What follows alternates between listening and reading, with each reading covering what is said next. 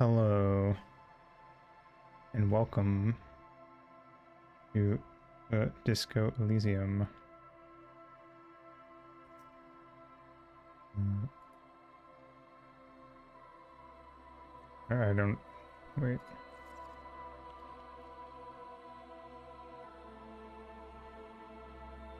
Streamer mode. Yes, please. I'm glad I checked that. Whoa, wait, there's Twitch integration. Hold on. Viewers can vote for their favorite dialogue options, give temporary bonuses and penalties to streamers' main attributes.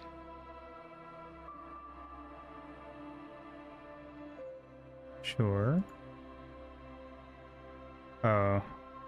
I don't know. I've never done this before. I'm gonna set this up for the next stream.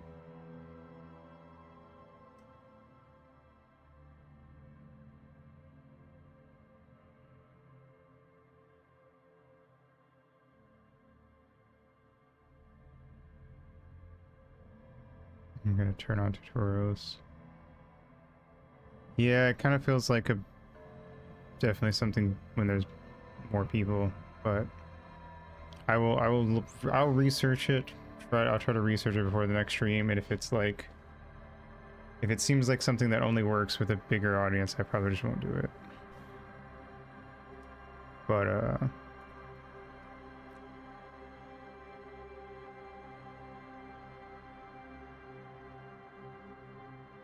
if it seems like something that would work with just like one or two people, then I'll put it on. Anyway, language, dyslexic fonts. No, I think this game's mostly voiced, so I feel like it'd be fine.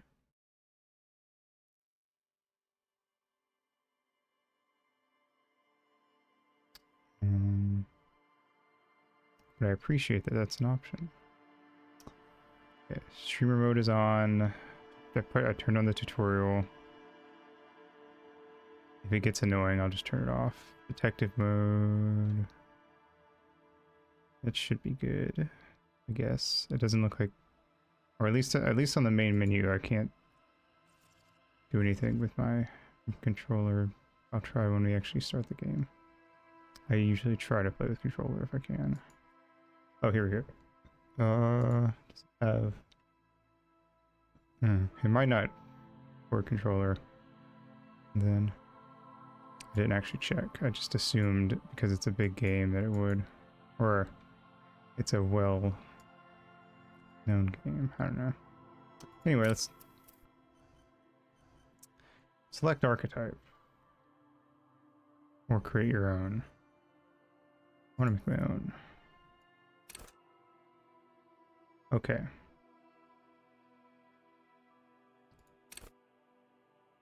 So I can have everything be even. Or I can alter stuff.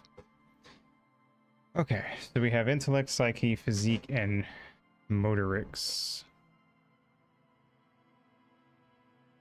Intellect, brain power, how smart you are. Psyche, sensitivity, how emotionally intelligent you are. Physique, your musculature, how strong you are. Motorics, your senses, how agile you are. So it's intelligence, wisdom, strength, and dex. And then con has probably been put into strength, like combined, and charisma is probably psyche, like, or maybe spread between psyche and intellect. Mode of Mortal Kombat. Yeah.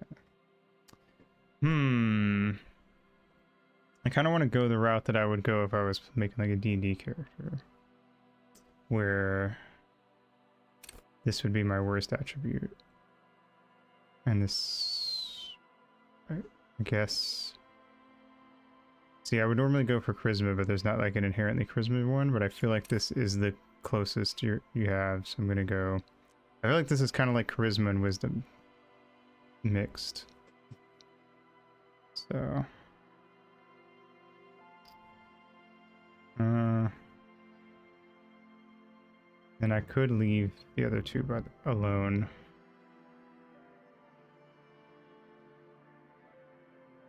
That way I'm still decently smart and still like a little agile.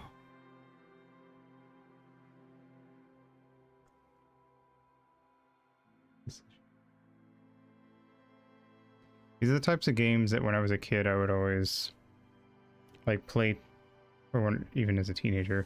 I guess that is a kid, as far as I'm concerned. I'd play like it's kind of like when I had Oblivion on PS3, and I did beat the game. But usually what I would do is I would play it when I played Oblivion every time except for the time I beat that one time I beat it.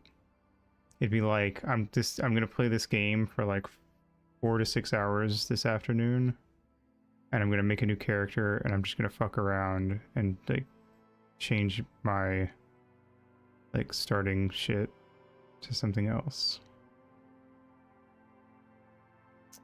I feel like if I was like 10 years younger, that's probably how it would be for me with this game. Next. I think that's good. I'm gonna say yes. Psyche, your power to influence yourself and okay, so that is charisma. Okay. Your capacity to reason. How well your body is built. How well you move your body. Interesting. Okay. Signature skills, I see. Okay.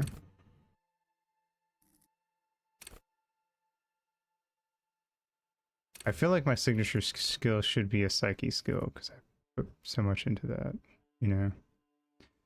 Volition. Hold yourself together, keep your morale up. Cool for sane people, well-adjusted cops, the non-suicidal. Volition urges you to be a good guy to others and to yourself. It enables you to resist temptation, be it in a bottle, between a pair of legs, or at the end of an iron barrel which promises oblivion. Volition gives you the will to finish the investigation, improving your morale, one of the 2 health pools in the game. At high levels, Volition makes you hyper sane. When you're about to get funky, it keeps you normal. It's a bit of a party pooper. At low levels, however, you'll have a little morale. Without it, you'll be a profoundly unstable cop, falling apart at the seams as you make irreversible mistakes. Interesting. Inland Empire. Hunches and gut feelings, dreams and waking life.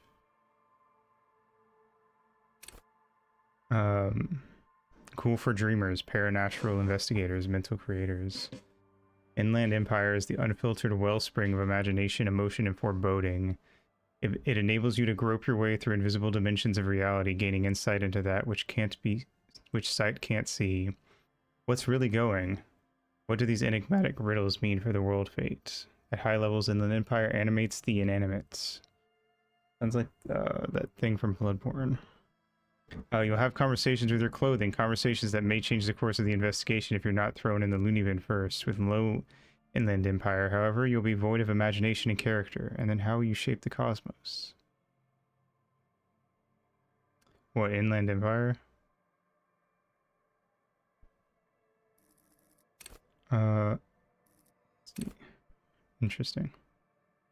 Empathy. Understand others. Work your mirror neurons. Cool for judges of character, interviewers, interrogators. Empathy breaks into the souls of others and forces you to feel what's inside. It enables you to notice social cues others may miss, perhaps a hidden sadness you could coax out a little more, a strange joy from someone who should be bereaved, or a hidden resentment that could return to harm you later.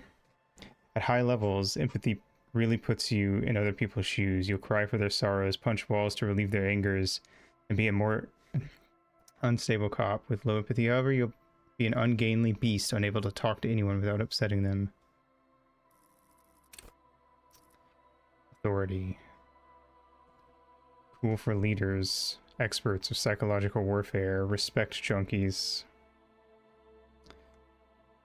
Authority urges you to assert and reassert your dominance over those around you. It enables you to understand the power dynamics of groups of thugs, know how far you can push a perpetrator, and how to establish control of situations. At high levels, authority demands respect. Even a perceived slight could send you into knee-breaking mode. Fucking Punisher. With low authority, however, you're forever in awkward situations, like when you suffer psychological breakdowns after you yell at teenagers and they laugh at you. Nice. Esprit decor. Esprit decor? I don't know. Connect to Station 41. Understand cop culture. I see. Cool for cops. Cop aficionados. Pretend cops. Esprit decor is the very spirit of policing, the copgeist. It enables you to understand your blue-souled sisters and brothers, not only by picking up subtle signals from your partner, but by witnessing flash sideways scenes as they play out in your precinct. Interesting.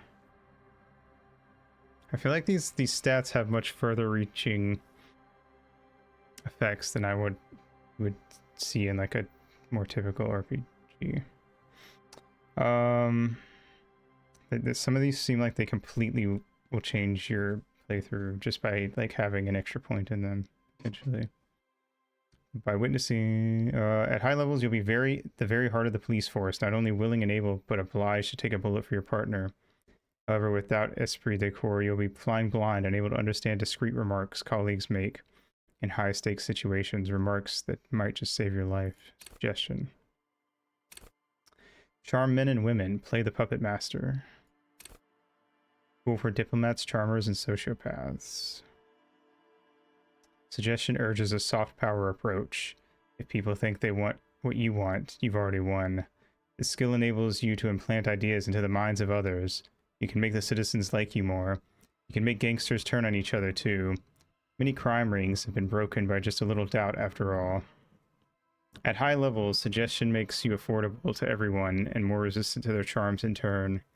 But all that schmoozing and oozing charm will make you slimy, and you'll know it, even if no one else does. With low levels of suggestion, though, you'll have difficulty getting any kind of rapport with others. You'll be alone, both during the day and at night. God damn.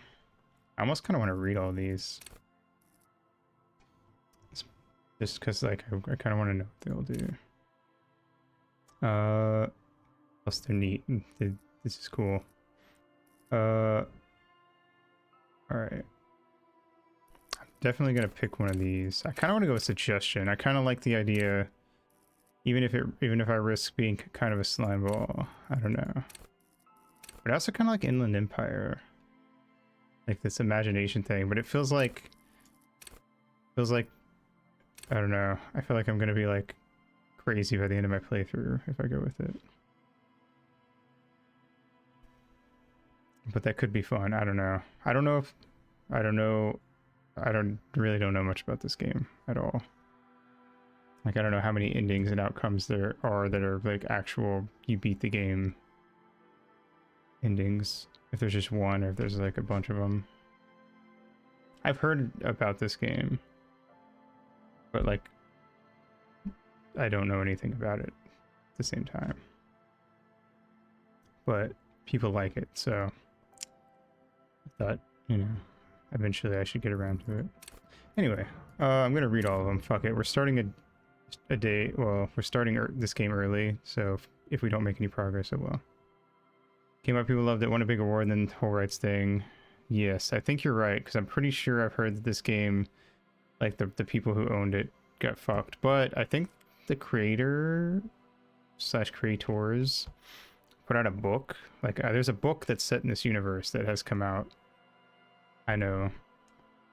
I may read it on stream, actually, if I like this game, because I was planning on doing ASMR, like, bi-weekly. Getting back into, like, occasional ASMR. So, maybe I'll do that. That could be interesting. Anyway, we're gonna read through these all. Fuck it. Wield logic. Wield raw intellectual power, deduce the world. Cool for analysts, pure rationalists, obviously logicians. Logic urges you to analyze the living daylights out of the case. It enables you to piece evidence together, detect inconsistencies in statements, and impress everyone with your astonishing conclusions. It's the bread and butter of many a detective. At high levels, logic will be able to solve even the most complicated puzzle. You'll be very proud and thus susceptible to intellectual flattery. For those blinded by their own brilliance, often miss important clues. With low levels of logic, you're going to have a hard time solving even the simplest puzzle. Even if you find the pieces, good luck putting them together. Encyclopedia. Call upon all your knowledge. Produce fascinating trivia. Okay, so this is like a history or a history check or a nature check or something akin to that in D&D. Cool for thinkers, historians, trivia freaks, yeah. Encyclopedia makes you a know-it-all, turning your mind into a database of facts. It enables you to draw on these facts innately, offering a wealth of background knowledge to all things related and unrelated to your case. Who knows when the history of cigarette brands will provide the breakthrough you need to arrest a murderer, or when knowledge of pre-revolutionary guns might save a life. At high levels, Encyclopedia shares this wealth of knowledge to an almost overwhelming degree. While it may give you crucial breakthroughs, it more often will clutter your mind with useless tidbits. With low levels of Encyclopedia, though, you'll be forced to work with only the clues in front of you. Without any background knowledge, coping is going to be tough stuff. Neat. Never mind, that just makes me think of you and Nemo.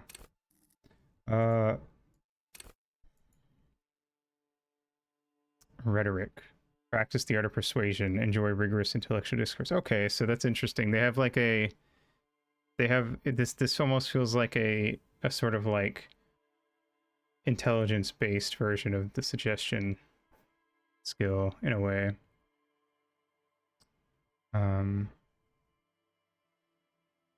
Like you would use like logic as opposed to pure charisma. But I feel like they're gonna have different places where they work better. One works better than the other.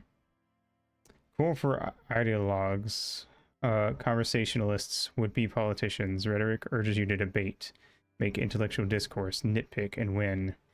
It enables you to break down arguments and hear what people are really saying. You'll spot fallacies as soon as they're used. It feels more like insight, actually. Now I'm thinking like a combination of insight. I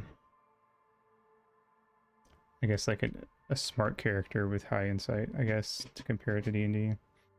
What exactly did the waiter leave out of their testimony? Oh, so it's the... Wait, no, it's Phoenix, right? Alright, cool.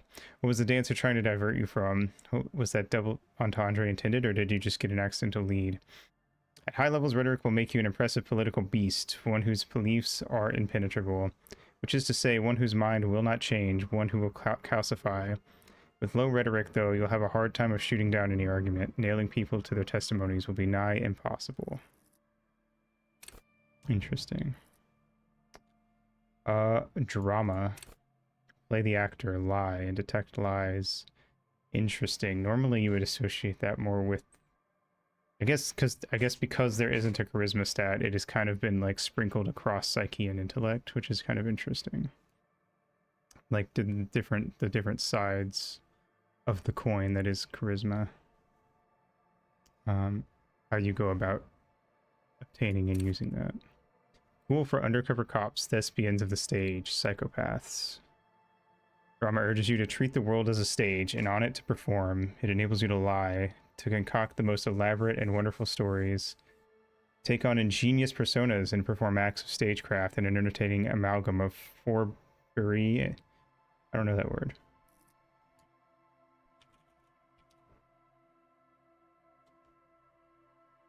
Fourberie. Fourberie. Alright, cool. I'm gonna say it in... Or I'm gonna say fourberie. Fucking French people. As well, it enables you to see through would-be actors and their false antics. If they lie, you'll know immediately. At high levels, drama may render you an insufferable thespian, one prone to hysterics and bouts of paranoia, for to know the world as a stage is to know that truth is a vanity. However, with low drama, you cannot lie or discern when others lie, and a cop who can't do either is a cop who's soon going to be lying 6 feet under. The writing in this game is already kind of winning me over, I'm not gonna lie. Also, reading through these is kind of like scratching that itch that I get on occasion of like, I should make my own like simple TTRPG and then like slowly build upon it, like get people to play it, and then each time we do a thing, like, I don't know.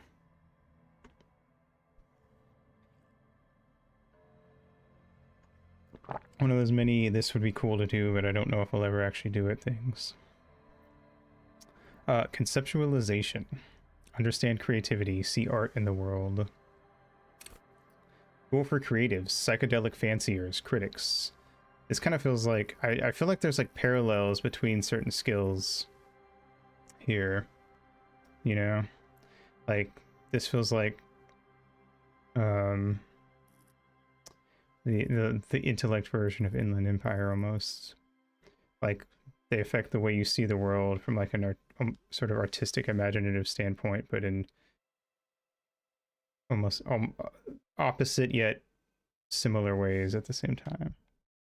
Again, I guess like a coin would be a good example. It's kind of interesting though.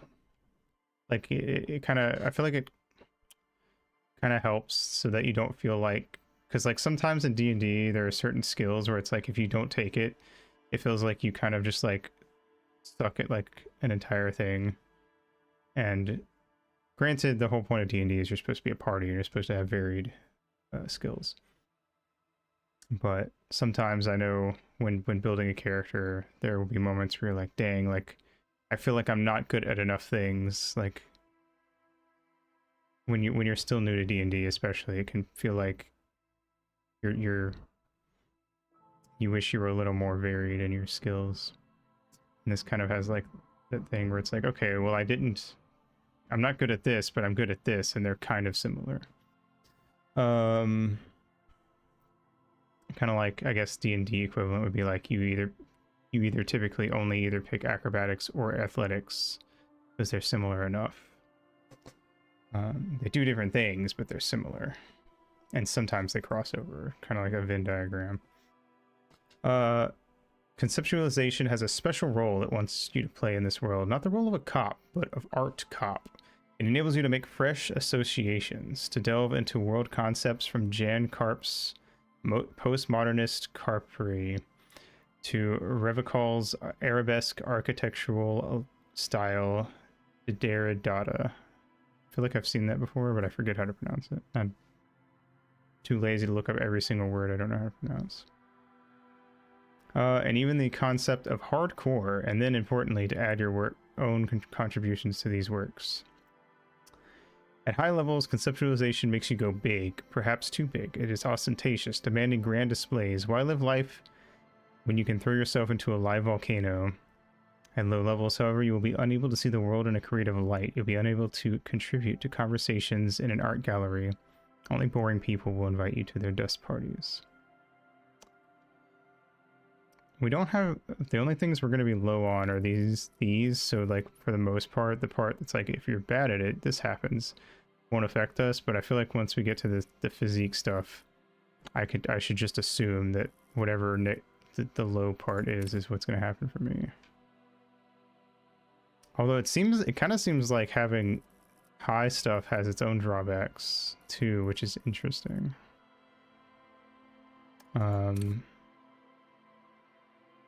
Which makes me wonder if being low in something actually could have moments where it actually is good for you. Like if you're really high in suggestion, are there going to be moments where people like pick up on the fact that you're kind of like slimy and manipulative, and they're going to hate you immediately?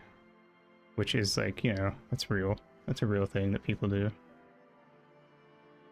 Or like with empathy, like you could definitely be too empathetic. Cool.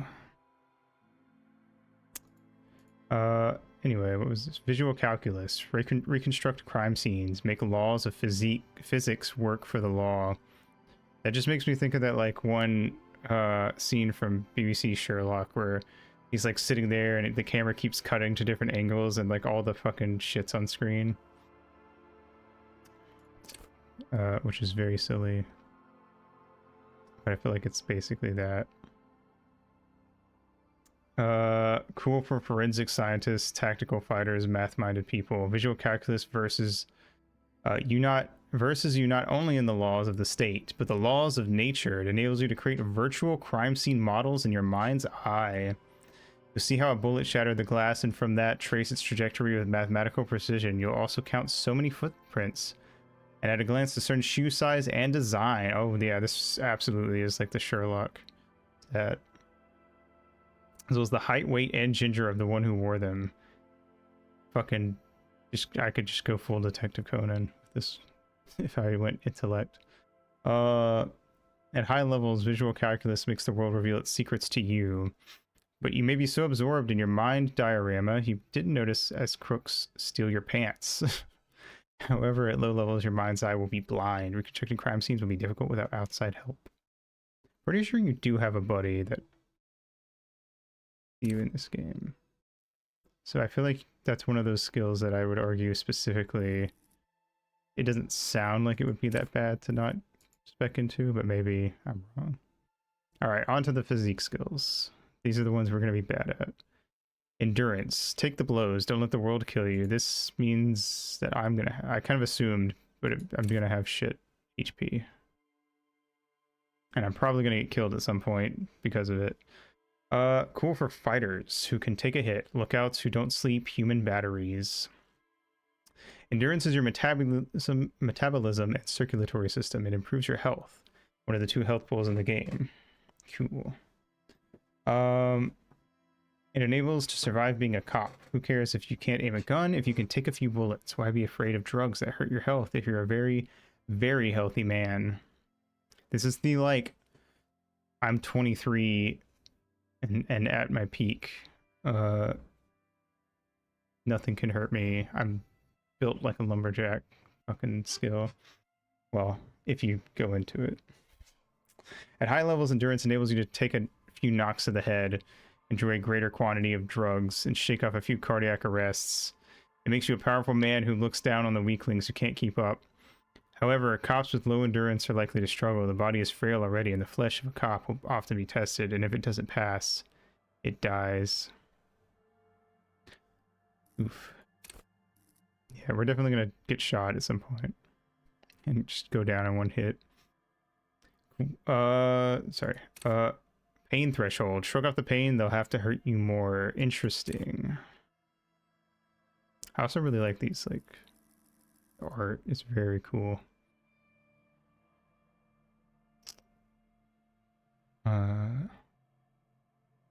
Cool for unstoppable fighters, guys who won't die, masochists. Pain threshold ignores damage so you can push on, bloodied or crawling, to the bitterest end. It enables you to negate damage you would otherwise take. This is the Shonen Protag skill. Even mental pain, heartache, and loneliness. In fact, these things can become a thrill you seek out and perversely revel in. At high levels, pain threshold turns it in on itself in seriously unhealthy ways with full-on self-destructive behavior. With a low pain threshold, however, you will suffer too easily. Even a slap from a teenager will make you whine and complain. I would whine and complain if somebody slapped me. Anyone over the age of like 8 slapping me will hurt enough for me to be like, ow, dude, what the fuck? If not outright, just fucking fall over. Let's see. Physical instrument. Flex powerful muscles.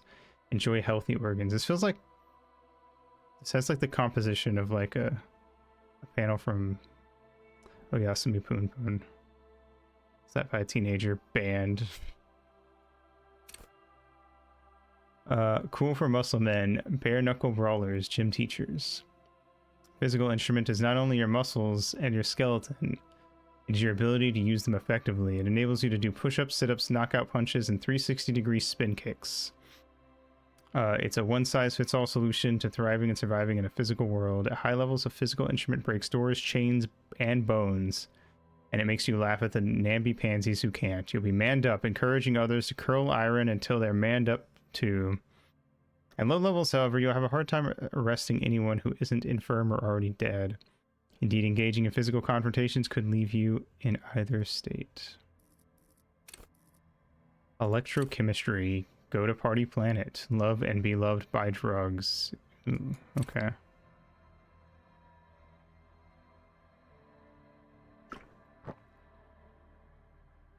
Cool for high flyers, party enthusiasts, cops who need lightning. Electrochemistry is the animal within you, the beast longing to be unleashed, to indulge and enjoy. It enables you to take drugs with fewer negative side effects. It enables you to better investigate lurid matters. You need to understand a chemical breakdown, or talk to someone blasted out of their mind, or understand sexual dynamics. Electrochemistry is there to guide you. That dog in him. At high levels, electrochemistry makes you a man of unrestrained pleasure, an unrepentant Lothario who leers at people with a bottle of speed and a plastic bendy straw in either hand. But with low electrochemistry, you'll be too innocent to be effective. Without a working knowledge of drugs and sex, the city will be difficult to understand. Shivers. Raise the hair on your neck. Tune into the city. Interesting. Cool for city lovers, the wisest of the streetwise, the genuinely supernatural. Shivers come when the temperature drops and you become more keenly aware of your surroundings. It enables you to hear the city itself, to truly belong to the streets. It is a supernatural ability. Old wrongs play out in present time. Scenes across the city happen in front of you, but who is speaking to you? At high levels, shivers may make you seem mad to the outside world. As you listen to the city, you don't listen to others. Your superiors may begin to worry. With low shivers, though, you will seldom hear the city speaking to you, and if you cannot hear it, how can you ever save it? Kamabugara. Hell yeah.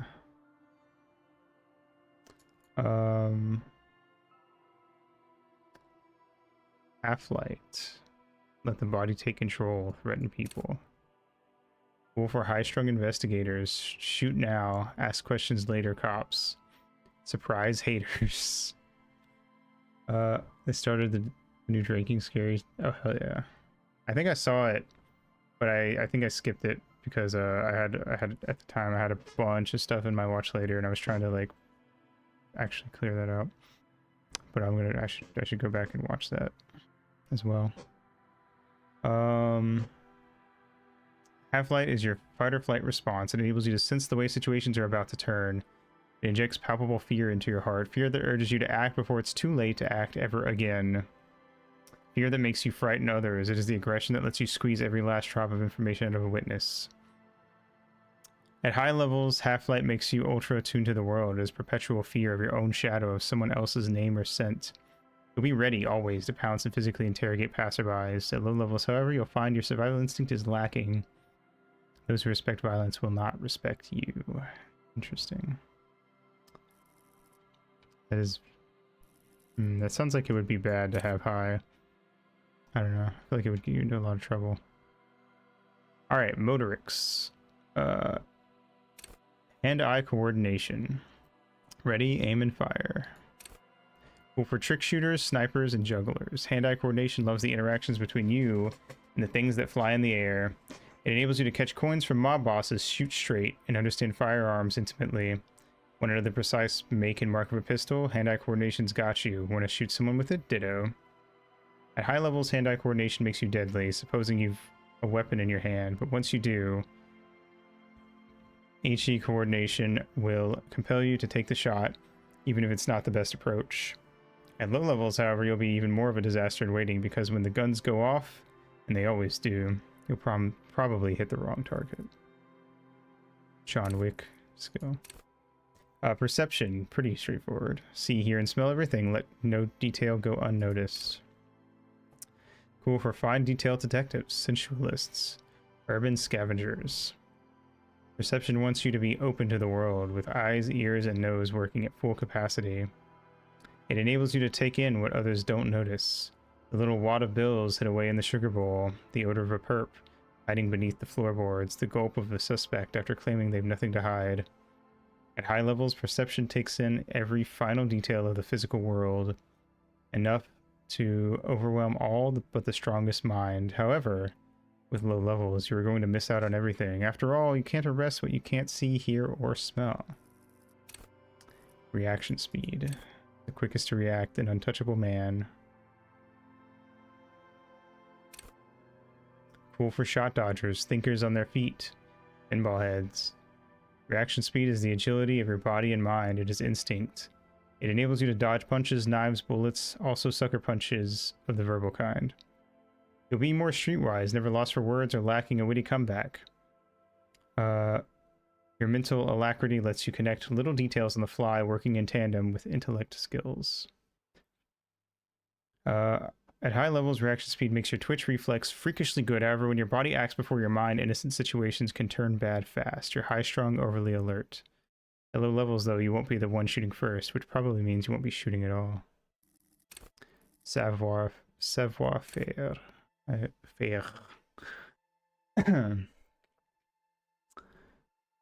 Sneak under their noses, stun with immense panache.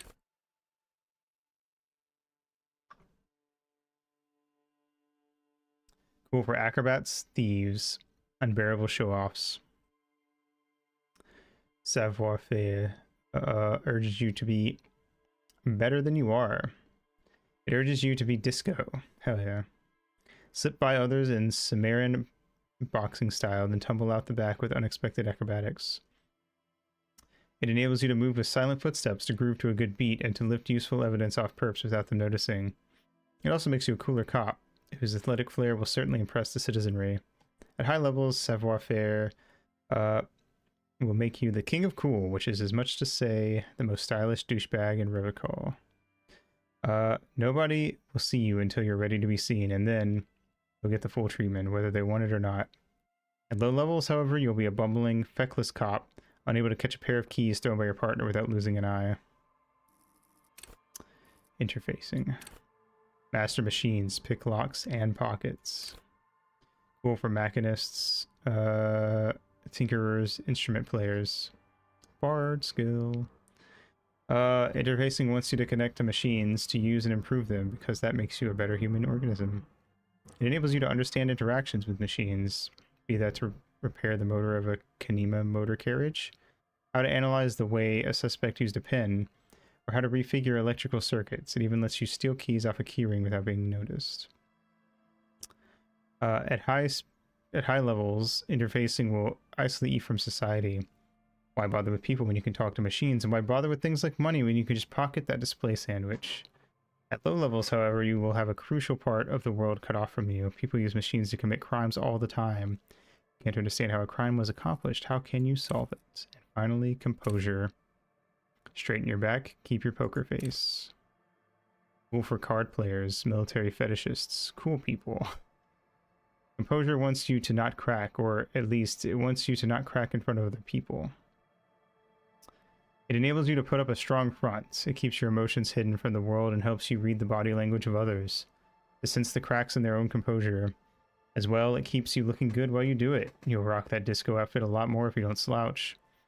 At high levels, composure makes you tuck your gut in and maintain a stern expression, even lying in bed late at night when no one else can see you. You'll have to keep it up. You'll never be able to stop. With low composure, though, you'll always be the first to crack. Every cop's got a point when all that fear and rage comes spilling out, and the ones who unleash it don't stay on the force much longer. Perhaps worse still, you won't even make the ranks of fashion police. Interesting.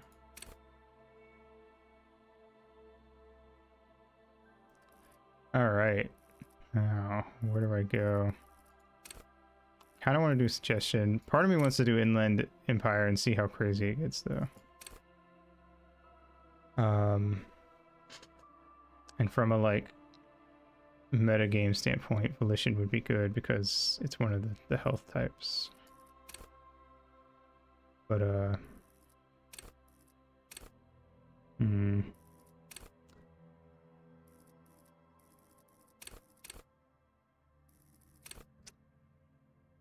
I'm gonna go with suggestion. Now all of my psyche stuff can reach one level higher. So that's cool.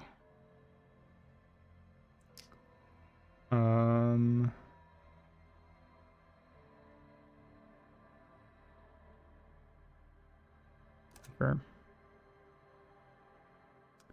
Fuck it. The Furies are at home in the mirror. It is their address. Even the clearest water, if deep enough, can drown. R.S. Thomas. There is nothing. Only warm primordial blackness. Your conscious ferments in it. No larger than a single grain of malt. You don't have to do anything anymore. Ever. Never, ever. Never, ever, ever? Never, ever, ever, baby. An inordinate amount of time passes. It is utterly void of struggle. No ex-wives are contained within it. Was that about the X something? An awareness creeps up on you. A mass lies hidden in your dead angle, soaking in some lurid acidic sauce. It's bloated and shameful. A ball of meat surrounding you. This is a terrible line of questioning, and it will only lead to more awareness of the meat thing. No, I wanted to know about the X something. Ex-love, ex-tenderness. It is foolish of you to resurface to the loss. Not after all the damage you've suffered to get here. Some of it irreversible. Stay. Sail with me through the abyss of pelagic zone.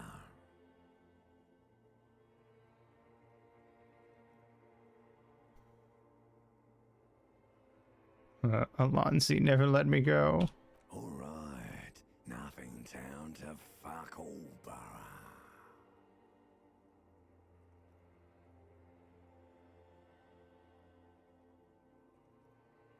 Return to the silence, please. Do you want me to upgrade that to a one-way trip, sir?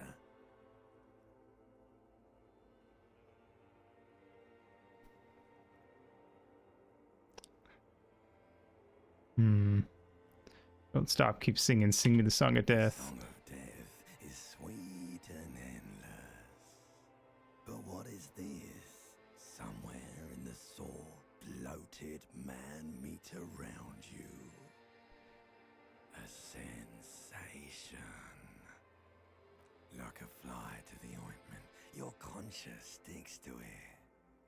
The limbed and headed machine of pain and undignified suffering is firing up again.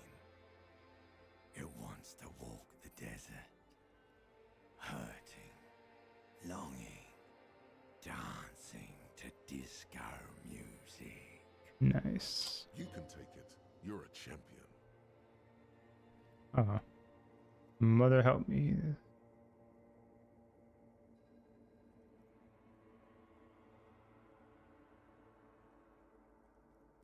Yeah, what he said. I'm not scared. I'm a champion. The stench of liquor rises from your mouth.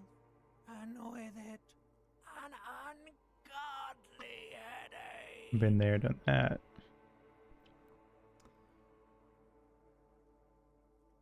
Well, who am I? What sort of creature does this to their own mouth?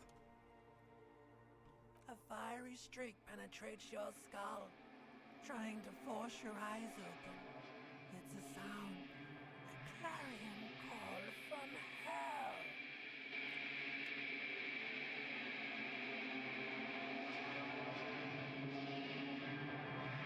Nice.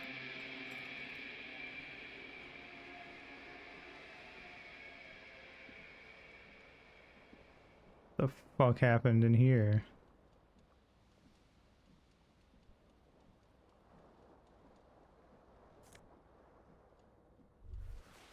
Hey, I got my pants. You hear a jingle. Kinda does, Keys are actually. clinking in the pocket of your flare-cut pants. Just out. It says "whirling in rags" on the aluminium keyring. There is a single key on the ring. The number 1 is etched on it. It should open the door.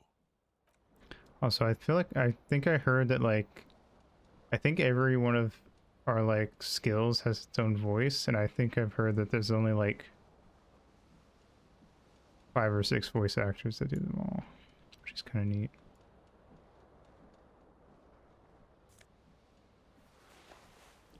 Disco Ass Blazer. Tab. Highlight shit. This fan has 2 chain pull switches. One ends in a tiny fan, the other in a light bulb. A truly horrific necktie has somehow attached itself to one of the blades. Or has it been consigned there as punishment? You feel as though this creature is your friend and wants to reattach itself to your neck so that you may continue your adventures together in this strange world. The blades come squeaking to a halt. It should be easier to reach the tie now. You reach out to grab the tie. Oops. But what's this? Diffuse radiating chest pain. Doom comes over. Did I just die? This is bad. Oh Feels god. like sharp stones grinding in your chest and keeping you I lost from one of moving my 2 health already. for quite a long time. Still ongoing. Now is a good time to start worrying. Finally, the pressure recedes.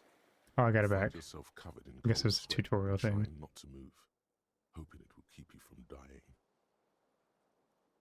I'm just gonna leave that alone now.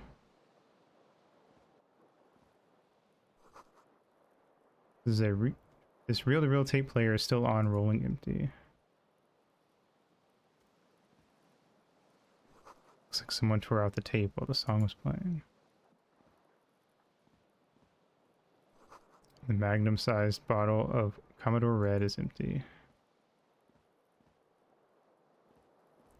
What's going on in the bathroom?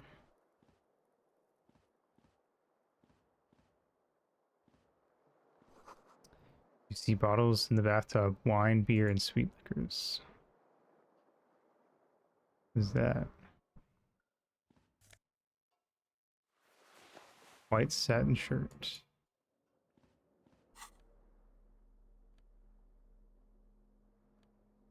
Interesting.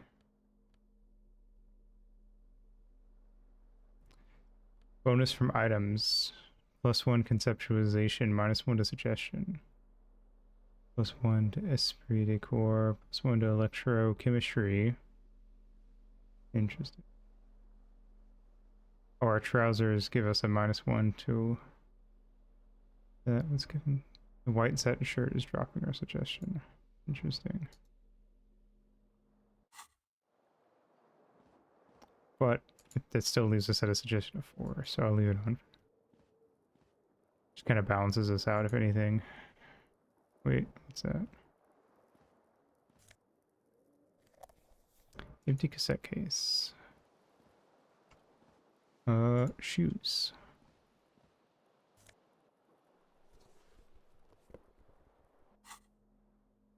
They don't seem to affect our stats at all.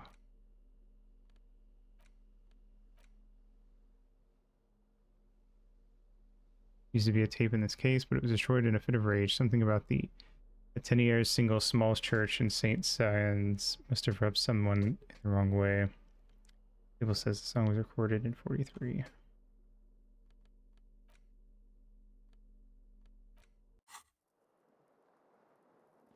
Interesting.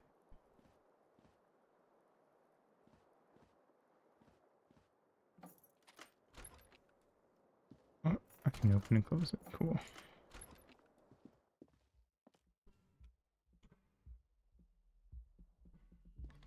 It's on the calendar. Calendar says it's March. The year is 51. The young woman raises a cigarette to her lips. Her eyes are brown and her face is speckled with birthmarks. She can't be more than 28. Hmm.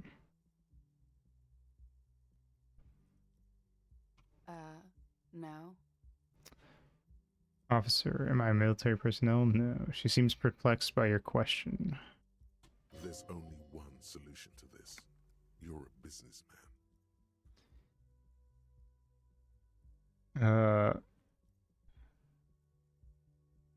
Why did you call me officer? Because you're a police officer, sir. She pulls it on her cigarette.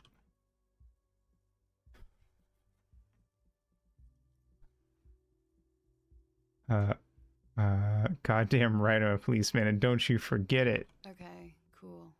I won't. She means it. She wouldn't defy authority, however sweaty and bloated it may look.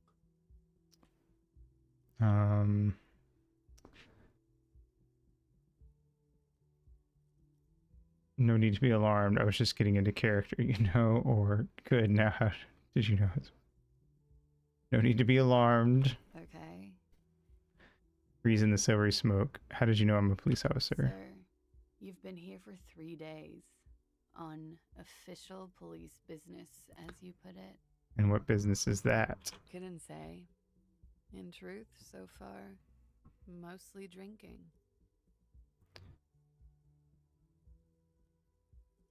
I'm not going to try to seduce the first person I see. We'll save that for later. Who in their right mind would let me be an officer of the law? Don't be so harsh on yourself. They let almost anyone be a police officer. So true. A glib remark. Don't let it stand. Assert yourself.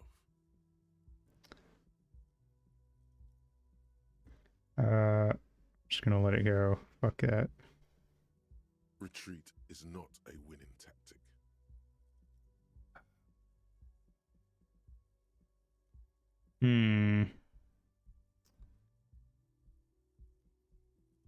I should get going now. Of course. Be careful, officer. They don't like the police around here. Neat. Something stirs in you as she's about to go. Call it an instinct, a need. The need to ask questions. It's like you've said the words a million times before. Uh-huh. She looks back at you, a light glinting off her eyes. Before you go, I have some questions for you. Yes.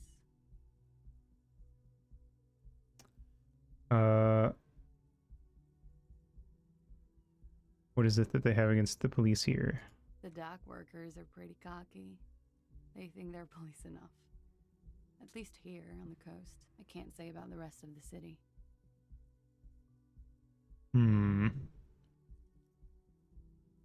Your room is almost next to mine. Did you hear anything last night?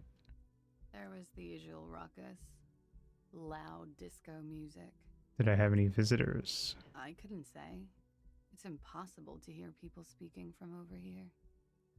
She nods toward room 3. Tell me something Yeah. else. Those words, tell me something else, feel like something you've said innumerable times before. Your mouth is the very shape of them.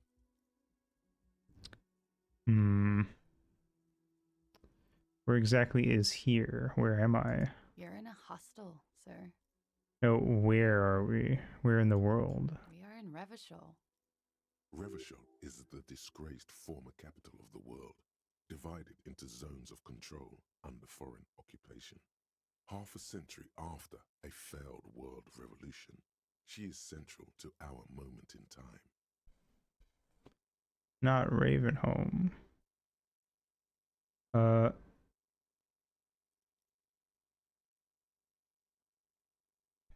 Yeah, Is it 51 now? it's 51. Century. Current century? Centuries don't have numbers. They have names. And this is the current one. How many centuries have there been then? Civilization has existed for 8,000 years, sir. What's so funny? You're right. There is nothing funny about civilization. So true. Alright. Glad to have been of assistance. The Civilization is a very serious game. Like she left a nice long stub in the ashtray. It's still smoking.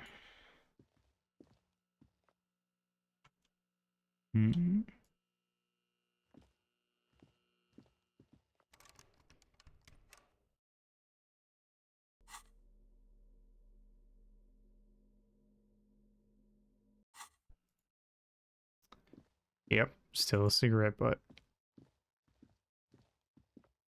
Interesting. This is the weekend edition of the satirical newspaper Trompe Le Monde. Okay. Donald Trump.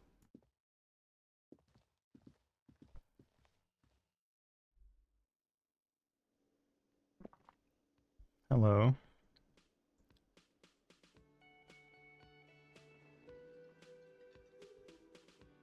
I see.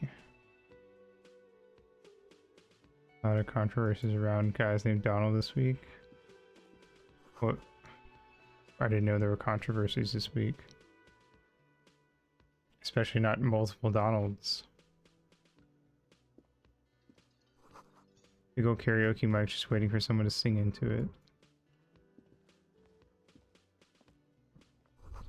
Speakers connected to the radio. The music is seasoned with static. You should totally sing karaoke here, the first chance you get. Your emotions need to be expressed. People need to know your vast, oceanic soul. My soul is immense. And it needs to be heard through a PA system by other people. What should I sing when it comes to it? You should sing the sad small church song from that tape you found. Thought it was obvious. Of course, they'll really get a gauge on my soul with that one. Serves them right. Wipe that smirk off their face with your sad, tragic song. Who's laughing now? No one. You would need another copy of the tape first, though. The one upstairs is destroyed. Nice. Tesco Poland essentially made a successful coup and even stormed the media outlets, forcibly removed many people from their posts and jobs there. Interesting. Yeah, I didn't hear about that. It's a water cooler. A large bubble is rising to the surface. It has been wiped clean. Only the word Monday is written on it. Wait, stop. Something activated over there.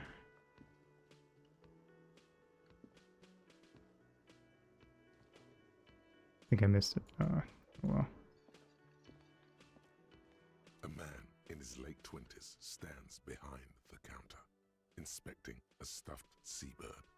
As you approach, he gives you a sideways glance, then looks down again. That was disdain in his eyes. Even now he's purposely ignoring you. Look at the stuffed bird. A competent work of taxidermy. The white and brown seabird lies among piles of coasters and drying mugs. One of its wings broken. The man is trying to mend it. Looks like the bird was ripped off the shield that was used to mount it, most likely on a wall. Something about it makes you feel bitter. What happened to the bird? Look, your buddy is over there. He looks at the doors where a man in a bomber jacket is tapping his foot on the Why floor. don't you go and talk to him, okay? What do you mean, my buddy? He pretends not to hear you, concentrating on the bird instead. Alright, I'll leave you alone.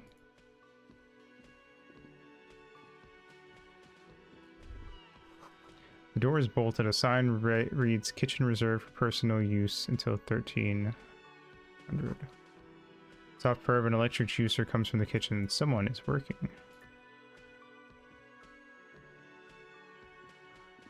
You can zoom out. Sign reads mess hall reserved for union members. Store open 1600 hours. Royal pinball machine is unplugged. Hello, sweetie. Linda, the cryptozoologist's wife, You shouldn't keep your colleague waiting. nods toward the man in the orange bomber jacket. A bespectacled man in an orange bomber jacket is tapping his foot on the floor. Looks like he's waiting for someone.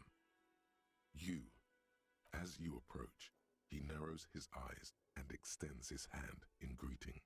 If an assault were launched on this building right now, if the windows came crashing down and the whole world descended upon you, this man would hurl himself in death's way to save you. You are sure of this. Shake his hand. Hello, I'm Kim Kitsuragi, Lieutenant, Precinct 57. You must be from the 41st. You realize He's waiting for your name. This is your chance to come up with a really good name for yourself. Get creative. Conceptualize. Let's roll for it. Concentration makes you squint your Ayy. eyes. Your name should be deep gold and orange, like a forest fire looming on the horizon, but mixed with the stench of liquor rising from your breath. You're 2 steps closer to it, but there are still many to go. I don't really know my name. Okay then. Processes the information, then disregards it. It looks like we had a little scheduling error on Sunday. Saturday too, actually. Have you had time to talk to the manager here?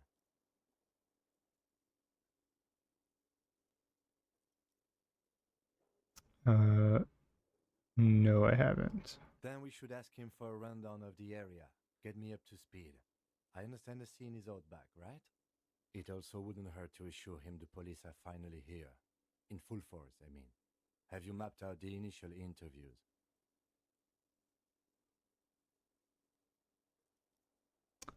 I haven't. Okay, we'll have time for that after we take a look at the coroner's case. Have you removed the dead body from the tree? No. So, the body is still in the tree. This is the first time you detect a weariness in the lieutenant's voice. It is obvious he would have preferred for the body to no longer be in the tree. Where it has been hanging for 7 days straight. We should go there as soon as we are done talking to the owner.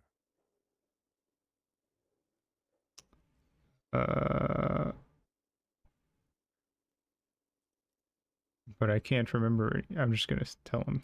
I can see you drank last night and the night before, and that you are still drunk now. But I have seen officers go through worse. Much worse. If you need something for your headache, there is a general store nearby. But as I said, the dead body should be It's our not #1 concern.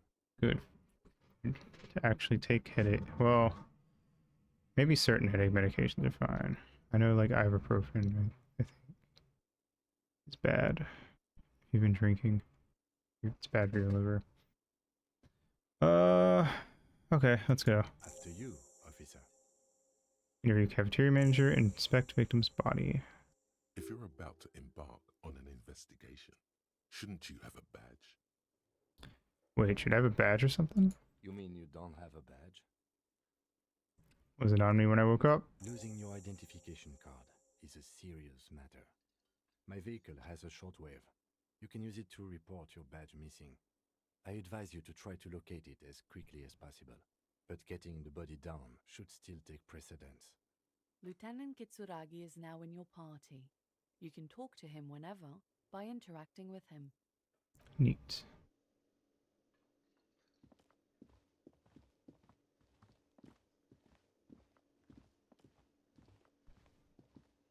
The man with the unimpressive beard notices you approaching. He drops the ledger he was holding and turns to the lieutenant. No pocket for him. This man is walking. Mr. Gart, right? Mr. You run Gyat? this place. Yes. I am Kim Kitsuragi from Precinct 57. This is an inter-district investigation, so joining me from Precinct 41. He looks to you, realizing he still doesn't know your name. I'm currently in between names. Fantastic. Looks like when you've left your band, you haven't decided on a solo art. It's like when you've left your band but haven't decided on a solo artist name yet. That's wonderful, really. I think so. But there's a dead body up back. No one wants to work in these conditions. It's been a week. Sir, I understand your concern, but we are here to do a job. And for us to do it, I need you to stay calm. Yes, of course. He takes a step back. For a moment, the man fidgets under the lieutenant's gaze. Then he gives That's in. right, bitch. Back up. I know it took us a while to arrive at the scene, but it also took you a while to call us. It was you who placed the call, correct? No, I only just got here. It was probably Sylvie who called you. She usually works the bar here. I'm only temporarily taking over her duties. Do you have her number? As a matter of fact, I do. Looks behind a pile of coasters, finds a slip of paper, and hands it to the lieutenant. You said you just got here. From where? Are you a local? What, of Martinez? No. I live in Jamrock. I only sometimes come here to keep an eye on the place. This is just one of the many, many cafeterias I manage. But you still know your way around, yes? In case we need directions. Yes, I know where some things are, but as I said, I don't live here. I just used to work here. And I'm not going to start working here again, if that's what you think. I didn't imply that. Detective, He turns to you. I have everything. You?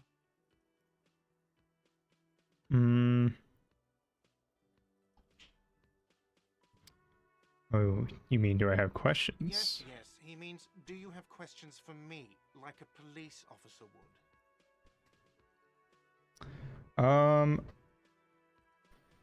Why did Sylvie go away? She went away because none of your business. Fine. Extra fine. I feel like we know. Well, obviously he's not gonna know who killed him. Right. We already know people around here hate cops, so that's good enough for me. Not so fast. You owe me 130 real.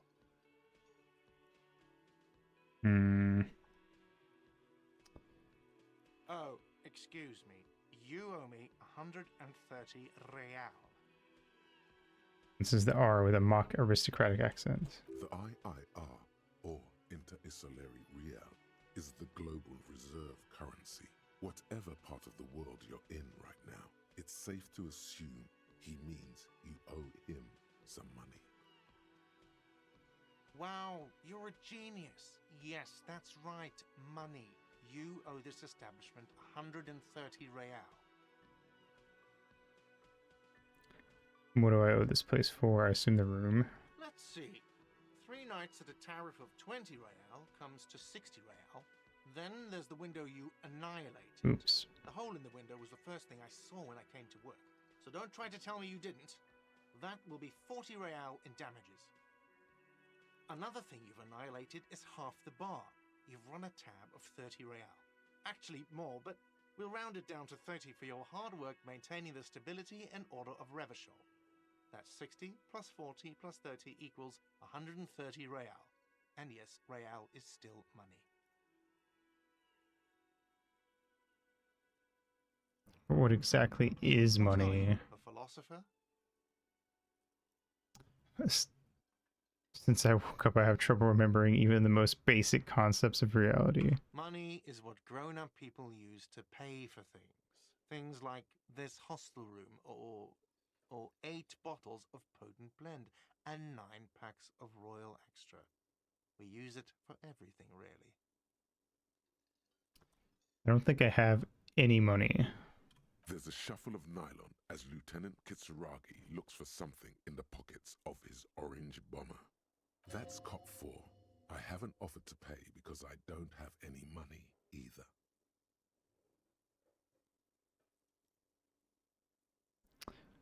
I can arrest him or he can get mad about it. I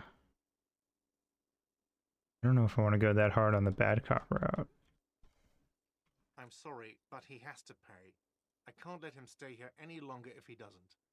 If he doesn't have the money by tonight, then... Officer, maybe you're better off working this from home for now. You live in Jamrock, right? It's not that far away.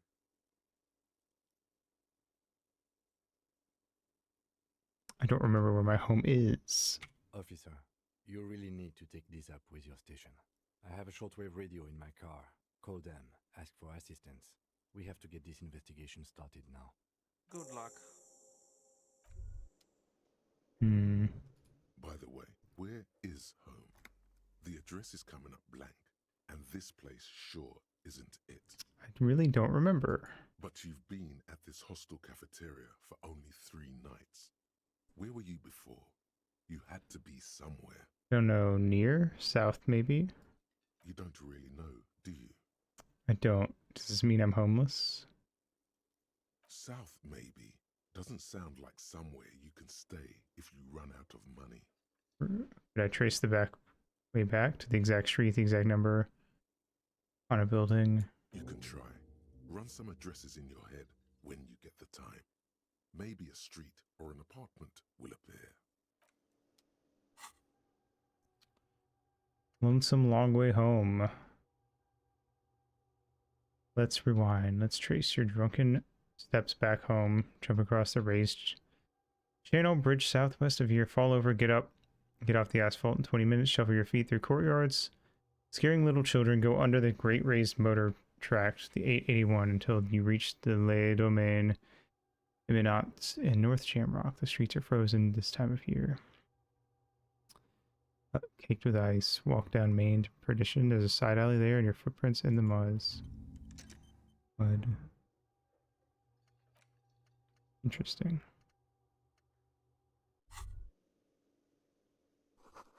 Woman's hand wrote yesterday's menu.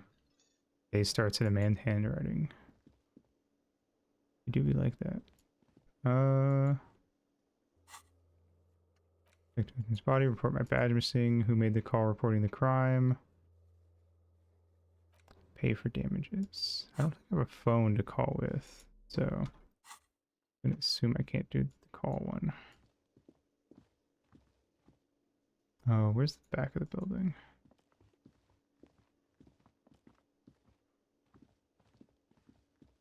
What is this? Summer door closed for winter.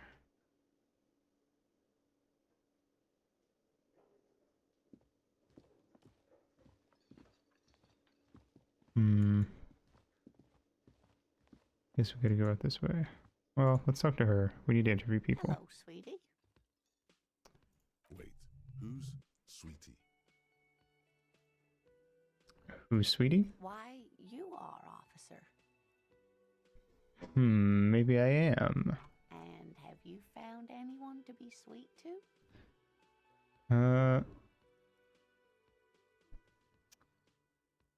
I don't know. Wink, maybe I have. I had once, Wink twice, but then I lost her. I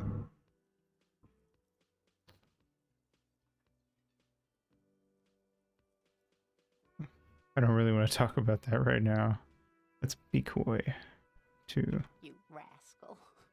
I'm too old for you, and too married besides. Damn, I tried. Your advances haven't thrown her off one bit. In another place and time, she Ooh. would have probably welcomed your attention. Ooh.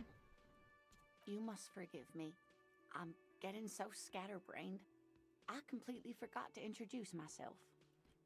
She slaps herself on the forehead. I'm Lena. My husband Morel and I are staying with our friend Gary just down the street, but I come here for tea when they're away. Her eyes glitter over the ruins of her glasses as she looks up. The rims. I was gonna say her glasses don't look ruined. Rims of her glasses as she looks up, smiling. This Lena is wacky enough for the Motley Crew. Hire her on the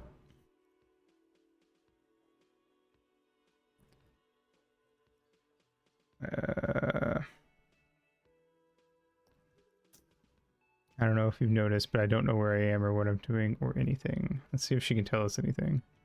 Yes, officer. You look rather dazed. Like a stunned fox. But surely things can't be that bad. I really like the skills chiming in. It's fun. She won't judge you, no matter what you say. I drank so hard I forgot literally everything. Oh my. You know where we are, right? In Whirling in Rags cafeteria, it was on my keys. That's right. And where is the Whirling in Rags cafeteria itself located? In Revachol? Yes, indeed. We are in the fine city of Revachol. Revachol's the disgrace capital of the world, something like that. Yes, great. See? We're getting somewhere. What else you know about our city of splendor? Tattered as she may be, Honestly, I don't know diddly squat about Revachol. What kind of place is this? how would I even begin to tell you? Revachol is the most beautiful city in the world. We're fortunate to be here, you and I. I haven't seen very many other cities personally, but everyone says so. Revachol is a rare jewel. This city used to rule the world, though it has seen better days. There's a pause as she studies your expression. You must look quite lost. Speaking of history, you know what year it is, yes? The spring of 51. That's right, dear. How splendid. Here, take this pen. Knowledge should always be rewarded. Bro, we got a pen? Let's fucking go. We're in the in-game, boys. That's it. Her relief is palpable. She was getting pretty worried about you there, but now she relaxes her shoulders. I can tell that this is taxing for you, so I'll just ask one more question. What regime are we living under? What mode of government?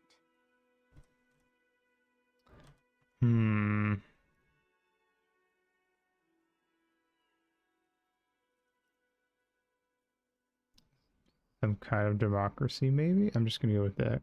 I have no... a lot of the other ones are just so silly. I have to assume that's the correct one. Nope.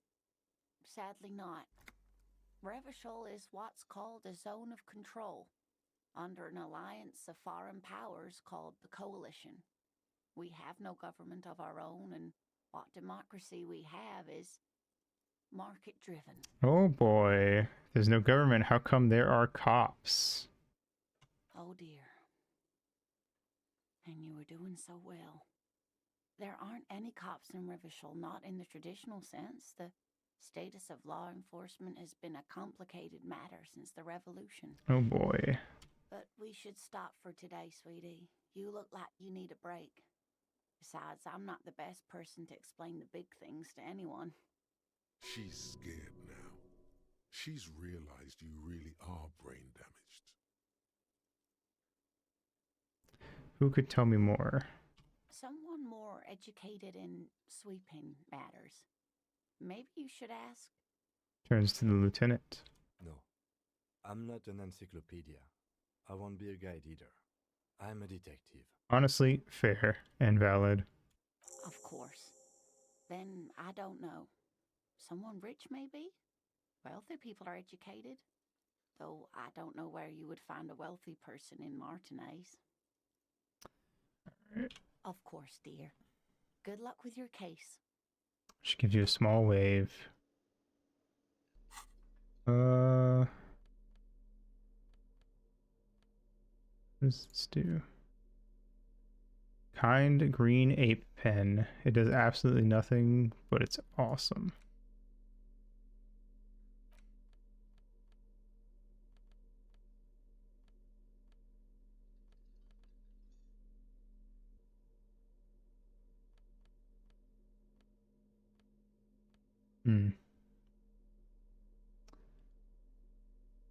Cool. Okay.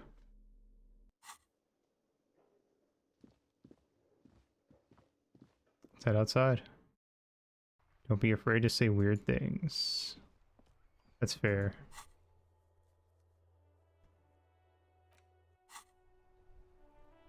Where's the tree is my question. Oh, I bet it's back here. Wait, there's a thing over there. There are bottles in size. You could pick them up if you had a bag.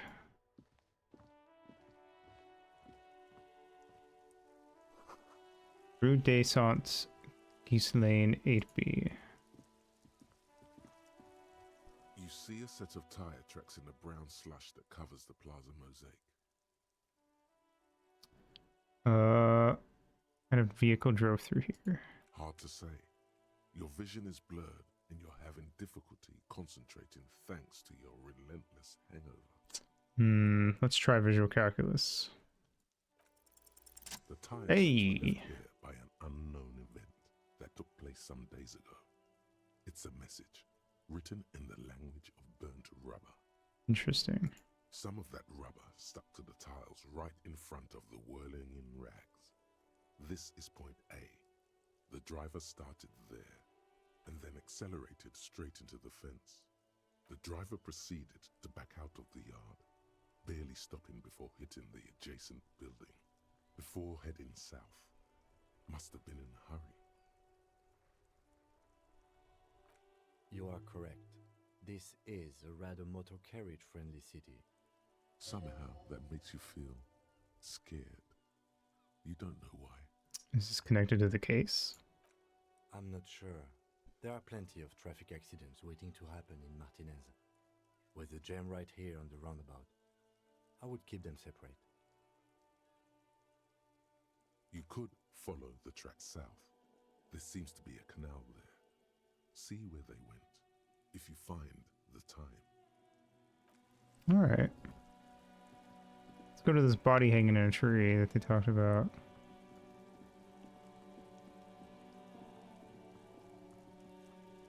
Hey, hey, kid, what are you doing? It was like spoiled meat and curdled dairy. A human being decomposes. Kuno's got this. The boy throwing rocks at the dead body can't be older than 12. If there ever was such a thing as an ugly kid, then this is it. He's almost exquisite in his ugliness. Goddamn. Like a gremlin. Get him.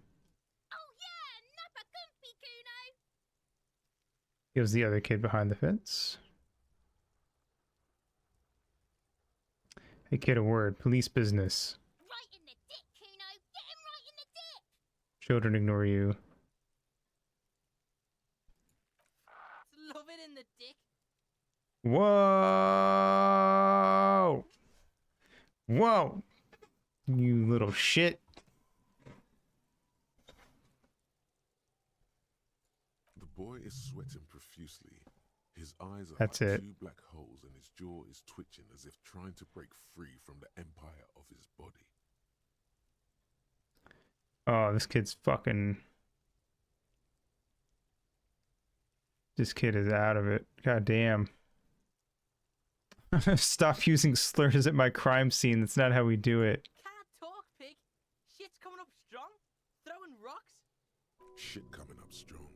That sounds good. Joyous. You should hang out with this kid and see what that juicy shit is all about. No. Yeah, Kuno! Ride the lightning, Kuno! I'm gonna not do that. Kuno's riding at sea. He wipes sweat from his brow and sends another rock flying. Kuno? You should throw the rake at him, Kuno! The fuck does Kuno know what a rake is? Kuno's not a gardener. Then how would you know that it's for gardening? Gotcha! Put him away, Judge. Look, I have some questions for you. Alright, entertain the Kuno. Show me what you got. What you got there? What you got, huh? Show me what you got. The body, what do you know about it? Shitload, pig. What's your question? Don't tell the pig shit, Kuno!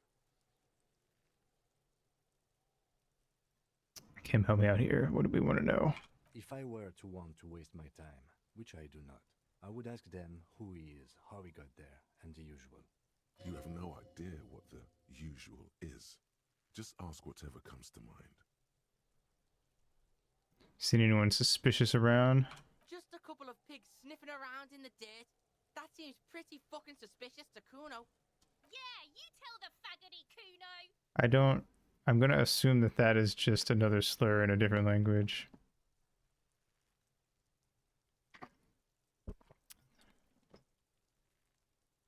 Do you know who he was? Kuno's fuck imp. Kuno uses the fuck imp for target practice. Fuck Gimp. Okay. How did you get up there? Probably climbed. Kuno was busy down the road when that shit went down. So you didn't see it. You heard Kuno. Kuno wasn't even in Martinez. Kuno wasn't in Revachol. Kuno wasn't regional. Okay. Where did you go then? No, some fucking It's around trying to come up with something. Mesk or I don't know, some other place. Night City. Kuno was in fucking Night City. There is no Night City anywhere. That sounds like the name of a city in some pulp science fiction novel. I'm just gonna call him out just to see what he says. Why you gotta be riding haven't been where Kuno's been. You haven't been in Kuno's head. You want to know where Kuno was? You want to know what Kuno's been fucking up to? Oh, don't tell him that, Kuno. It's lame. It's not fucking Is lame. it? Kuno's building Kuno's City. Night City. Rage City. The City of Rage. That's it. And it's not lame. Lame. That's the name of Kuno's City, bitch. Get the fuck off Kuno's back. This shit ain't about that. Alright. You're testing Kuno's patience here. Get lost. Oh my god, Jesus Christ, you kids. You need a proper timeout. Alright, fuck you Kuno kids. doesn't fucking care. Clearly useless to me. Alright, this kid's ladder is rickety but still climbable. Someone is trying to grow herbs in this greenhouse. The corpse looks at you with bulging white eyes. The face around them does not look human. It's swollen and ready to burst. His lips are fish-like and his tongue like a ball gag in his mouth. You seem to be holding your breath. A cargo belt twists his neck at an unnatural angle. The body below appears stiff. It's letting out an ungodly rot. The smell seeps in even through your clenched nostrils. Endurance. Oh, I have 3%. Oh, God, no. God, what is that? Why is it so bad? Active decay. It's okay to throw up, officer. No one is judging. He's about to blow. Cop's gonna blow, Kuno. You know what? Fuck it. We're gonna go. It's 3%. There's no... I probably have to get it perfect. Let's go. The smell is repulsive. It pushes in from your mouth, more instant and more familiar than anything you'd expected. More fever than odor. It fills your mind, flushing you from within. Try to walk away. Uh-oh. Nice.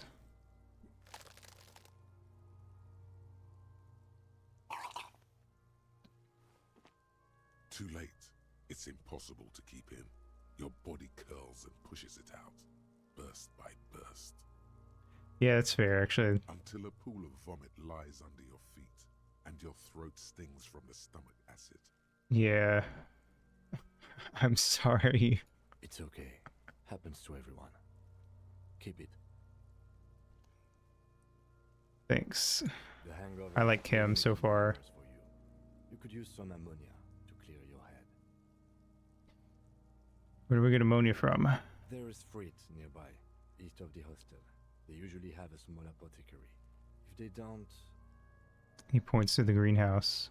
there's a greenhouse here, and a gardener with a wheelbarrow on the corner of the whirling in rags. If she works here, she might have something for the smell.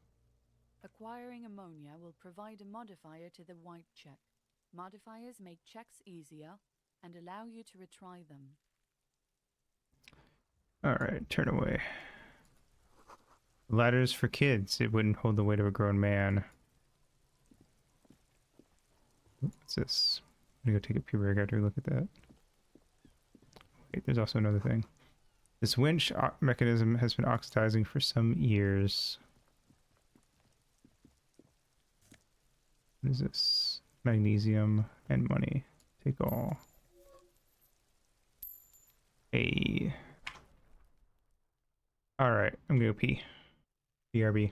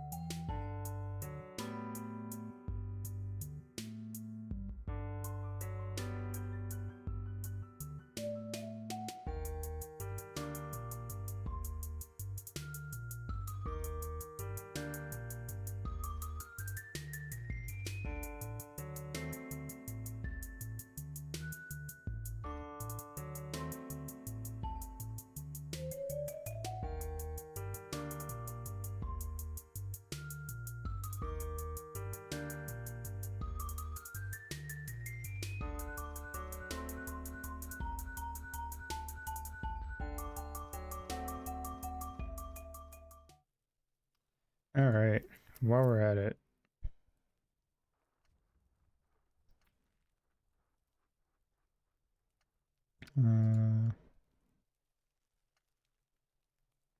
thank you.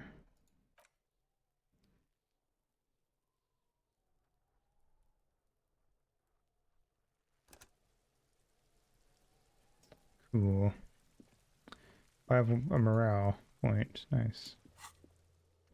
Get a reality lowdown. Affect victim's body. Okay. We got the handkerchief. Cool.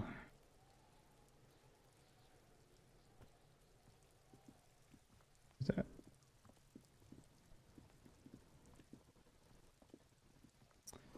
The letter R wears a crown and the ribbon on the ribbon below, a light above descending. Neat.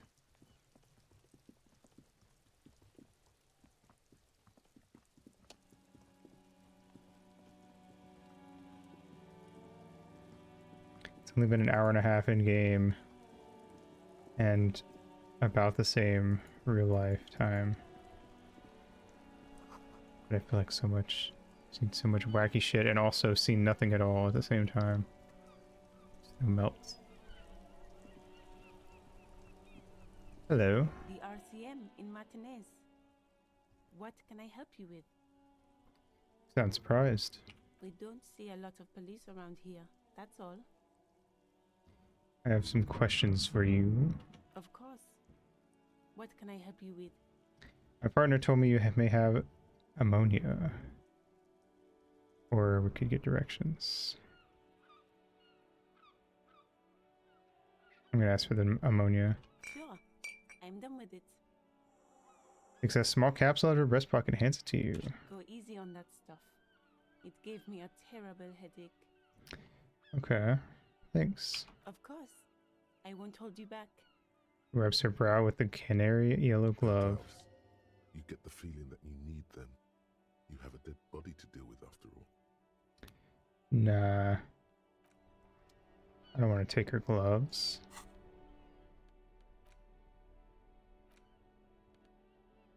How do I use it?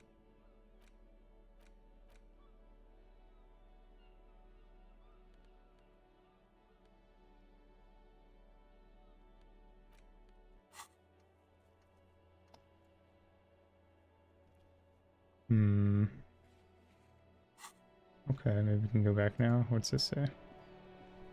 Wait, we're gonna leave. Got it. We'll look at this first. Pigs go home. The street name is illegible. Nice. Fuck the police. Fair enough. Is this the car that did all this, I wonder? Before you stands a motor carriage. The bodywork is covered in blue and white livery, bearing the number 57. Vapor emanates from the large engine on the back of the vehicle. It hasn't had time to cool off yet. This must be the infernal machine that tore you from oblivion. In the cabin, you are welcomed by a set of steering levers, a radio microphone on a hook, a pull-out toolbox under the seat, and the soft glow of the fuel preheater gauge. Oh, I see. This is his car.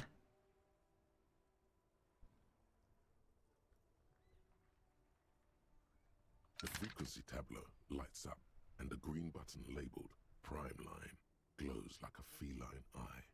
And then you hear something. The soft purr of electrical kittens, radio waves cast far and wide over the metropolis. A woman's voice greets you through the static. This is Precinct 57. Hello, Lieutenant. How may I assist you? No, I've never heard it pronounced that way. Hello, Alice. Please assist our colleague from the 41st precinct here. I'm putting him on. Hi, Alice. This is the officer from 41st Precinct speaking. Nice to meet you. This is Officer Alice Demetri, Precinct 57. How may I assist you?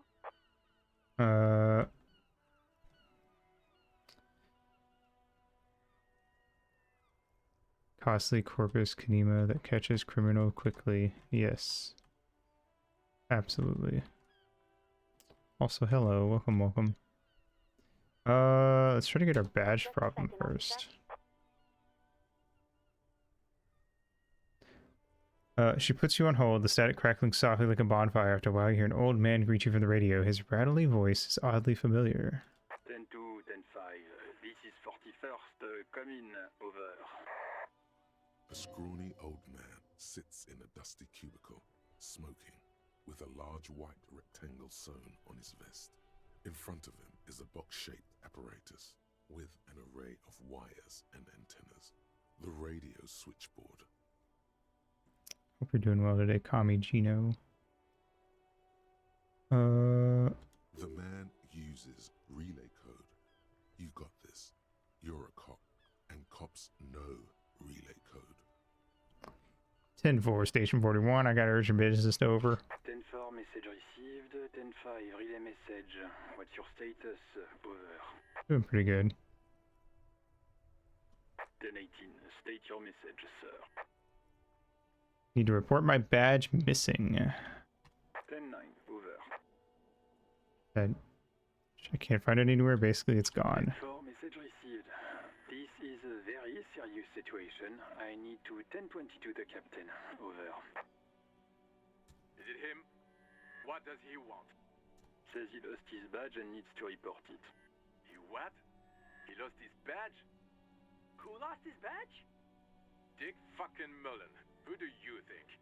It's Officer Dick Mullen from the bestseller Dick Mullen and the Lost Identity. Says fighting off laughter. Dick Mullen is not your name. It's the name of a fictional detective who would not lose his badge.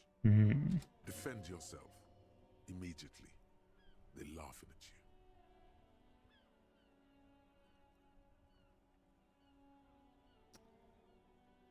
Hmm. 10-4, I hear you, officer. I'm just going to make a note here that you are in pursuit of your misplaced badge. Over. Fuck me. Mac, come here. You've got to hear this. Dick Mullen lost his badge. What's going on? Super Cop here lost his badge. He lost his what now? His badge. He lost his goddamn fucking badge.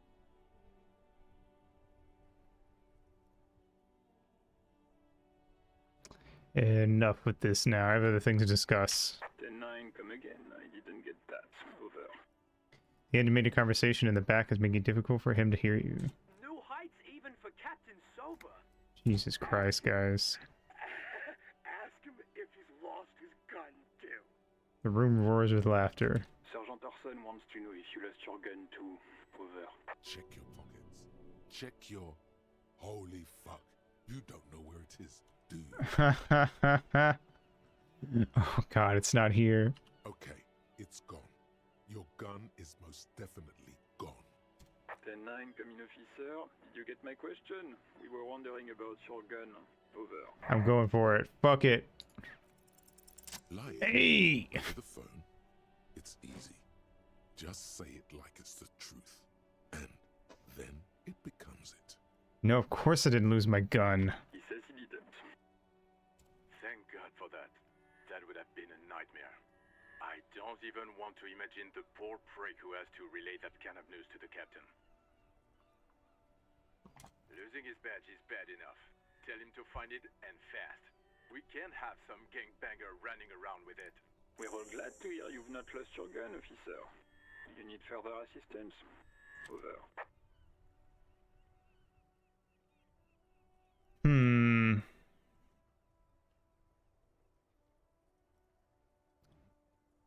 This might sound odd, but there's personal details I'd like to discuss. Okay, 10-4, sir. I hear you. Relay your question. Over. Wait. Before you say anything stupid, think it through. What's there to think about? You're going to be looking at a straitjacket. I was a little worried about that, too. Be smart about this. Ask if he's there alone. 10-4, sir. I'm not hearing your question.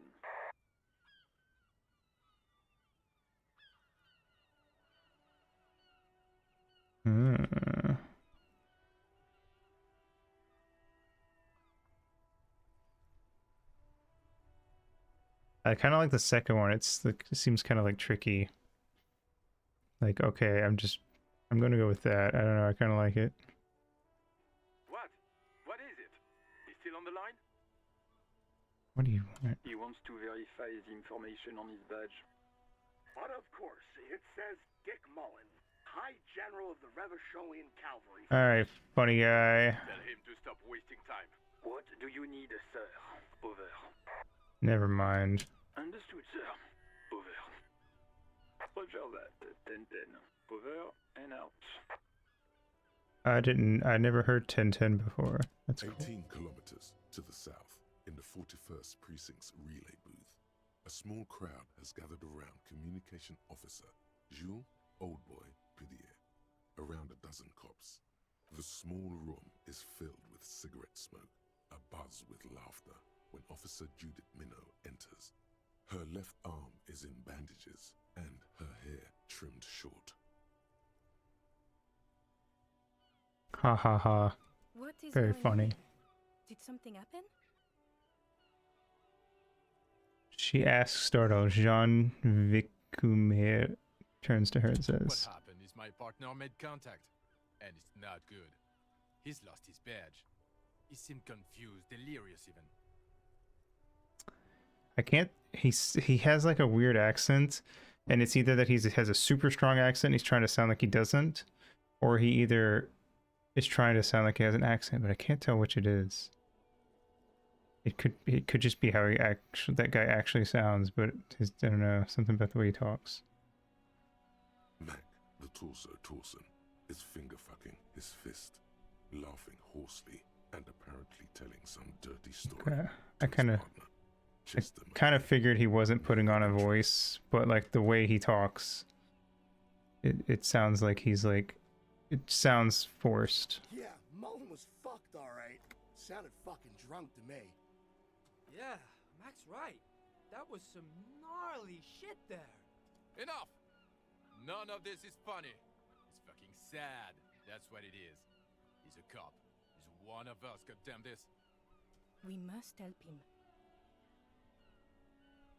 Minot looks down at her neatly polished black shoes. There's a quiet firmness to her voice when she speaks. Game are people that have not had bigger... Yeah, I kind of had that feeling that that's what they went for. Yeah?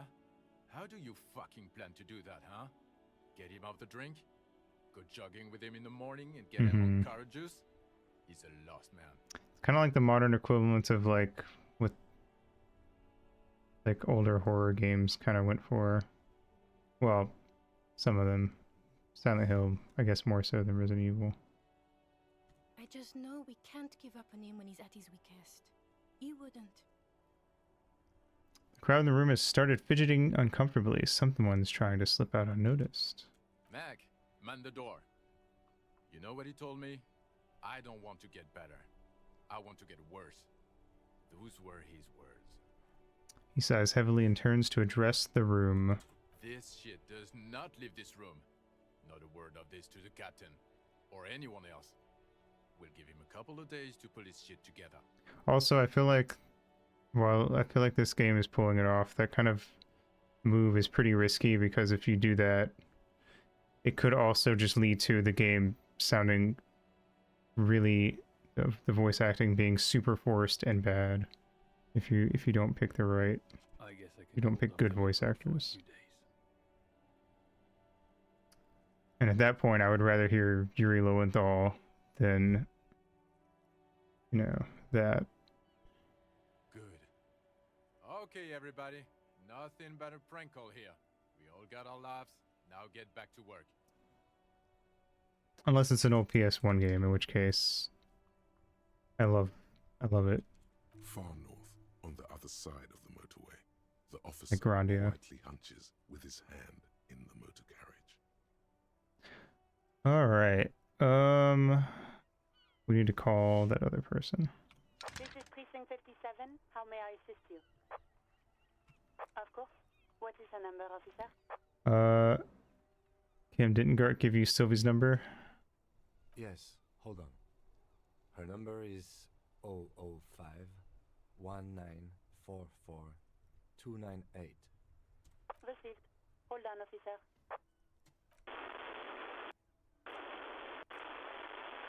Wait patiently.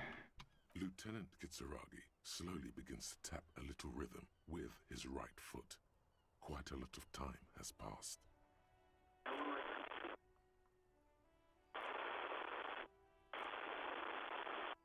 Officer, I have Sylvie Malaika on the line for you. Nice. Yes, hello? Female voice greets you through the static. It sounds like she's a million miles away from here.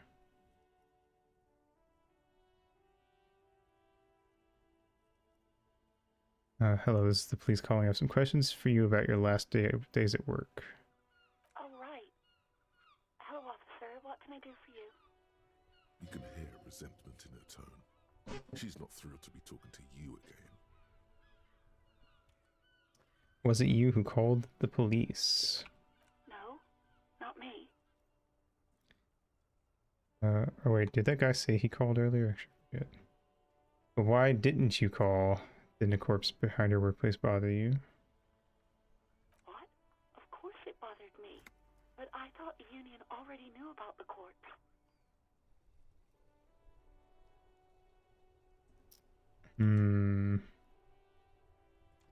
I meant us. You should have called the police. No one calls the police.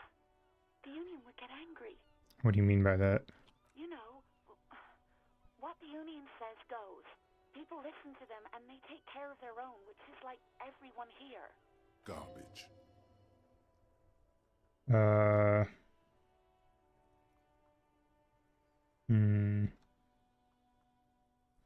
Let's ask Kim.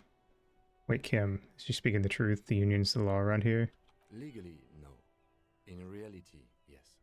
Martinez is de facto policed by the dock workers union. Words are not necessary to feel the lieutenant's discontent for the situation.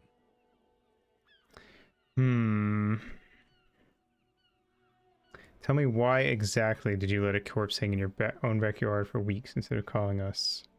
I didn't want to get in trouble with the others. Push her further. Show her the error of her ways. No, don't push her. It sounds as if she's about to cry. What others? The other people who live around here. Local people. I didn't want trouble. Her voice is resigned and weak.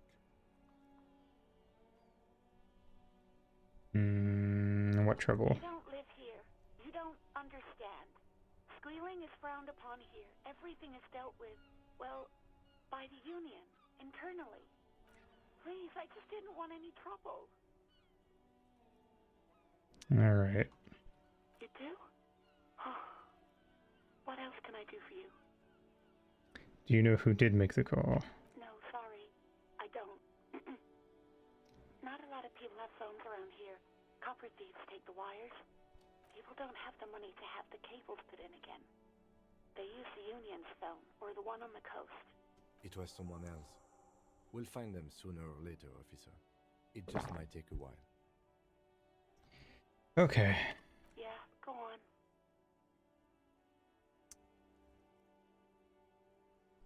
You quit your job at the Whirling. Why? You mean, why did I leave the bar? Honestly, I'm not really comfortable discussing it with you, sir.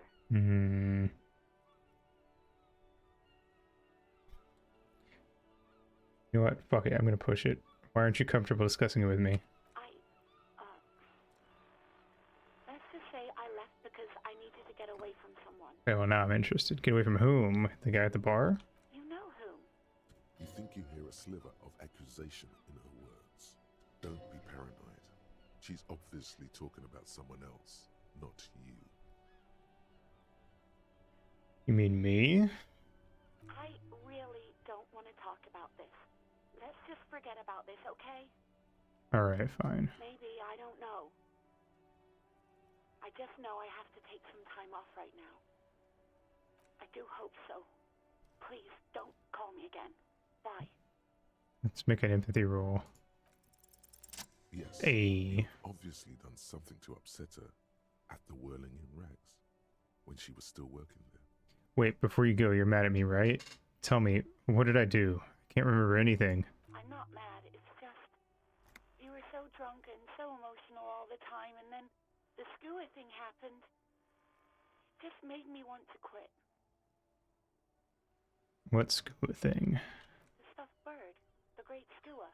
You threw it against the wall while screaming, "Fuck that bird," and laughing like a maniac. That's why the bartender doesn't like us. I think you said it had been giving you shit ever since you got there. Pitched bird got what was coming to her. I do hate birds. I'm going with number 3. Okay, officer. Voice is withdrawing as if she's moving away from the speaker. Crackling static, more static, and yes, more of that sweet static. The violence of your words, it's obviously scaring her. Alright. Right. Thanks for talking. Take care. Hear a sigh of relief on the other end of the radio. Wordless, the call breaks. Then, the already familiar voice. Anything else I can help you with, officer? That's it.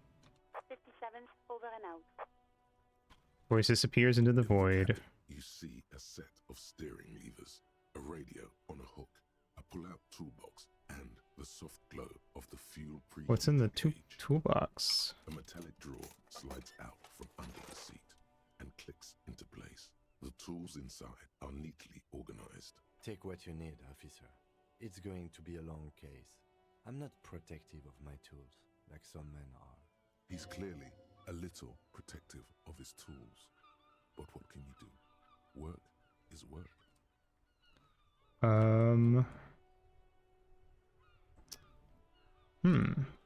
Tools, I'd reckon. I mean, you're not wrong. The pry bar feels nice and cold in your hand, heavier than you'd think.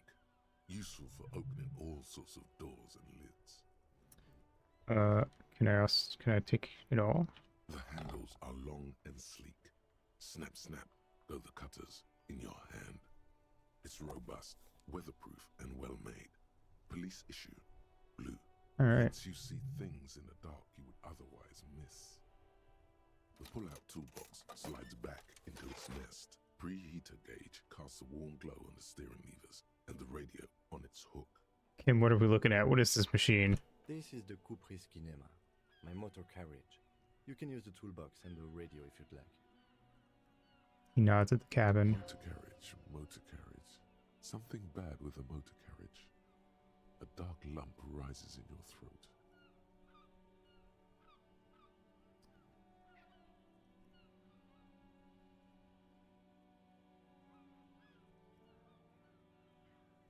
What is this sinking feeling I have with the words motor carriage? Nothing. It's probably nothing. Forget I brought it up. Please proceed with the carefree lollygagging. This must be what woke me up when you arrived at the Martinez. The infernal noise. Yes, sorry about that. The Kupris Kinema does have a rather distinctive engine sound. He says it with very badly concealed pride. In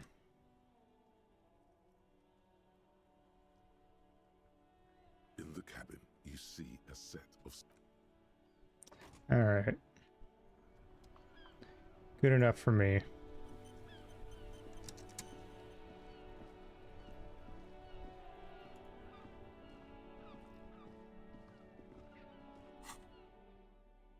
Tools.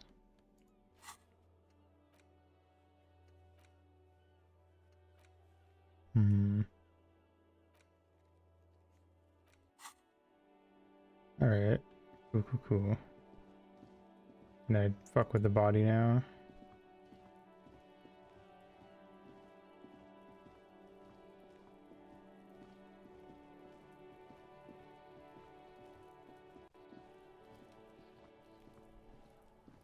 There he still is, Nice. looking right through you with his white eyes.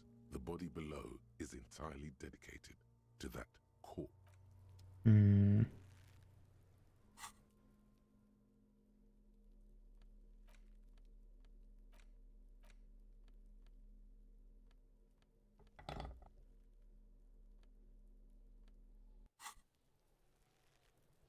There he still is, looking right through you with his white eyes.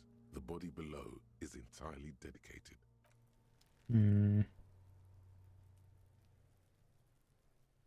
How doth I get him down?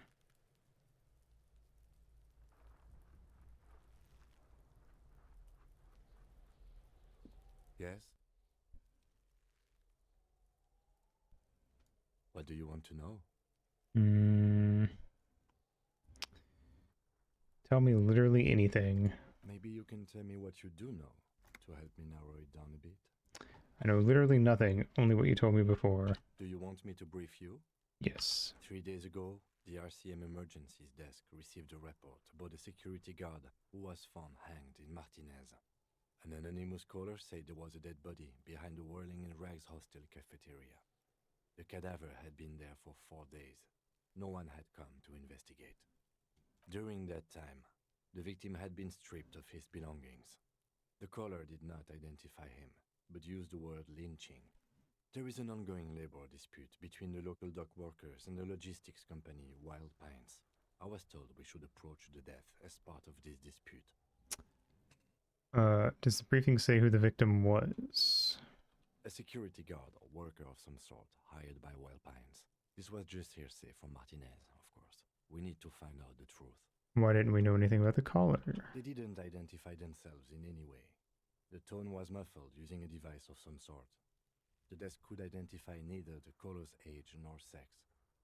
Why hide themselves? There's a strong prejudice against involving the RCM in what's seen as union matters. The dock workers' union is the de facto police in Martinez. Now it appears they've started executing too. We cannot allow that. And the RCM is? That's us, the Revachol Citizens Militia. We're the police in this city. The RCM, or the Revachol Citizen Militia, is the police force you and him are part of. A self-organized peace corps of the occupied city of Revachol. The RCM operates within a legal twilight, yet its authority is rarely questioned. It's super useful to know this. Of course, yes, I understand everything now. Just to be clear, we are police officers. It's our job to find the killer. That's the case. Uncover and arrest the killer. If we are from different precincts, why are we on the same case? I'm afraid you and I are pawns in a pissing competition. His disdain is clear. This man would not use such an expression otherwise. You don't know? I assumed you were in on it. I don't remember being in on anything. That's good. Tell me about it. It's just stupidity. We shouldn't waste any more time on it. If you want my take, ask me after we've inspected the victim. Okay. Was there anything else you wanted to know about the case? Good. Neat.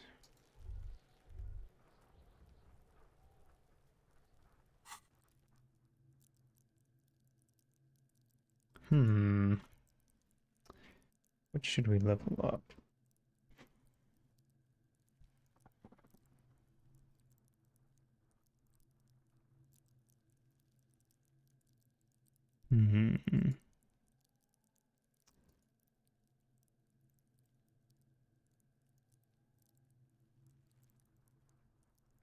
Encyclopedia has seemed like it's been pretty useful.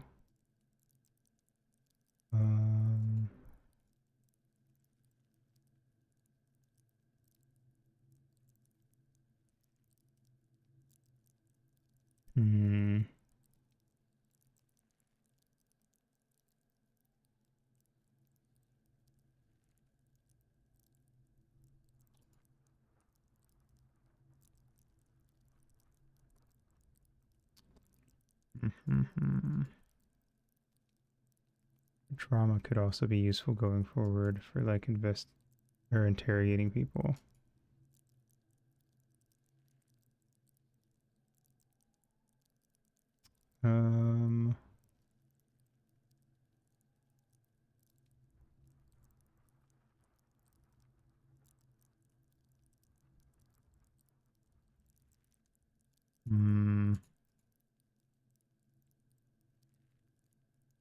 No drama.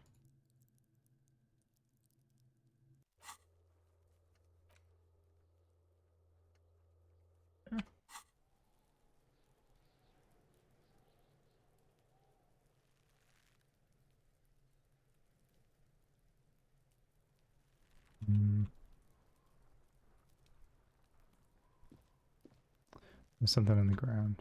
You notice that? This trash container is locked. The sliding lid has a padlock that says, whirling in rags. There's something in there, not necessarily connected to the case, but still.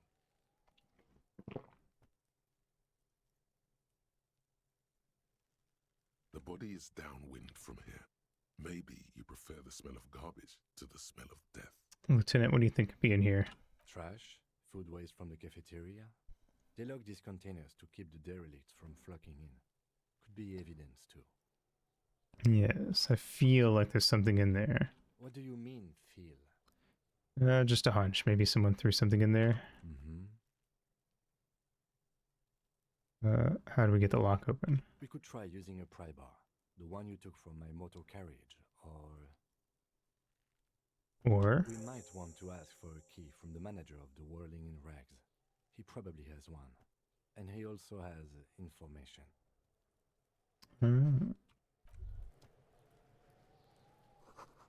Logo of the Municipality of Revachol.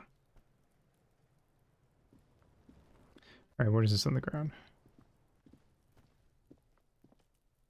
There are several footprints in the mud, left by work boots.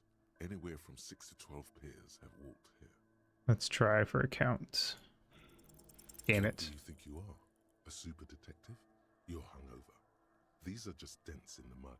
No pattern emerges for the time being. What kind of boots? Heavy workers' boots with reinforced toes and hobnails all over the yard. Isn't this something an industrial worker would wear? Lieutenant, workers' boot tracks. Noted. Alright. Let's head back around and try to get some keys.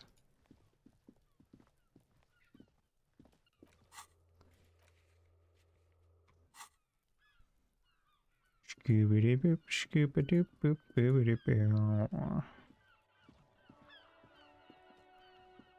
Try to get up there. There's a thing up there. We also should investigate some more inside, honestly. Interrogate people. I didn't even see this guy. Or, hello. Oh, he's asleep. Bottle of rum has been knocked over. Beautiful dark liquid is spilling out. That sugary black rum stain on the counter makes you teary-eyed with joy.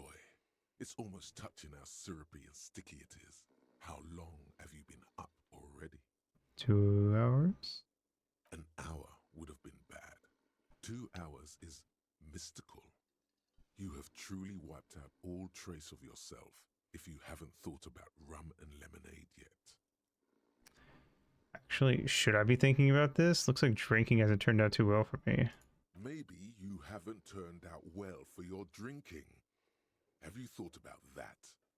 Get a goddamn rum and lemonade into yourself, boy.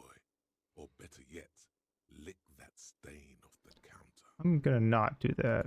What happened, man? You used to be cool. Go get your boring normal person drink then.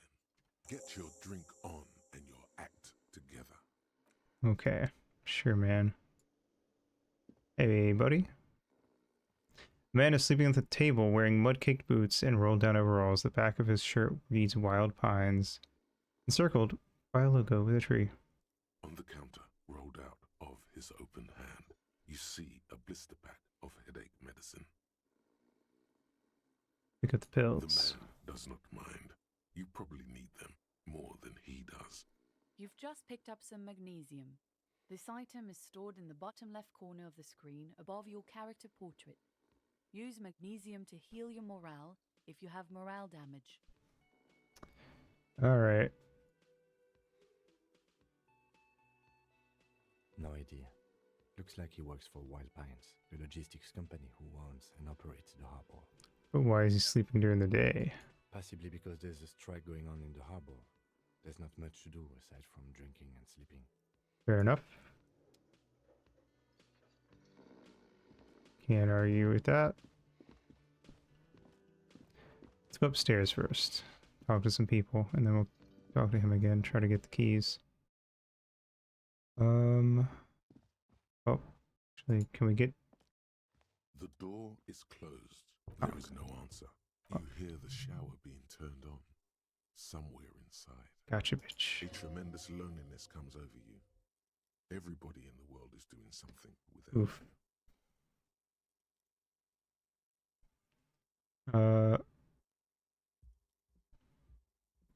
Beauty, don't abandon me in all this ugliness.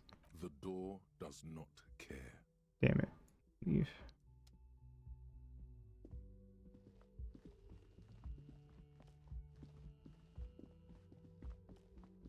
What's over here? Something on the table. Chesterprel, 9 degrees centigrade, overcast. Interesting.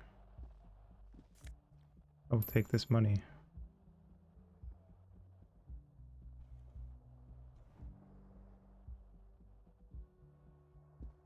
Can you go out this door? I can.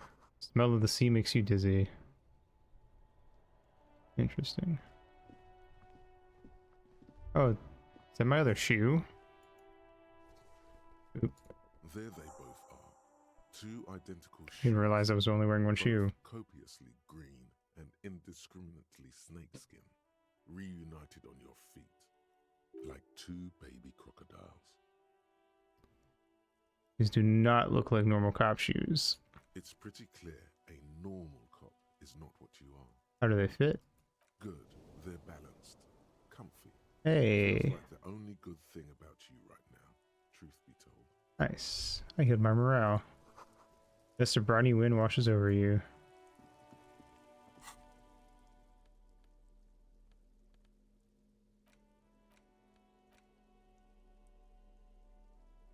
They dropped my software is down to. So I hope I don't have to use that anytime soon.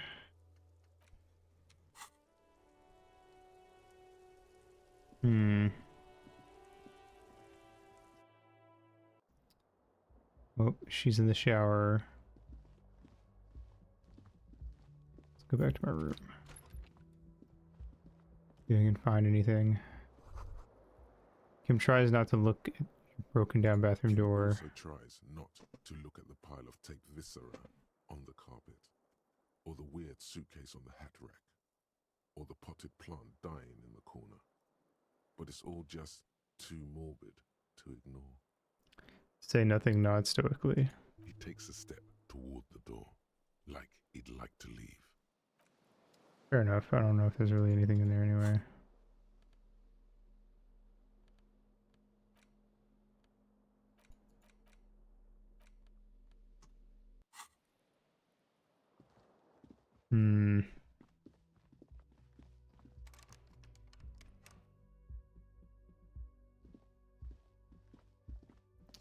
Okay, well, we'll go talk to the manager then.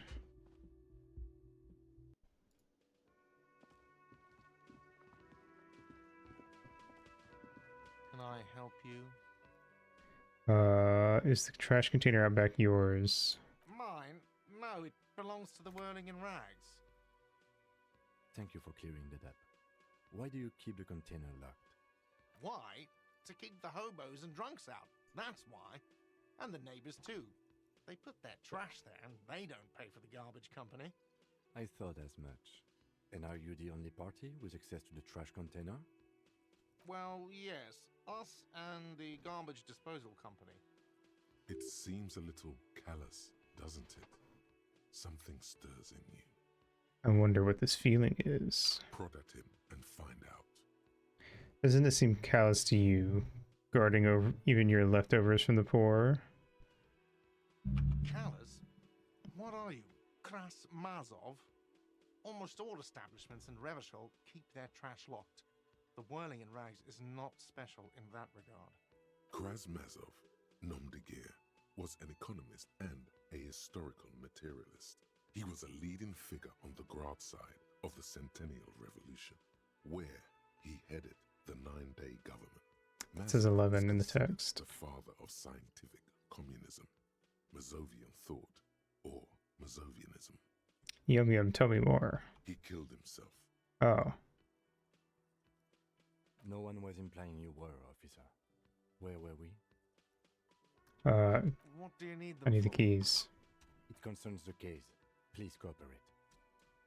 Just bring them back once you're done, please. Alright. Let's go.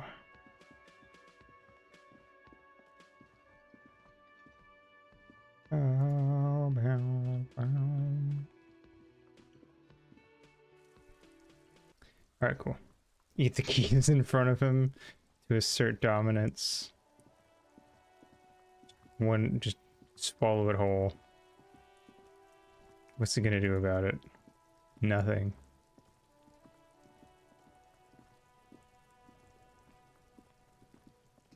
This trash container is locked. With a well-oiled crack, the lock pops open. It should now be possible to simply raise the lid. Don't. Maybe you shouldn't. Open the lid. The smell of rotten food rises to greet you. You see soggy cartons, dirty rags, and organic waste. We're just in time. This hasn't been emptied for over a week. Look under the boxes of carton. You see milk and egg rest with one broken egg in it. Some pasta wrapper. Picking up the soggy packages somehow feels familiar. A box falls into pieces in your hands. Batiste Soleil cereal. There are plastic pasta packages below. And turbo noodles. Nothing of note, however. Among the threadbare kitchen towels, something catches your eye. A pair of denim trousers. As the legs of the slime-covered jeans begin to unspool from the garbage, a rank corpse smell fills the air. The victim's clothes? Cadaverine odor is faint. If these belong to the deceased, they were removed when he was still in the early stages of decay.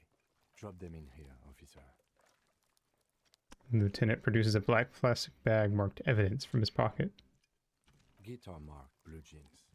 Pockets empty or emptied. He wore them with a belt, too. A white belt. The loops appear stretched, but the belt is missing. That's it. Do you see anything else in there? I have another bag here. Something slimy catches your eye. Reach for it! A drab, long-sleeved shirt, olive-colored, appears from the food waste, dripping with pus.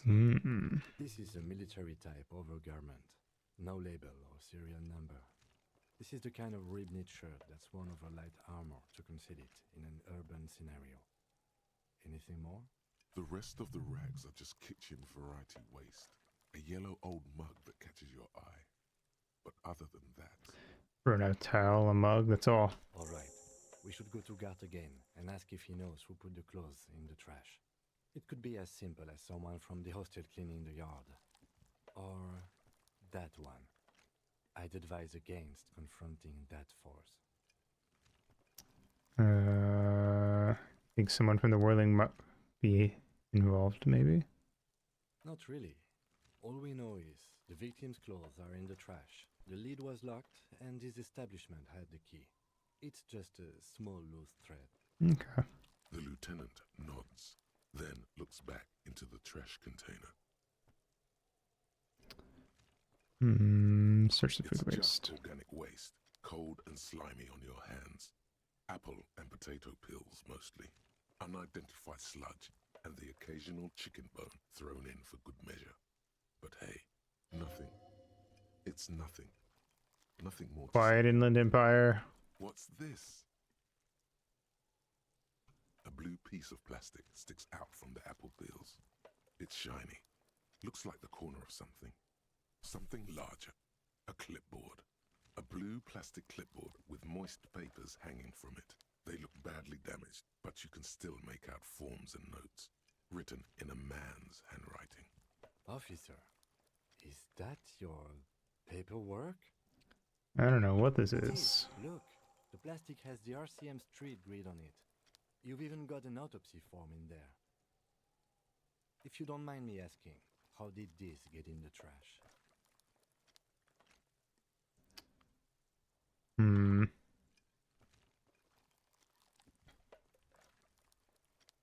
From the whirling through it in the trash? I don't know, I'm boring. Boring. Try dangerous. You should do a thorough inventory of that. Be sure some has not fallen into the hands of the RCM's enemies, organized crime, or worse. Official notes sometimes contain informants' names, even undercover operatives. Okay. It would also not hurt to start taking notes on the case. Now, tell me what your eagle eyes see. Or are we finished? Some items, such as the ledger you found, are interactable. Go to your inventory and select the Interact tab to read your paperwork. The container sounds a muffled gong. That's one thing off the list. I think we got it all. Interact.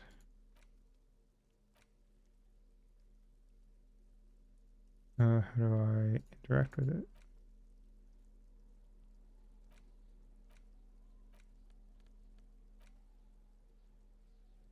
Interact button.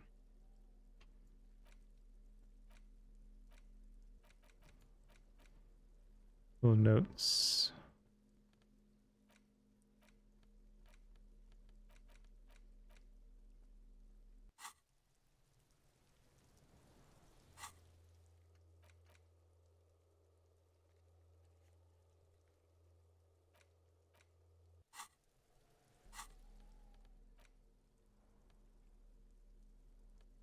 It's Oh, the I see. legend found in the trash. A pitiful Duh. collage of white and yellow papers hanging from plastic board, barely held together by a metal clip. This sad display is made complete by the faint smell of urinal cleaner. Anything else? There's a piece of toilet paper, or is it cleaning tissue? No, it's toilet paper, desperately sticking to the back of the blue plastic clipboard. It's a metaphor for you. Ouch. Below the pathetics, terror. Do not look into its blue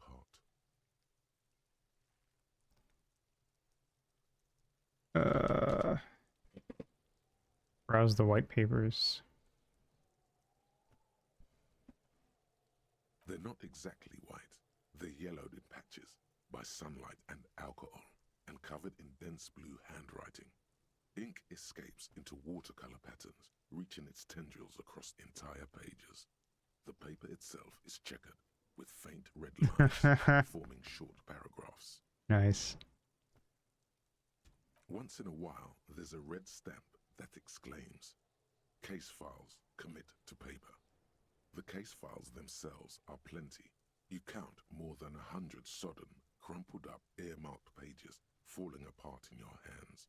They appear to be sufficiently organized and extremely dense, if mostly illegible. What is in there? What are they about? Work, strife, poverty, the Jamrock Quarter. These are handwritten logs of investigations dating back to January 51, this year. The exact number is hard to estimate due to missing pages and an odd naming convention. But there are at least 20, maybe 30 cases undertaken, not completed, mind you.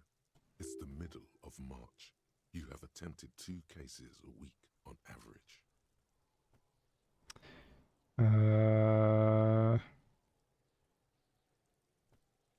There was a mention of a naming convention here. Yes, it appears you employ a, shall we say, robust yet literary system. Each investigation has its case number written on the margins. Yet, still more tellingly, most are accompanied by a name. A title, one might say even.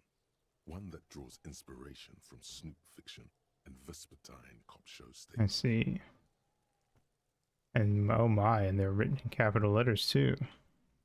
Yes, all caps. One is called The Next World Mural. Another, The Square Bullet Hole Murders. Another yet, The Unsolvable Case. Others appear more light-hearted. The guys on a couch in an unexpected location, and the murder at the hookah parlor. Even the rare article-free collapsing tenement. Murder features prominently throughout. It's going to take an effort to piece these case files together, but it can be done. Once you're done inspecting them up close.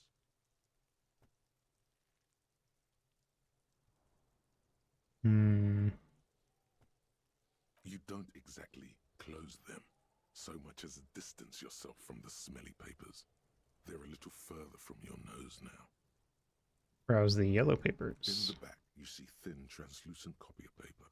Some neon yellow, some bright red, all covered in boxes, like marching armies. These look like official forms, waiting to be filled out. Then rip them from the binder and hand them out, according to type of form. And what types of forms are there? 3. The topmost are misconduct fines. The middle ones are station calls. And the bottommost are field autopsy forms. Each is easy enough to make sense of. You don't have to be an intellectual giant to do police work. Field autopsy.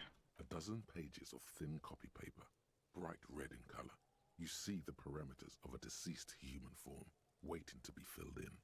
Age, sex, condition of internal organs. Station call. These are quite sinister in turn. They give a date and time for the person to appear at the specified precinct police station. Below the call are the criminal charges you risk by not appearing. And misconduct fine. A monetary penalization ranging from 20 to 250 real. Severe cases allow for 1,000 real, but that requires special paperwork. The details of issuing these fines are spread out over the rest of the fields. Yes, all that remains now is to fill those forms and hand them to people. Fines for wrongdoers, interview requests for bad guys, and field autopsies to dead guys. The rest of the stinking cellulose is much worse for wear. Being sandwiched between the board and the rest of the paperwork must have spared the fragile copy of paper. Look at the clipboard. It's made of dark blue plastic, hard enough to beat someone to submission with. Goddamn. The edges are rounded, however. The U4 size board feels thick and heavy in your hand. Light shimmers on its wet surface. On the back, you see the embossed letters, RCM. Shake the ledger. Something rattles inside, ever so lightly. Is there a hidden compartment? Peek inside. The plastic shimmers like lapis lazuli, but it is not see-through. You cannot see to its center. Damn. With your hands, U4-sized pages hang from the clip screwed to the top of the board. Smell the ledger. The acidic stench of rotting food is rubbed off on the cellulose. It now forms the base of the experience. This base surrounded by a faint air of spoiled meat, the stuff of death itself, and then sprinkled liberally with the citrus zest of toilet cleaner.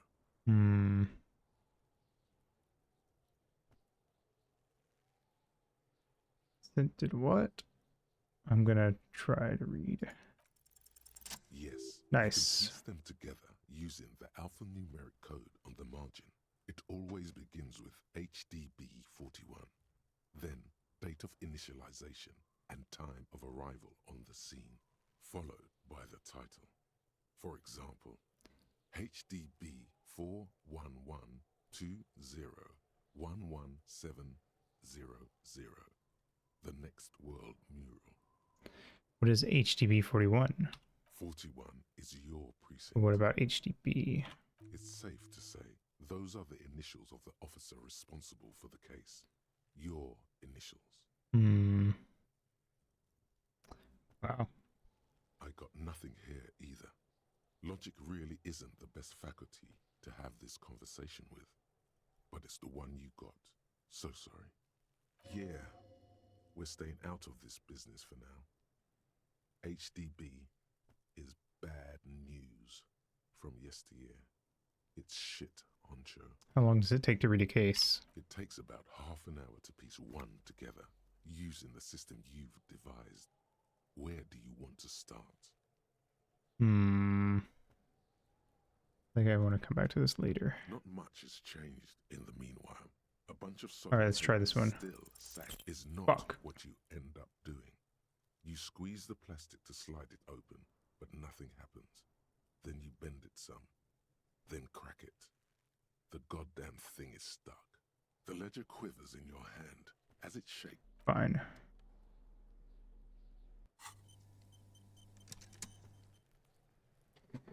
Okay.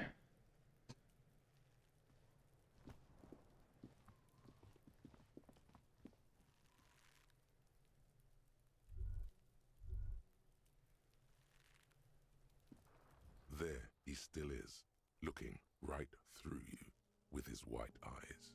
The body below is entirely dedicated to that corpse smell. Emitting it is all it does now. Active decay. He's about to blow! Cop's gonna blow, Kuno!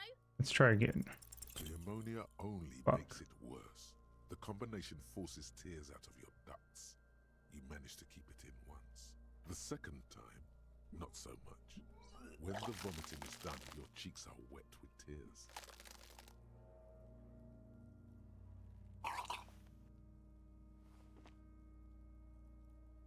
The ammonia didn't help at all. Nor does the wind right now. The weight is reassuring, like a crenel on solid fortification. Maybe. Pat, pat. I've seen strong men turn themselves inside out for hours. You are facing tough odds here. Alcohol withdrawal makes it considerably harder. Can't we do something? Do it without me, I just can't keep it down. No. This is a two-man assignment because it needs 2 officers to complete. I need your help. Throws his hand and looks you in the eye. You need to get your shit together. Okay. We should go talk to the locals. Find something else to do while the wind changes. It's pretty bad right now. You've gained a thought. When this dialogue is over, go. Give it half an hour. Get yourself together. Then come back and have another go.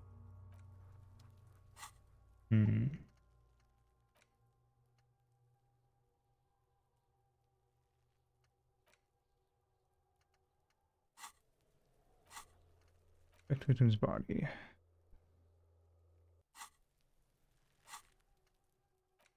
Well, the story wants me to do this, so let's equip it. Alright. Well, maybe now, after like complete that, we can just get it down. Maybe it's one of those things where you can do it early if you have good endurance. Alright, let's walk around then, try to find somebody to interrogate, investigate, interview. Hello, sir. Step right in. The store is open. A young girl with chubby red cheeks waves at you, smiling. Her nose is also red from the cold. Hello, I am the law. Hi. Or just hello. Are you interested in a new and exciting book?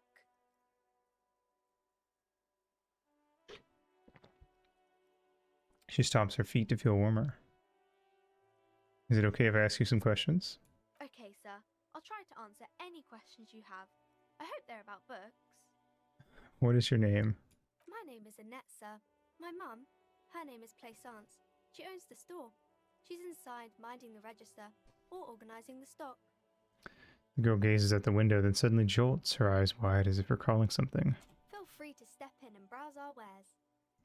And you're standing out here in the cold because... I'm signalling that the store is open. Otherwise, people might not know. They'd miss out on the crime, romance, and biographies of famous people. A sudden gush of wind turns the pages of the books on the counters. She covers her face, smiling. But she's cold.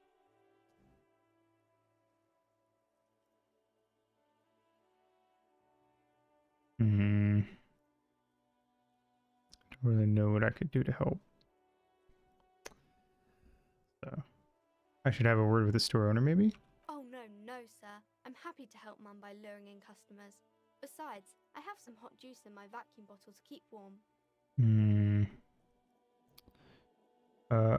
Shouldn't you be at school or something? I do my studies at home at the moment. I have to help Mum keep this place running. Isn't going to school more important than this? Mum says it's necessary to do both because it builds character. Mum says a proper worker is dutiful. That's how you get ahead in life. You succeed. I'm sure. There is stress and unease behind these words. She's reciting etiquette. RIP. How's the business going? Mum says it's peachy. She was a little afraid at first. There's talk about this house being cursed. Behind her, the window has been boarded up. You sense the boards creaking, twisting for a second, and some kind of doubt in her tense shoulders.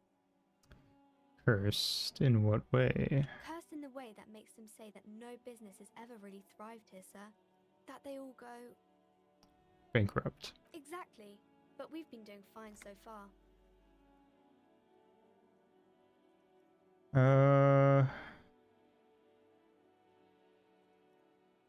I don't think curses are real. They shouldn't be, but they seem real. Anyhow, they say that these grounds are doomed for businesses. I'm a shaniac. It's just regular trading and selling of things. Work out for most people. They're not doomed, but your mother should learn from their mistakes, too. Of course, sir. Who are these famous people? Oh, kings and queens and generals of old, or artists and writers, or musicians, those kinds of people. There's usually something extraordinary about them. She scratches her cold red cheek, then continues. I think that's why people read them, to find the secrets of their fame. Seems like most people who read those books fail to get more famous from reading them. Reading those doesn't make the readers more famous, does it? Right, different question. Although I don't think I actually have any questions left.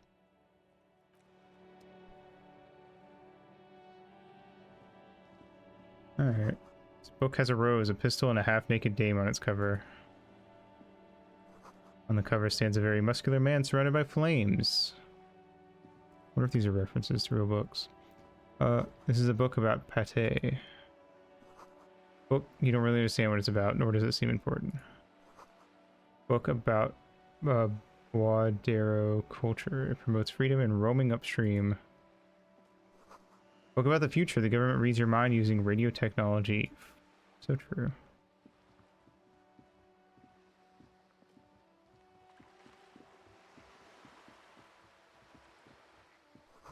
To Roundabout North. To Cape Side Apartments, Martinez Pier. Ad reads broken window. Tibbs has windows. Interesting. We do have a broken window, actually. You got a bag in your hand. Perhaps you could. Yeah. Okay. Can I go up this way?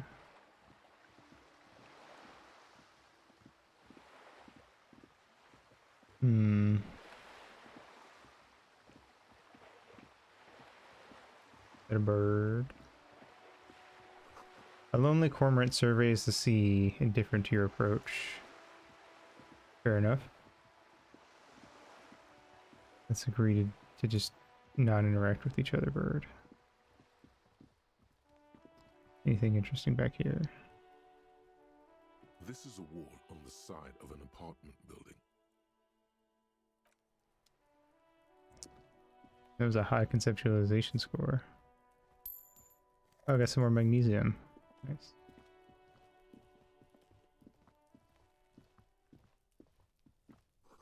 Garden hose. This won't be of use until the snow melts. Balcony with a view to the yard and the hanging.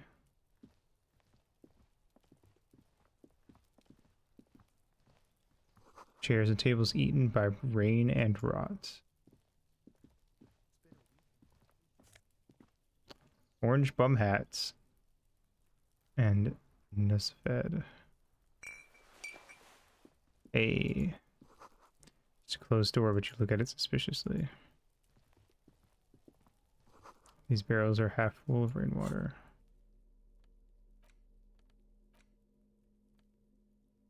+1 reaction speed, but -1 rhetoric. Nah.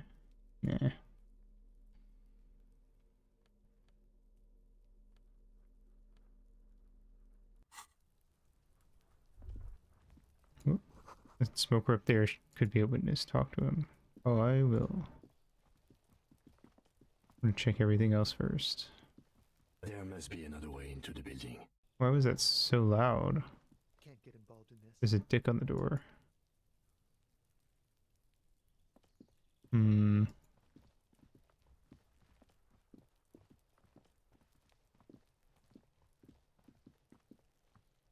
Just double checking I'm not missing anything. Alright, let's try to find another way in.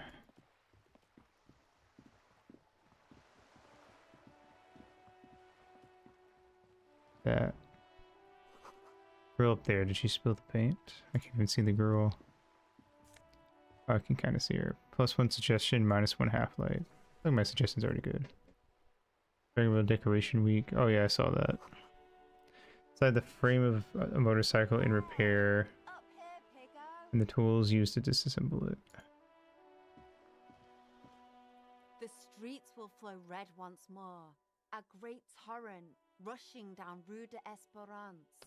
You wait and see. That's nice, lady. The streets will not flow red with anything. Who are you?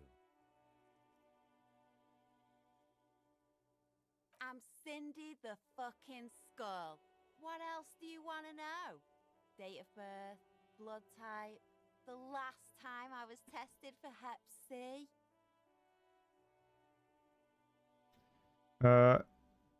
Start with your blood type and go from there. Go where? Accosting a minor? Listen to your partner, pigman. Keep your grubby hooves off little old ladies. You keep looking off to the side. What are you looking at? The lieutenant furrows his brow at another one of your eccentricisms. You know, it's disdainfully toward the pier performing maintenance. Toward the woman performing maintenance on the boat docked next to the pier. Hatred, disgust. It's difficult to tell which of the two is more present in her girlish features. The woman on the boat does not notice her staring. That is on her. Someone's got to keep an eye on her. Ozon is an archipelago 2 days' travel away from Revachol. Its moneyed residents, used to posh restaurants and upscale boutiques, rarely have reason to visit Martinez. Who is she? Probably the Wild Pines rep. We should talk to her. She's a professional negotiator, though. I have the feeling she will be very cooperative while telling us nothing. You should take the lead. Ask her unexpected questions, you know? Do your thing. Don't be afraid to get a bit wacky. Throwing her off is... Oh, you're gonna tell me twice. Good idea, piggies. Run along now. Fuck her shit up good. Impound that boat while you're at it. I'd like to watch her swim back to Ozon. I'm gonna come back to this chick later. Ungulate. You've got eyes on you. Thanks.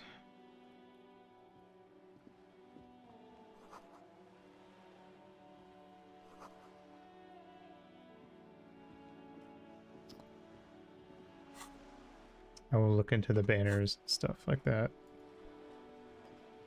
See how much they are. Construction here.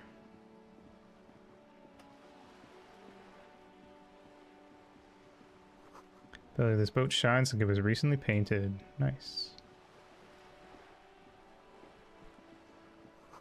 Docking reserved for residents of Rue de Saint East Lane 33A. Your room in the Whirling isn't much bigger than this ship. This sloop. More than you ever earn in your life. So true. A striking woman leans against the cabin top of her sailing boat, smiling as you approach. Her green raincoat glistens with droplets. A silk scarf is tied around her throat. Good morning, officers. I'm Joyce. She extends her hands in greeting. Joyce L. Messier. I represent the board of Wild Pines, the owners of the harbour. You gentlemen must be from the RCM. She steps closer and holds out her hand over the railing. I'm gonna...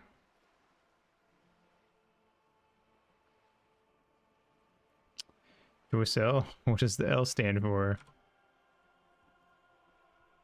Beaton, my maiden name. Bony hand dangles from the sleeve of her oversized raincoat. I'll shake her hand. I'm glad to see you here. Her grip is tight and cold. I was dispatched to handle a strike, not a lynching. Anything I can do to assist the RCM in this matter, I will, gladly. Oh, I'm sure. That is good to hear, madame. My colleague will take the lead on this interview. I should let you know that he is recovering from an unusual medical episode. Very unusual. But I can assure you of his ultimate Damn. tendency. Thanks, Kim. How interesting. I wish you a swift recovery. In the meanwhile, you have my full cooperation, and the full cooperation of the Wild Pines group. It's hard to get a read on her precise disposition, but she appears helpful. Hmm.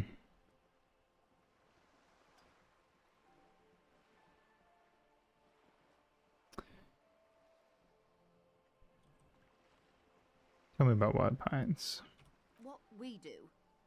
I'm afraid I don't speak for Wild Pines You're gonna as a vote? whole. Why, yes, I am. It's a giant I'm saving that. That's how I wanna. That's what I'm gonna try to use to throw her off if I feel like I hit a dead end. So what do they do? Pines' core competency is logistics. Container shipping, freight, that sort of thing. See those airships there, blinking?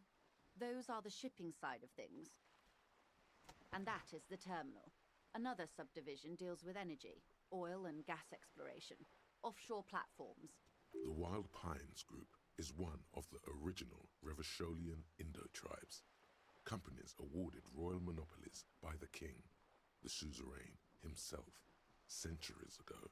The king is long gone, but several of the Indo-tribes remain. Who are the other Indo-tribes? Son-Baptiste, Elysium, an unknown entity known as Brightest Star. You're in good company, it seems. Why, thank you. How much money does Wild Pines have? Could you give me like your yearly yearly tax forms? I'm not at liberty to discuss the company balance sheet, but I can tell you that last year the company booked more than 20 billion real in revenue. A billion?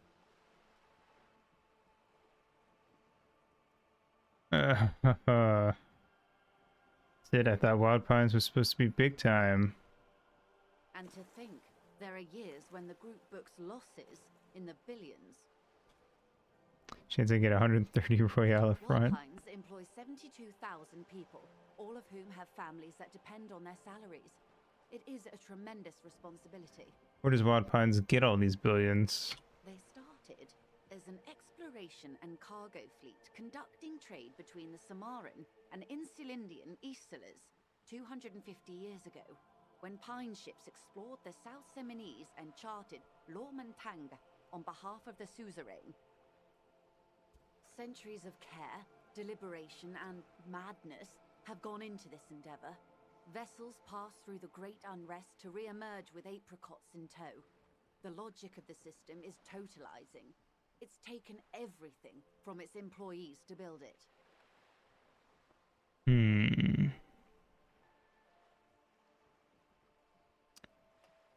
Probably helps us start out with a royal monopoly. You know more than you let on. Certainly it helped, but most of the original Indo tribes have failed or been absorbed. To survive, Wild Pines had to grow and adapt. No suzerain did that. What does such a huge system want with a place like this? You mean aside from being the terminal's legal owners, who are responsible for moving 8% of the world's cargo? 8% of all cargo in the world. It's quite the endeavor indeed. There are no minor cogs in the system.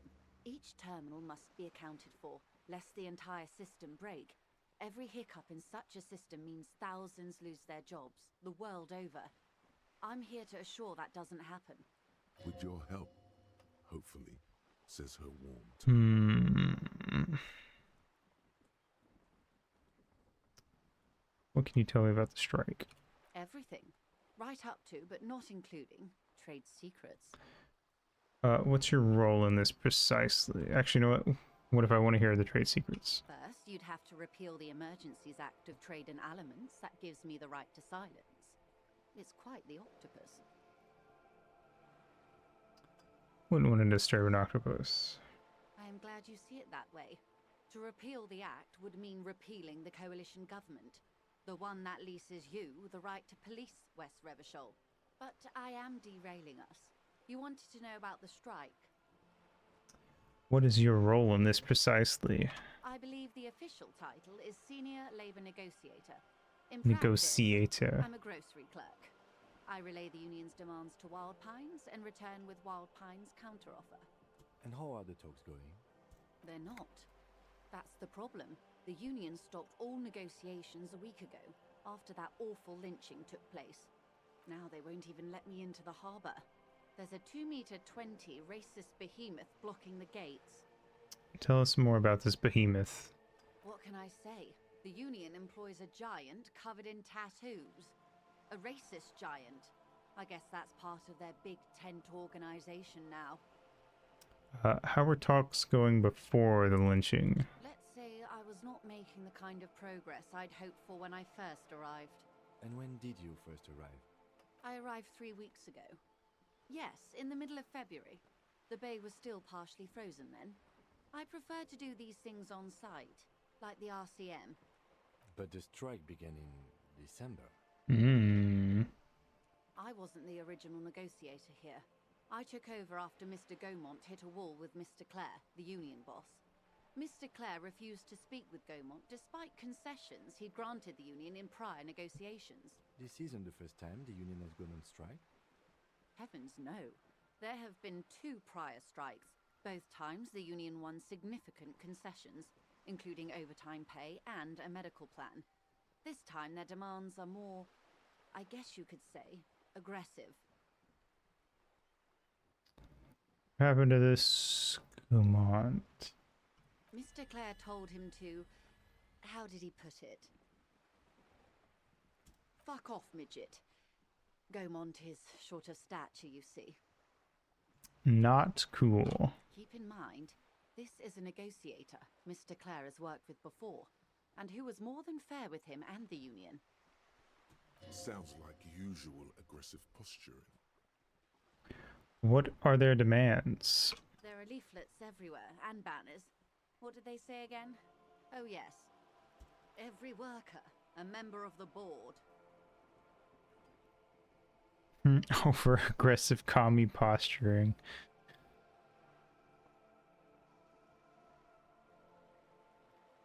I mean, hey, workers' rights.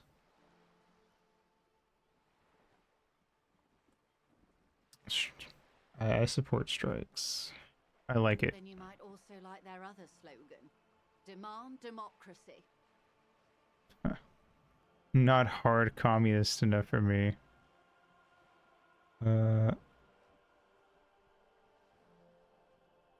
Krusty Krab is unfair. Personally, I don't think it has the same pizzazzo as every worker a member of the board. What exactly do they mean by it, though? What's the demand? It's quite simple, you see. Every time the Wild Pines group makes a decision about what?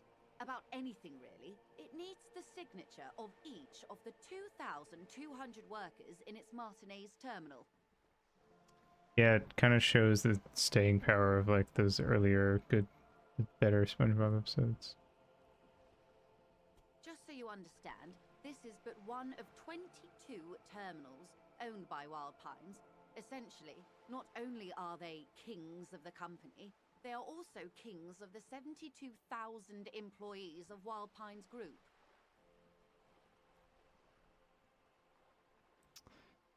The king is dead. Long live the workers. Hey V, how you doing? That may well be. It's not up to me to What's decide up? who is king, but as negotiations go, it's not a swell start. What are you gonna do? I'm not sure. Naturally, I assume that was just their opening position. A hard-nosed tactic with a side of mockery. So I hope There's been no your follow-up, sleep just schedule the same fixing goes well. nonsensical slogan repeated over and over again. And now, people are getting lynched, I hear. Behind the whirling in rags. A disastrous situation if there ever was one. Excuse me, from whom did you hear about this lynching? I first heard it from the bowyer at the gates. The one whose very name advertises his aversion to work. I think he said it was, "Call me mañana." This checks out. Tell me about this union boss, Mr. Clare. Everard Clare is a man of the utmost integrity. If you can say one thing about him, it's that he always puts the interests of the workers first. Of course not. Everard is fantastically corrupt. I imagine he has a thick, viscous goo where you and I have blood. Mmm. Yummy. Is he that bad? He is the most corrupt individual I have ever seen, and I deal with men like him for a living. If there is anyone more venal, more irredeemably nepotistic, then it's his twin brother, Edgar. I don't like you pronouncing it venal. It makes it sound like a fucking, like a scientific term for a sex organ. I don't know. Sounds too close to vaginal. Venal disease. Oh no. Yes, Edgar looks exactly like his brother, except for that lazy eye. He also talks exactly like Evrart does, and when one's term as foreman is up, the other takes over. It's how they circumvent the term limits, you see, with a funny little switcheroo. While in office, they've embezzled God knows how much of their workers' dues. That's some fucked up loophole shit. That's like Disney saying they're not a monopoly. What about the union itself outside the Brothers Claire? The Debardeurs Union was once a perfectly normal institution. 20 years ago, anyway. It must not have been easy to establish under the Emergency Act, but they did it. I can respect that. Organized labor at its best, as they say. Then something happened in the local chapter elections. The Brothers Claire came and transformed it into a... how do you say? She hesitates, looking for the right expression. A mob.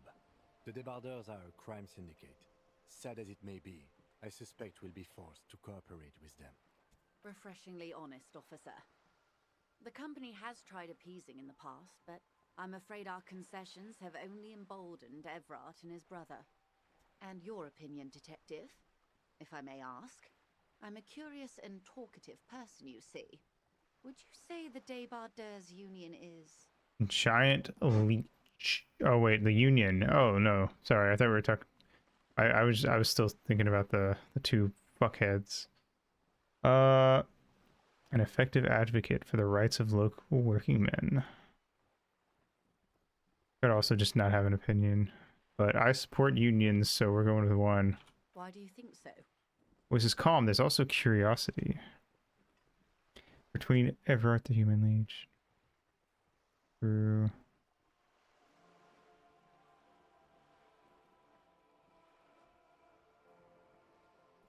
Yeah, fuck the brothers. Well, I suppose that's one way to look at it. They're an interesting composition, albeit vile. But enough about Evrart. What else can I do for you? One more thing. You said something happened in the elections. I'm glad you asked. There was a woman, the previous forewoman of the Union. She disappeared. Disappeared? Yes. On the last day of the local chapter elections, one more someone thing. phoned in and said she wasn't running anymore. You're on a Or boat. coming to work. Ever. End of story.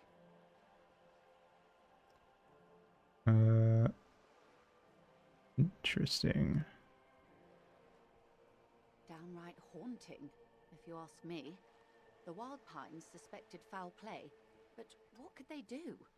It was a union matter. The point of the presentation is, these kinds of things happen around the Clares. Watch out when you're dealing with him. This whole union thing is interesting, because the union itself is almost turned into like this weird... I feel like it's almost starting to come off as like this weird... like, It's got a bit of a pay to hell is paid with good intentions kind of thing going on. Like I feel like the union is turning into a mob. Thank you for your concern, man. We'll be just fine. Sorts. Of course. How else can I help?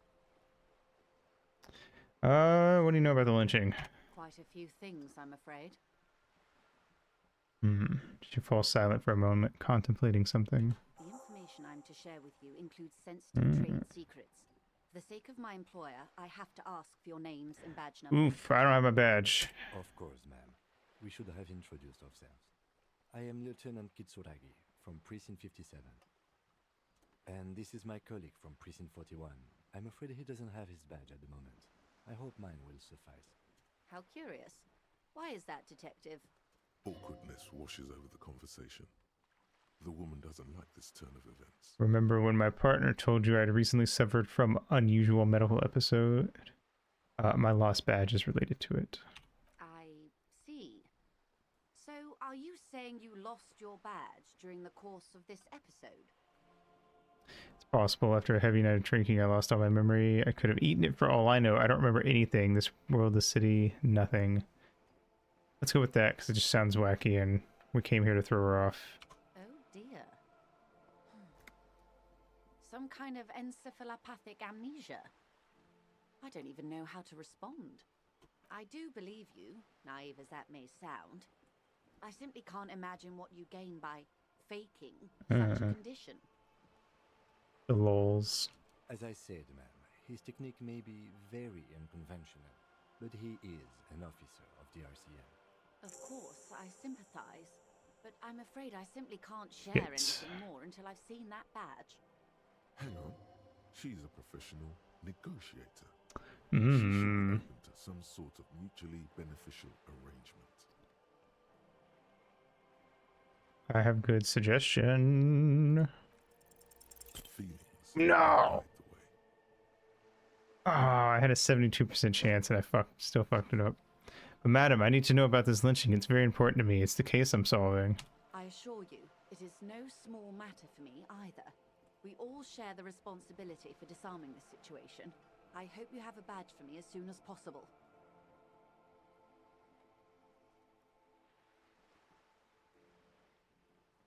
I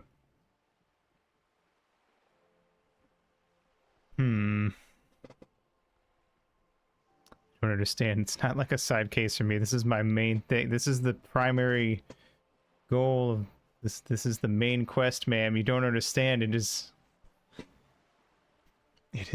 the primary marker on my map. Trust me, officer, I am fully committed to resolving this impasse. This isn't some side gig for me. Probably ends when we fight our bat. That'd be funny. So much else. I only have this. This is the entirety of my existence. She's silent. The wind flaps the sail above her. This boat, for example, in a home somewhere. I only have this case. Officer. I don't remember anything except this lynching. This will be there is only this coast and this lynching. You know, I don't mean to sound cold, but if you want something, you have to give something back. More than just guilt. You're doing it. Despite your own best efforts, you're still getting in. Somehow. Well, one way or another. I'll be frank with you. If I'm going to break protocol, I need to be able to justify it to my superiors. They're going to want to see something tangible. Like what? The Union is conducting drug trade out of the harbor. It's an open secret in Martinez. Surely it must not come as a complete surprise to the RCM either. Perhaps it's time to look into it. Or you can find your badge, which honestly seems like a lost cause. Detective, a word in private before we continue. Sure. Hey. Psst. Who, me? Yes, you. Word on the street is you're ready to start building communism again. Again? Yes, you're ready to start building communism again. You've built it before. They've built it before. Hasn't really worked out yet. But neither has love. Should we just stop building love, too? Can't argue with that. So, what about all that communism you've promised to build? Word on the street is you've woken up from 1,000 years of slumber, promising to erect a version of communism many times greater than any attempted before. Is that true? How come there's a word on the street? You keep saying things like, down with the bourgeoisie, eat the rich, sodomize the landowner. I do say those things. All people who have more than 25 real in their pockets. Literally murder all human beings regardless of their political beliefs. That kind of stuff. That took a turn at the end. I haven't said anything like that. Okay, not in so many words, but don't deny it. You're about to rip off that mask of social democracy and reveal the monstrous seven-eyed lamb of global communism that will devour and masticate mankind. Everyone can see that. So tell me, do you have any questions before we fire up the big communism builder? Or do we get right down to it? It sounds like a lot. I don't know if I want to commit to this. Whatever this guy's going on.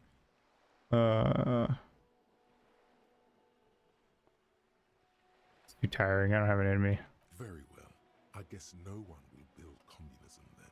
Tell the working man it's over, unless anyone has objections. Anyone? Anyone else? There's no one? There's no one. Okay then, lie down and let the water carry you downstream. Goodbye, communism. Anyway. Volumetric ship compressor. My thought is complete.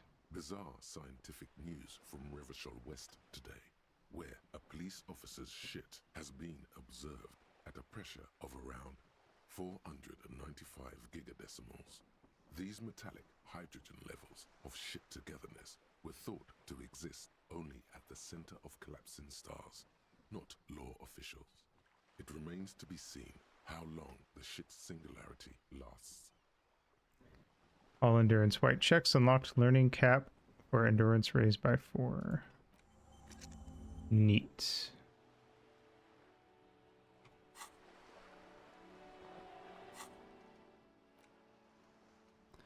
Cool. All right.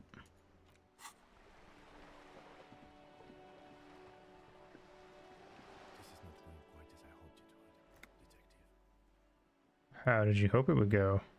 Honestly, I was expecting you to use your unorthodox technique to keep her off balance, and not volunteer us to be her henchman.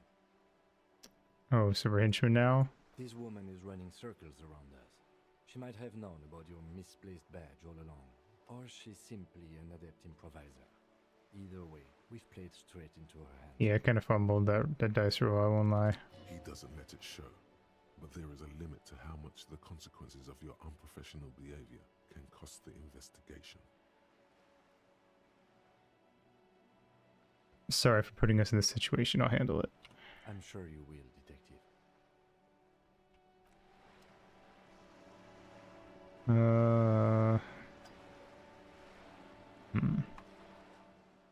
Anyway, I'm gonna take a pee break. BRB.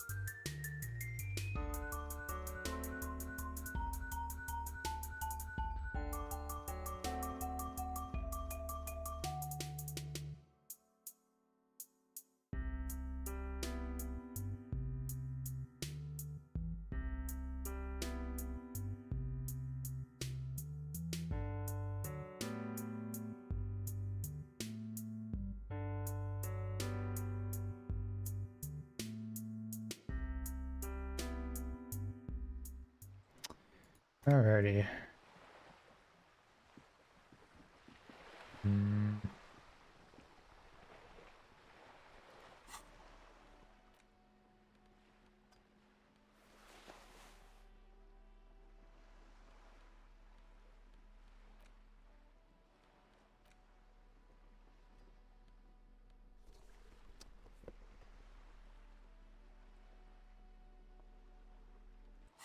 We're talking to her again.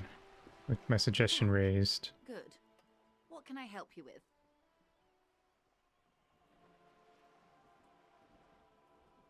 Okay, tell me about this alleged drug trafficking. It's quite straightforward. Someone is using Terminal B to smuggle raw ingredients from the Samaran Isla into Revachol with the Union's blessing. Wild Pines has suspected it for years. Ingredients for what, ma'am? Meth and dextroamphetamine, GBL, and various synthetic psychedelics. Honestly, it might be quicker to say what you can't make from the stuff. Let me get this straight. The materials come from Samara to Revachol through the terminal? Yes. After they clear the terminal, we lose track. The actual production is taking place at various sites in and around Jamrock Quarter, north of here. Wildpine seems to be well apprised of the local drug trade, ma'am.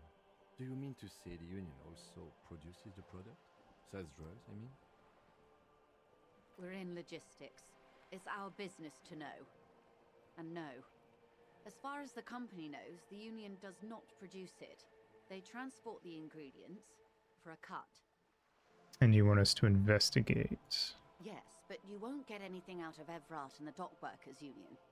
Still, every chain has its weak link. What do you mean? The lorries. Someone needs to move the ingredients from the harbour into the city. Once they reach Jamrock, they're distributed to a network of local manufacturers well beyond our grasp. But in transit, they are vulnerable. Perhaps you've noticed that a number of lorries are tangled in a traffic jam at the roundabout just now. Interview the drivers who are still hanging about. One of them might be waiting for a crucial shipment. I'll be explicit. If you find this driver, I will share company secrets with you. Why didn't you come to the RCM earlier? We did. On more than one occasion. Apparently, there's some sort of inter-precinct disagreement about whose jurisdiction this area falls under. We know the company has launched its own probe into the Union's alleged involvement. We also know it's come up empty. It's not just the RCM. No one's been able to find any hard evidence. Well, here's your chance, officers. It's no coincidence that the lorries are stranded there like that, is it? No. We asked East Motor Track to raise the drawbridge. The road company is a partner of one of our subsidiaries. However, this is a limited time opportunity. Once the complaint has been processed by the Trade Committee, they'll have no choice but to lower the drawbridge, and the operation will continue. Thousands of litres of raw ingredients will pour onto the streets of Revachol. Not the east across the river, but the west.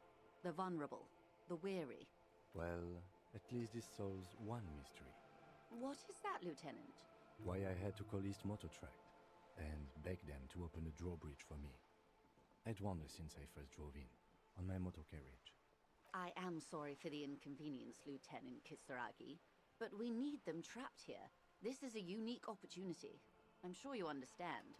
What proof do you have that the Union is involved? How do you think they're financing this strike? There are thousands of unpaid dock workers going strong for the 4th month straight. There was a shakedown of local businesses preceding the strike. Many were squeezed to bankruptcy to fund it.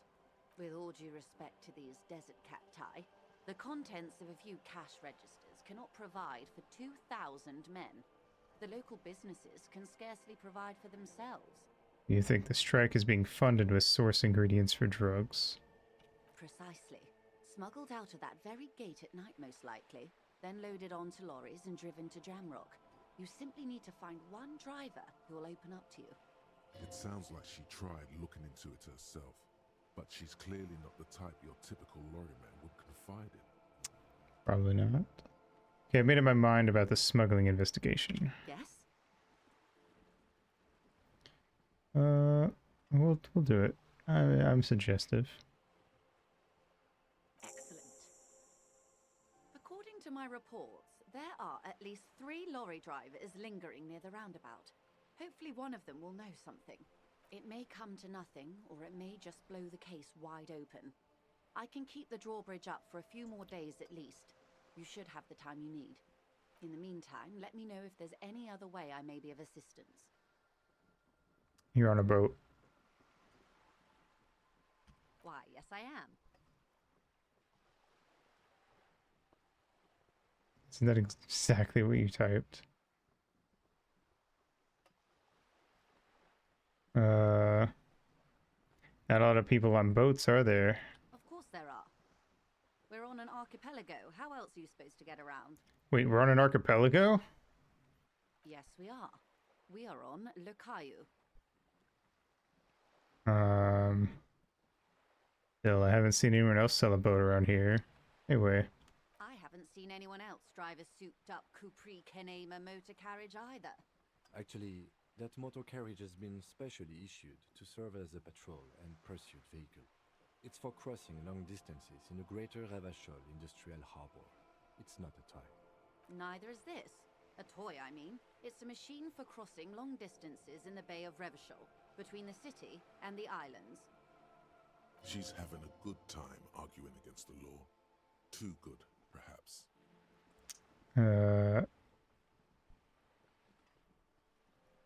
Does she have a name?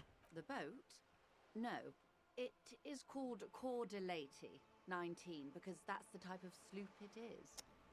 Okay.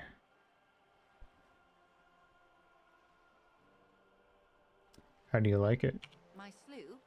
I like it a lot.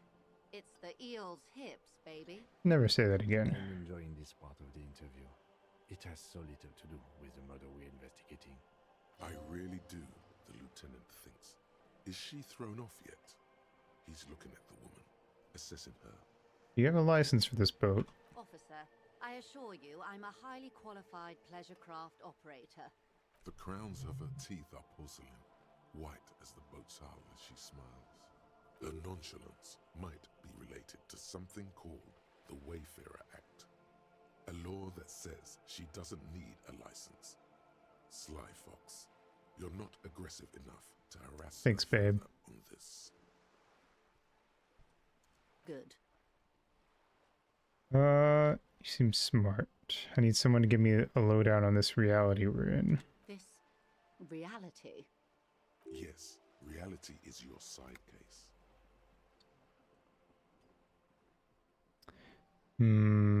It's related to that medical episode. I have trouble remembering even the most basic terms of reality. Ah, yes.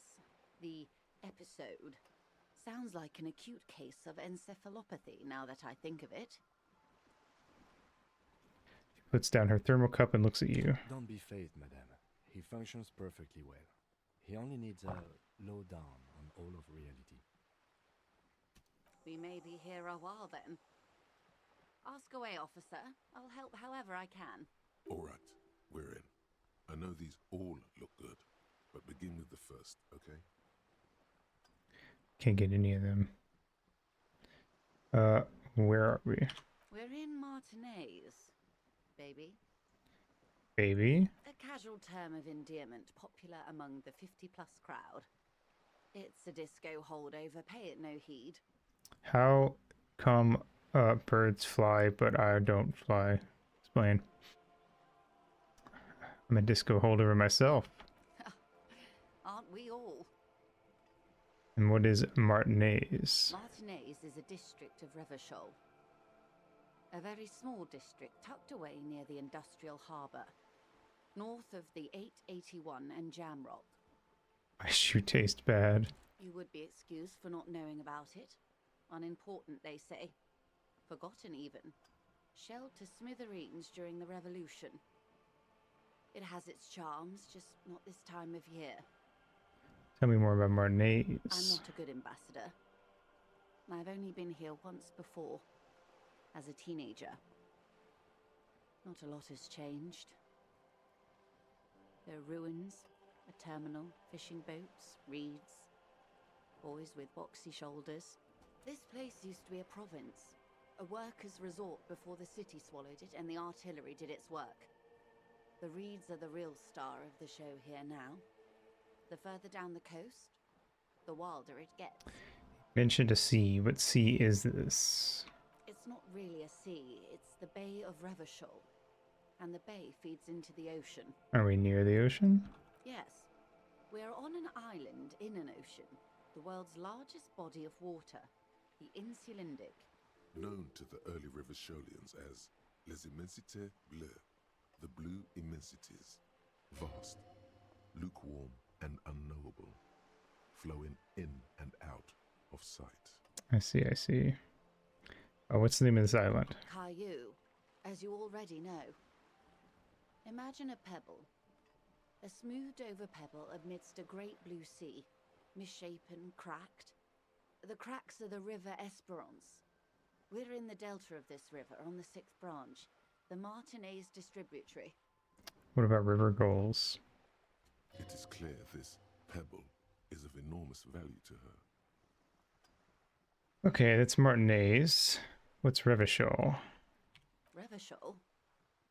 Revachol is what you call a city. What kind of city is Revachol? Estuary gulls, so true. The great kind. Pond gulls. As if it's self-explanatory, beyond patriotism, a fact. History detective. They built this city to resolve history.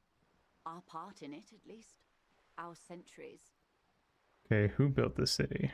The nations of the Occident, or migrant workers from Seminine and Ile Marat, depending on your creed. When was Revachol built? In the DeLorean century. 380 years ago. DeLorean. Like the car. And why will it resolve history? They say it's where the terrible questions of our time will be answered. The tensions are highest, the fault lines deepest. By that I mean conflicts. Ideological conflicts. The stuff of men. Getting Metal Gear. Men keep telling the graveyard it's the dead center of town when clearly it's on the outskirts. We are standing on a fertile, Great question. self-sufficient island able to sustain up to 200 million people in the middle of the Insulindic Ocean, the world's connected tissue. It's where the money is. So we're in an unimportant part of an important place. I think it's fair to say so. Martinez is about Points across the water where the skyscrapers rise. 22 kilometers from the center of the world. That soldering iron is the bank of the world building. The bottom floors are Insiacom. Coalition government, Insulindian Mission Command. Silence. She lowers her hand. The water, the light. It's as though you're seeing it for the first time. There is no recognition. Only the immensity of the sea and the cold radiating from it. Say nothing. Observe the large body of water swelling. Cold. She observes your eyes scanning the horizon, then breaks the silence, slowly. This is one thought you need to complete. Where are you? Was there something else you wanted to know? I remember something about a lowdown. This has been informative. Thank you, ma'am. I'm sure my memory-impaired partner has many more questions to ask, about even more fundamental aspects of reality. Might I suggest not asking them all right now? Madame Messier will be here later too, and tomorrow. Isn't that true, ma'am? Absolutely. My commitment here is long-term. You're right, Lieutenant. It's better not to eat all your candy at once.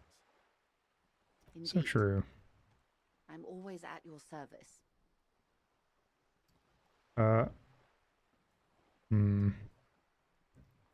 What times are these? Are unimportant times, Detective.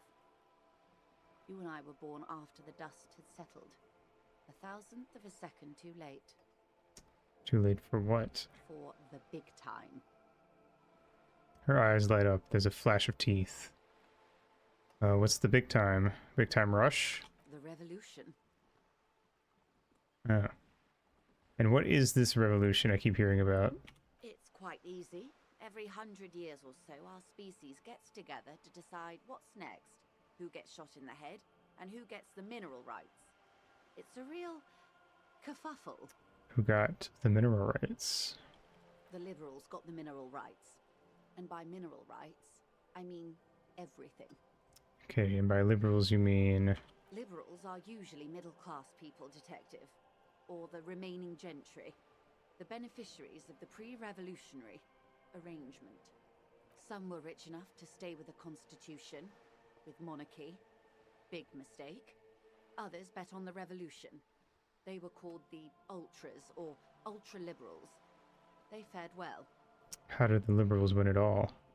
They didn't win so much as survive. We were the last ones standing when the war ended. Everyone else got shot in the head, remember? We. She's one of them.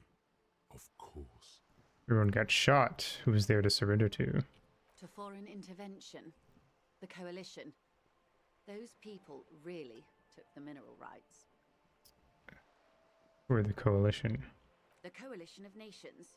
Grad, Mesk, Vesper, Messina, Oranje, and Sur-le-Clay. The armed center of the world.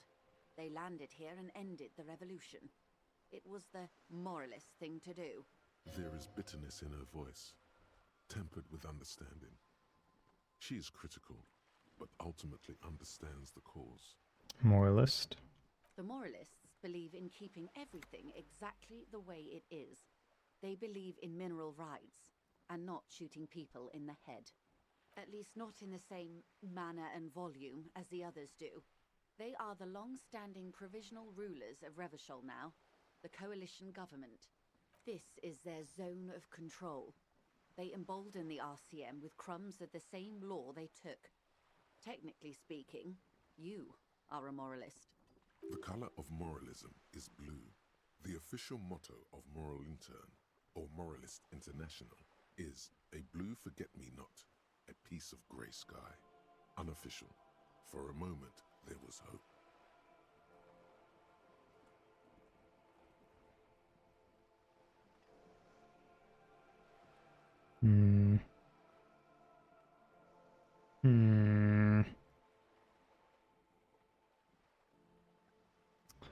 Not just technically, practically, for a moment, there was hope. A devout man of the center. Hard to come by.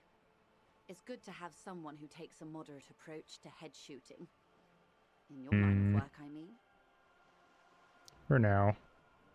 The turn of the century revolution? Don't answer it.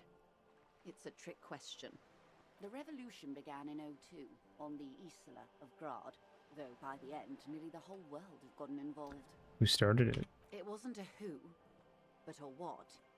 A pandemic of Zarat, a particularly virulent prion disease, which the authorities tastes like prion disease. to contain.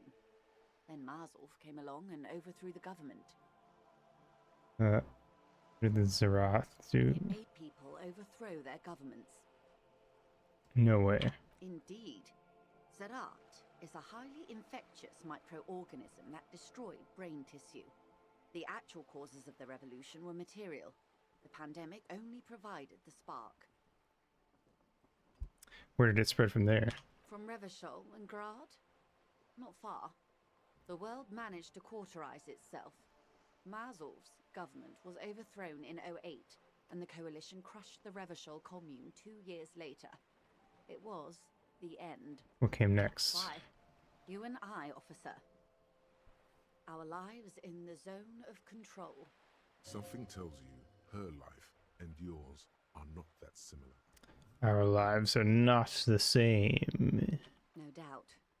But we share the same time and position on the planet's crust. That counts for more than you think.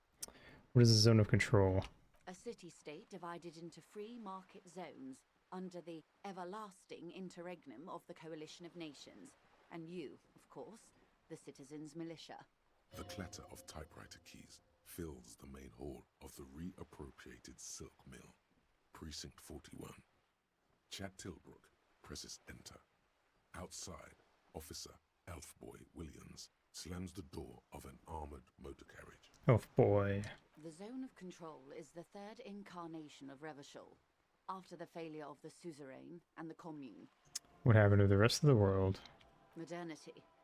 They developed the marvels of the inter-eastlery communication, telematic milieus, radiation, colored plastics. Meanwhile, in Revachol West, the aftermath continues for the 5th decade. It's been like this for how long exactly? 43 years. Hard to fathom, I know. What have we been doing all that time? The 20s saw a decade of urban war, west of the river leveled, offshore platforms in flames. Still, it's regarded as an improvement on what came before. 08 to 19 was simply hell. And after that? The 30s? Things settled down in the 30s. Revachol East transformed itself into the world's largest tax haven, with the international community's blessing. For the first time in a long time, it seemed like things were going somewhere. Were they? No. It was a market mirage fueled by cocaine and quantitative easing. The 40s dispelled it like a cold splash, an Isla-wide hangover, you might say. And here we are. Welcome to reality, baby. Hey.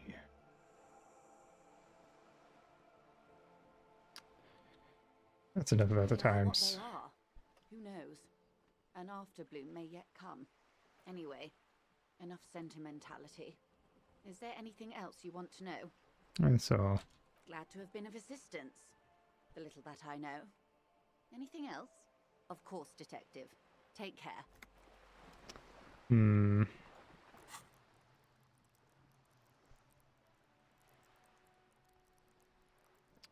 Let's see.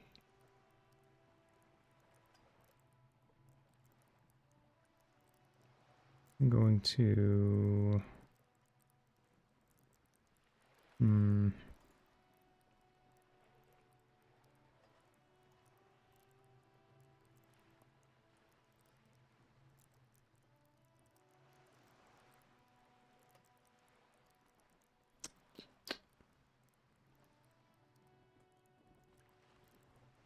up my rhetoric.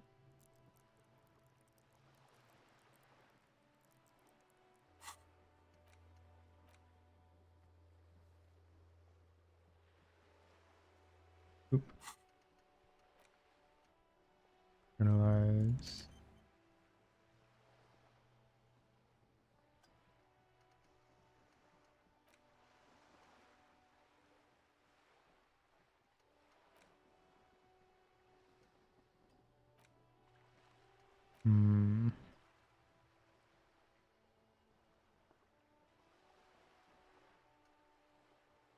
We'll figure this out for now. All right.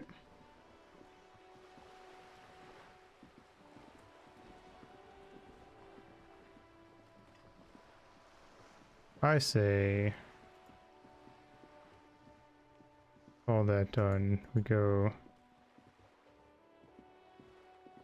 take another shot at getting this body down.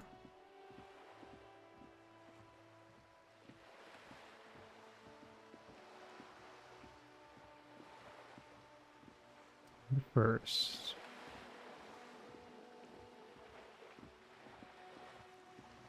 we should go get some more of that stuff. The ammonia.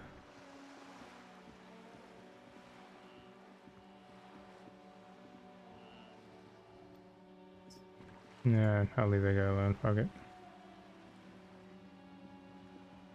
What is this? When operator viewer has been banged up, inoperable. Damn.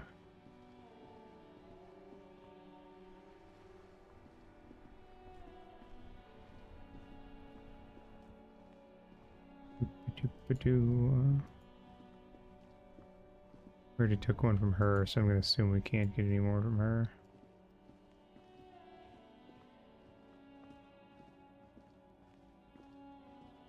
Was it you? Oh. Let's see.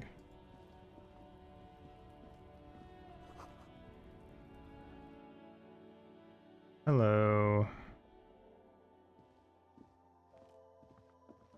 Welcome to Frick. Feel free to look around or something. Everything is out on the shelves. What's that magazine she's reading?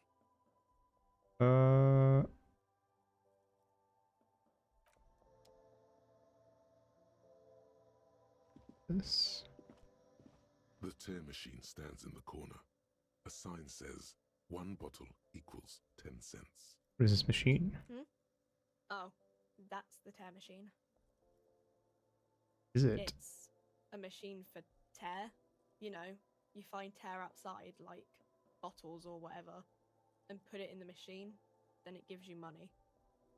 How do I pick up tear for the tear machine? You need a bag, I guess. We used to have some, but we gave them all out, so feel free to use it if you find a bag, though. I'm sure there are some out there, somewhere. Yes, technically, there are some everywhere. What is this? Yeah, but we don't have a bag, so we didn't get any of them. Beneath a display of croissants and juice bottles. Yeah. Coats are transparent, except for the big Fritta slogan on the back. A small cabinet on the wall is filled with various medicine bottles, nasal sprays, and blister packs. They all bear the Saint Baptiste Pharmaceutics logo. Their logo is the bloodless rose, pure white, untouched by harm. Edgy. Just ask me if you need anything from Saint Baptiste. We don't stock prescription meds, but we do have Nosafed, Duramine, Magnesium, and Hypnogamma. You have any ammonia? Yeah, there's like an ampule somewhere.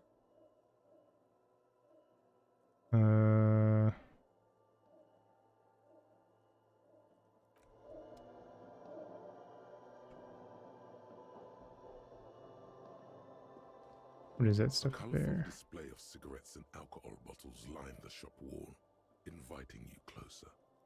There, in that dark green glass, all in vain, the great flowing river of warmth, wine, alcohol, beer, alcohol, love, alcohol. This is not a good place for a recovering addict. Guess not, no. Looks at the wall of goods behind her, then adjusts her hat. I'm obliged to inform you that both alcohol and cigarettes damage your health, but I guess you already know that.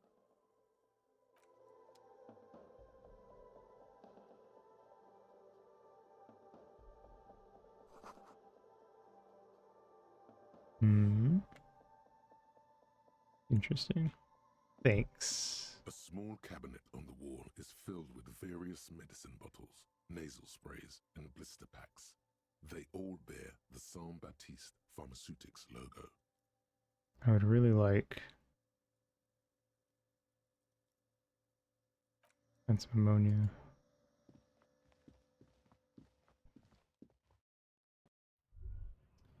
What does this say? Free teas, how idiomatic. Welcome to Rivachol. Announces the rotund man. The remark isn't addressed to you, it's addressed to the lieutenant. Why are you addressing my partner like that? Don't you welcome to Revachol me. My grandfather came here from a 3,000-year-old racist isolationist culture, while your ancestors came to this island a mere 300 years ago.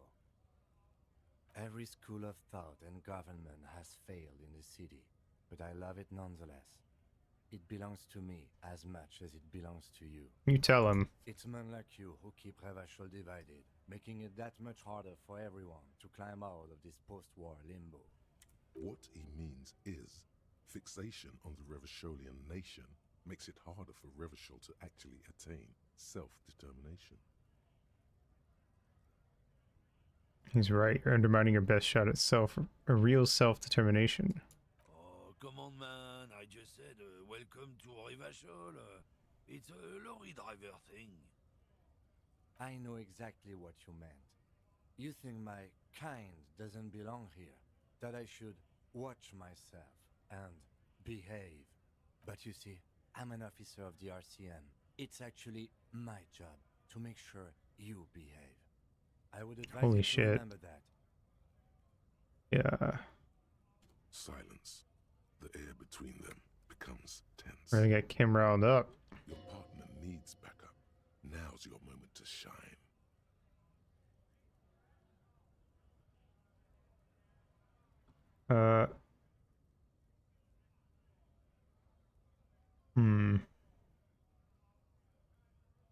Fucking A, Kim, I got your back. You two make a cute couple. You know that. The lorryman spits. The lieutenant exhales and resumes his regular calmness. Now that that's settled, we have a couple of questions. Whatever you say, officers. Waits impassively, cigarettes smoldering between his fingers. What are you hauling? Oh, not much anymore.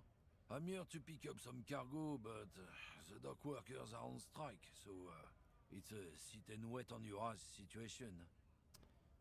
How long has this been going on then? The strike? Oh, they've been at it for a while.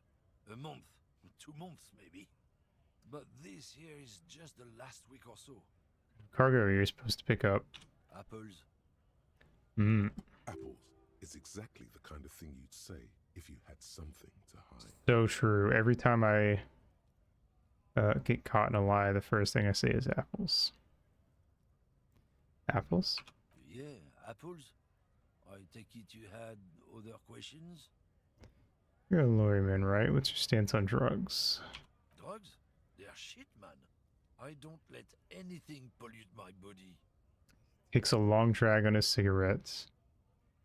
Why not? You know where that shit comes from? Sarah Miriza, Safre, Ilmara. They take the money from our local junkies here and then use it to outcompete us in the manufacturing sector.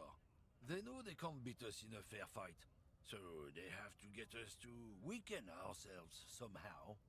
It's racial sabotage, racial economic sabotage. There's your in. Take his side in this particular fight.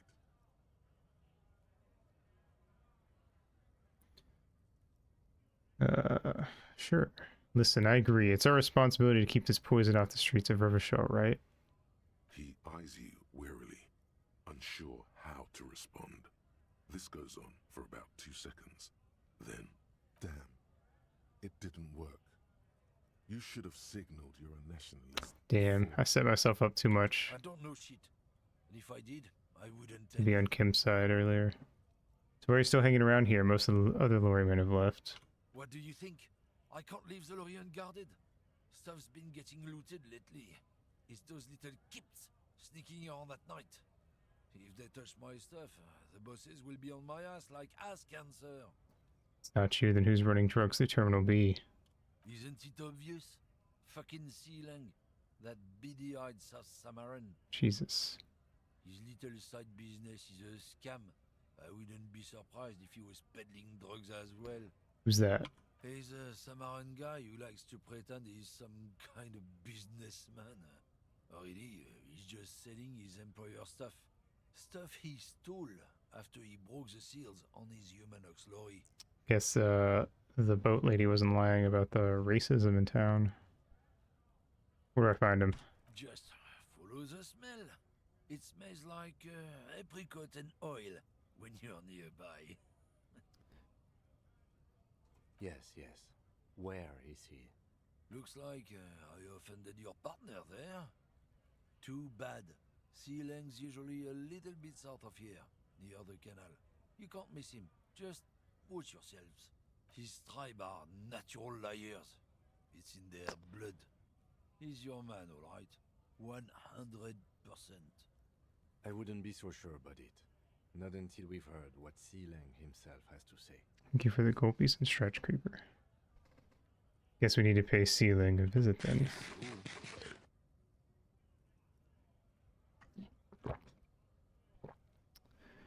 Okay.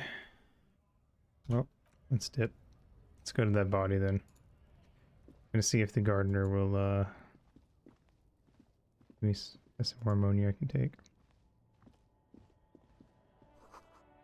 Goods from the lorry haphazardly litter the surroundings.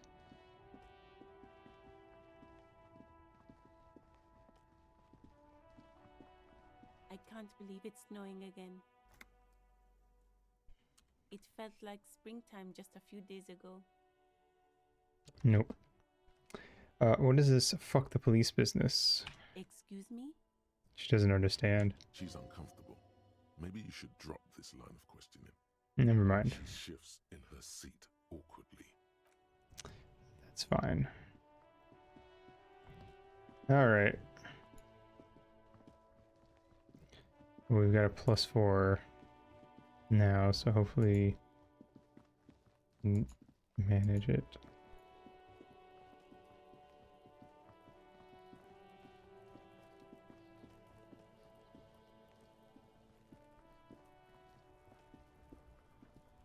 There he still is, looking. Oh, we've got a 72% now. With his white eyes. The body below is entirely dedicated to Plus, that oh, we got a corpse +6 smell. to this. Is all it does now. As you breathe Hey. in, the odor comes over you. It's a smell of the mind telling you to run, and your stomach to wring itself empty. With your hands at your sides and your eyes squinting, you stand in it. Do they always do that? They do after 7 days, yes. We are deep in decomposition here. The man before you is naked, but for a pair of underpants and enamel boots. His skin is greenish, marbled with decaying veins, and blotched by lividity. A fading web of tattoos covers his chest and shoulders. The cargo belt used to fasten him to the branch above appears industrial in strength. Inspect the boots. The material appears to be ceramic. Its clean white stands in stark contrast to the decaying flesh above the knee. The man wore thick polymer socks, probably for padding. A fine array of interlocking plates covers them. Delicate and fragile, they feel alien to the world around you, out of place somehow. These are clearly not boots.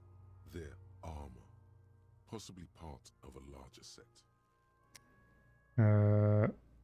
Okay. These are just boot. These aren't just boots, are they? This is the armor he was stripped of. Indeed. Technically speaking, these are sabatons, not boots. What kind of armor is this exactly? Under the heel. Fair weather. Fair weather model T500 VE. I'm guessing that's vitreous enamel. This is advanced stuff. Where's the rest of it? Scavenged by the locals? Piece by piece.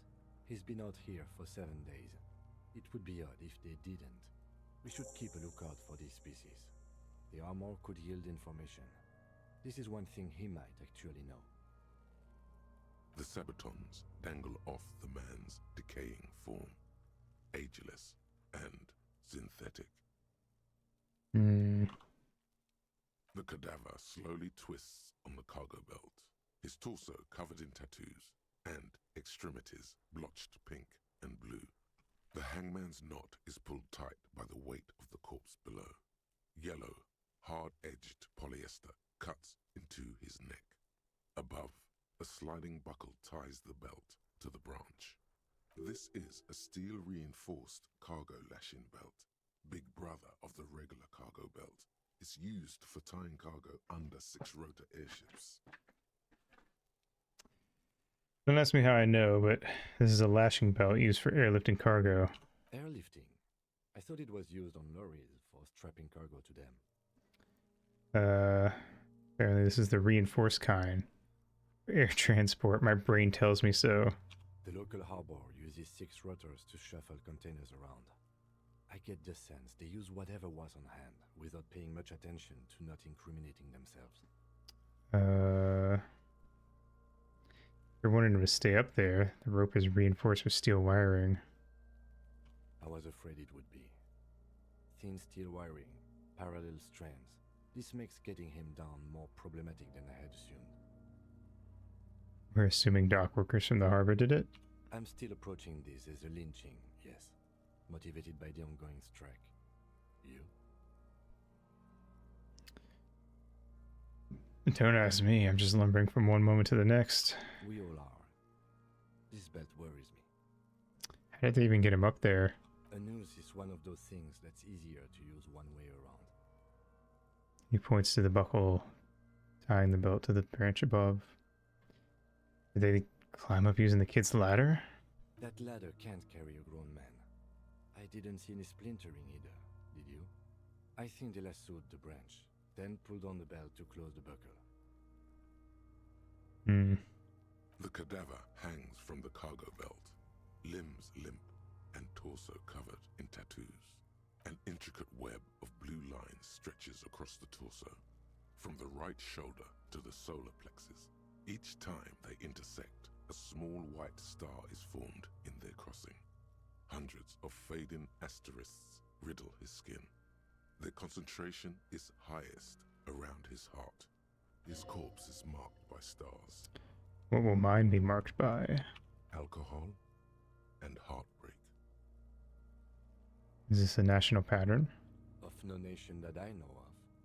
If anything, it reminds me of religious illumination, last or penultimate century. Men who live harsh lives often turn to innocentic worship. But which one? I see no trace of a humanoid figure. We're missing something here. I agree. A sudden ring fills the air as the lieutenant pulls down the zipper of his orange jacket. He takes a thin piece of milled aluminium from his coat pocket and pulls it open. Sounds like a sword being unsheathed. A small lens appears. Some sort of camera. Let the lieutenant work. Shit, Kuno! What the fuck is that? An instant color camera. Produces two metal capped ampules and clicks them into place on the side of the apparatus. A thin slot shines there. This is the first time he openly acknowledges the kid's existence. I have only 2 ampoules, so nobody move. I don't want to waste one.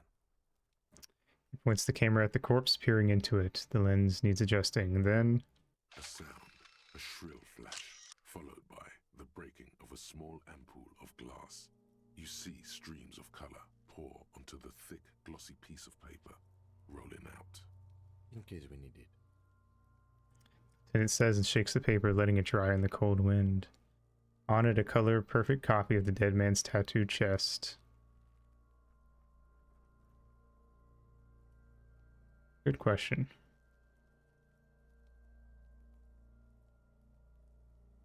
What do we need the photo for? It contains insight to the victim's person. By his build, I'd say this was a man of physical violence. The story he wanted his body to tell was important to him. It is his letter. To us.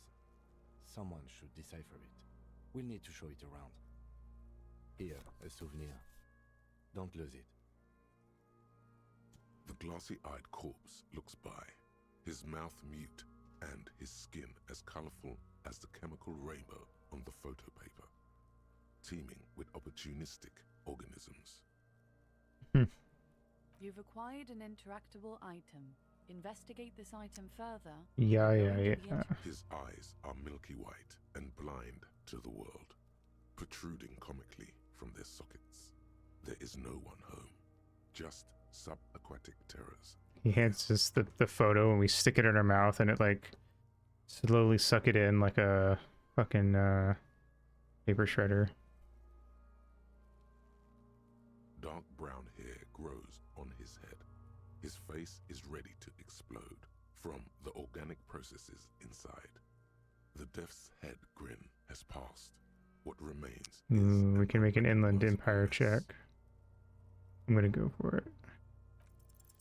The corpse Damn it. is dead silent. You have no idea why you just said that. Fair enough. Who is he? He is male, 4250, with an athletic build. The corpse looks right Worth a shot. as you distance yourself from its stench. Eyes like a shark. How do we get him down? Are you sure we finished the preliminary examination of the cadaver? We might miss some of these things once he's down. The cadaver slowly... As you narrow your eyes, the monster before you blurs into a violent mess of green and pink. Only the lower extremities are pink with a dash of blue. His fatted hands, thighs, and his neck, just above the noose. The rest of the corpse appears dark green in the cold spring air. Stop and relax your eyes. The cadaver slowly twists on the cargo belt. his torso covered in tattoos, and extremities blotched pink and blue. The steel-reinforced belt presents a unique challenge. I brought chain cutters, but I don't see a good angle of approach to the belt. He doesn't actually think the challenge is unique. He thinks it's frustrating, annoying, and harder than he thought. The cadaver is a good 1.2 meters up. Neither one of us can reach the belt without assistance. And even if we do, there's the question of cutting the airship strength material.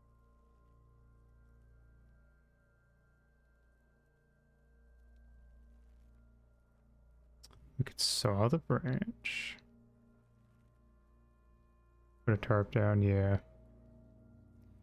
I say we lay down a tarp and saw the branch off if we can. Climb up there and saw the branch? Oh, I was thinking like one of those like extended limb cutters. Yeah, I can imagine that would stick around. There has to be a less risky way, with less falling down of trees. We can ask for help from the harbor? I was really hoping we wouldn't. The Union appeared to be suspect in this case. It seems like a dangerous route to go down.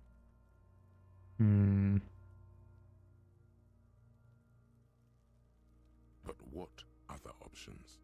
The corpse twists on the belt, like chicken on a skewer.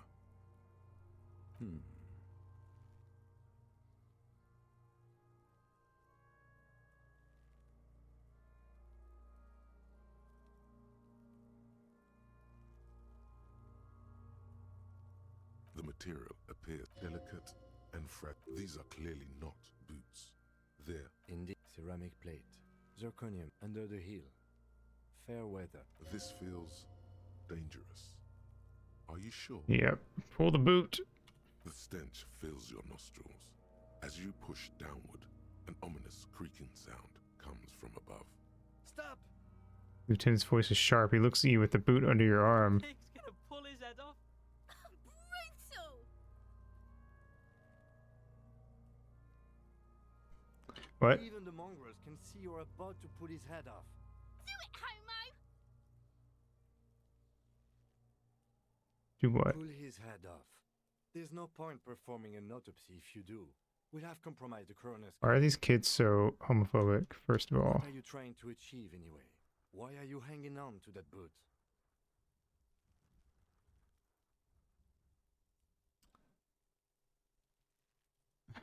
I didn't even want to take them off. I just thought I should try. Try what exactly? If you can't experiment, how will you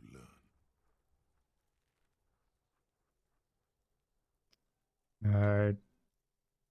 Might have wanted to experiment, you know, get an exploratory jive of things. I see what you mean. But even so, there's no way you're getting them off. All the organic matter in his body has been flowing down into the boots. They are fused to his feet now. Why do you think the locals haven't scavenged them yet? Fair enough. You got me. There might still be a way to peel them off, but first the body needs to be down. And second, it would probably be better if the lieutenant wasn't around. Nah, I don't really care about the boots. Alright then. You can pay the hostel bill in honor points. How many honor points have you collected?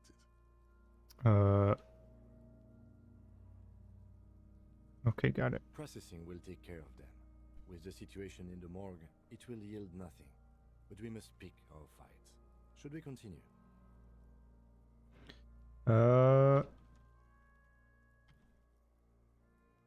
Knock on the boot. A small bell-like sound fills the air, like tapping on the side of a porcelain cup. Sounds fragile. It's anything but. This material is a kinetic redistributor. It spreads kinetic energy horizontally, from plate to plate, dissipating it entirely. See? Faint, organic lines cover the plates, where they separate into smaller ones. These plates then divide into smaller plates, until there are hundreds of them altogether. Like the scales of some ancient white monster, cracked and pearly. Here looks out of place here. It is. It's expensive. The lieutenant draws a line in the condensation on the ceramic with his index finger. We've requested similar material for our tactical units for years now. The constabularies deemed it too costly. In that time, we've lost 6 men to semi-automatics. How much are we talking? For a full set, about 4 years of wages. God damn. For the northwest region of Revachol, an officer's average yearly income is 5,500 real, unadjusted for rank. It's a lot, I take it. As a wage, it's regrettably small. But for a piece of hardware, yes, that's a lot. How can this man afford such expensive hardware? That's for us to find out. My initial report on the area suggests he was a security guard for the harbor company. But that's just hearsay. Looks pretty advanced for a security guard. I agree. This equipment is way beyond what a guard can afford. The cadaver slowly twists on the cargo belt, his torso covered in tattoos. Yes, we do.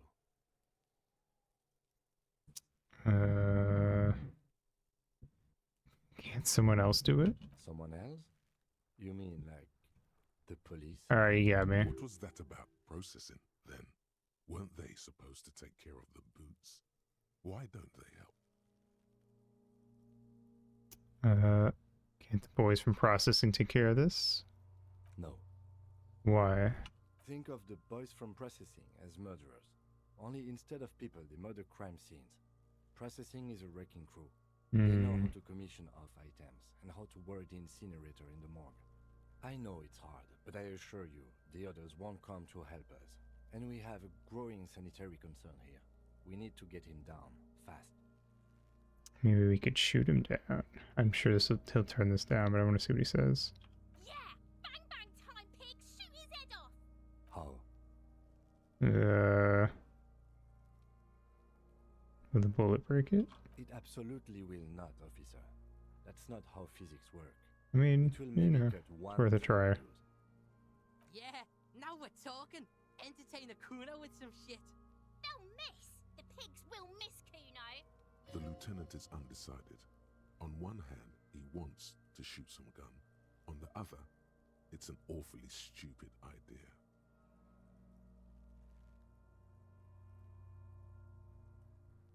Actually, yeah, I mean... what else can we do? I don't know. I feel like we have to get some help from the harbor. If we're not going to shoot him down. Okay, they do have the tools and the men. And since it looks like they put him there... They can get him down too. Okay, let's do it in the lousy, dangerous way.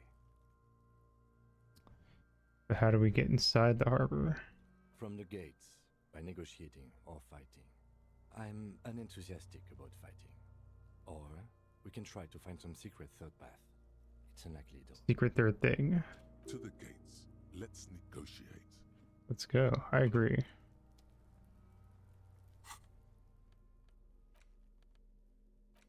Correct. An intricate web of blue lines stretches across the torso of the hanged man, from the right shoulder to the solar plexus. Each time the lines intersect, a small white star is formed in their crossing. Hundreds of fading asterisks riddle his skin. Their concentration is highest around his heart. The pattern still kind of has an ethnic feel to it, but nothing familiar. Who are you? Gone. What's the meaning of this tattoo? For you to discover. You've gotten as far as you will without assistance. Someone close to the victim might know. Someone who knows about history could tell you.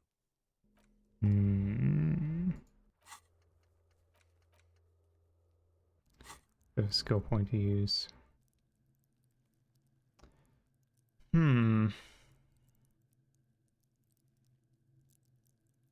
wonder...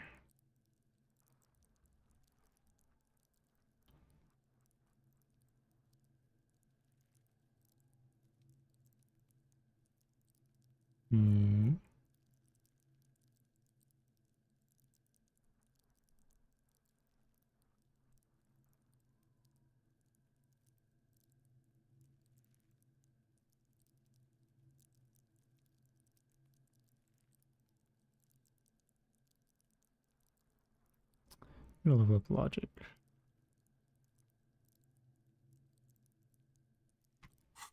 Alright. Well, I guess we're headed to the harbor. Oh, the snow stopped.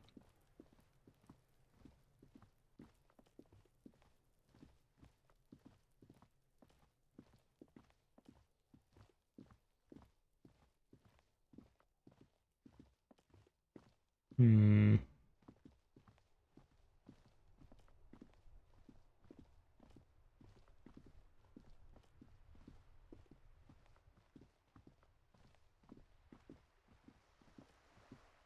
So what do these guys see if they have anything to say? No shame.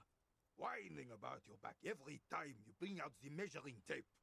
René, you're a man with a fork in a world of soup. Please, let's just try to enjoy the game, alright? Oh, I didn't realize they were playing something. I'm trying to, but you keep breaking my concentration. You're old. I can see that. We're both old. Now stop grabbing your ass like it's a girl. These manly men are playing balls. This is a ball game. Uh-oh. Grab a ball and play it. Don't ask questions. Shoot first. Ask questions never. Alright, I got this. Ball time. That's the spirit. Don't even waste your breath asking about the game. They wouldn't know anyway. They're way past their prime. Let's go for a roll. 83% chance. A...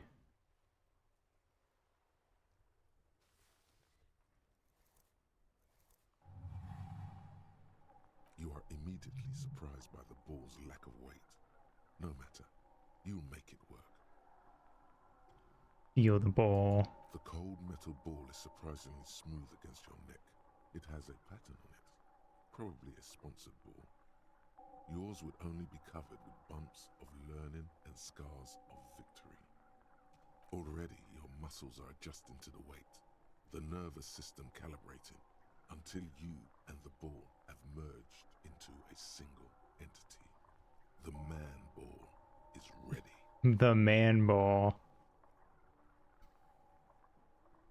Taking the surroundings. A chilly breeze ruffles your hair as you stand there, feet firmly planted. All sounds, smells, even the wind, everything fades until the only thing left is the union of man and ball. Time for a last glance inward. Who am I? An embodiment of pure motion, a fine-tuned locomotor running at maximum efficiency. Some would still say you're a cop, but I guess we're beyond that now. The inertia can be contained no more than a bullet leaving a gun. Let go. Be the bullets.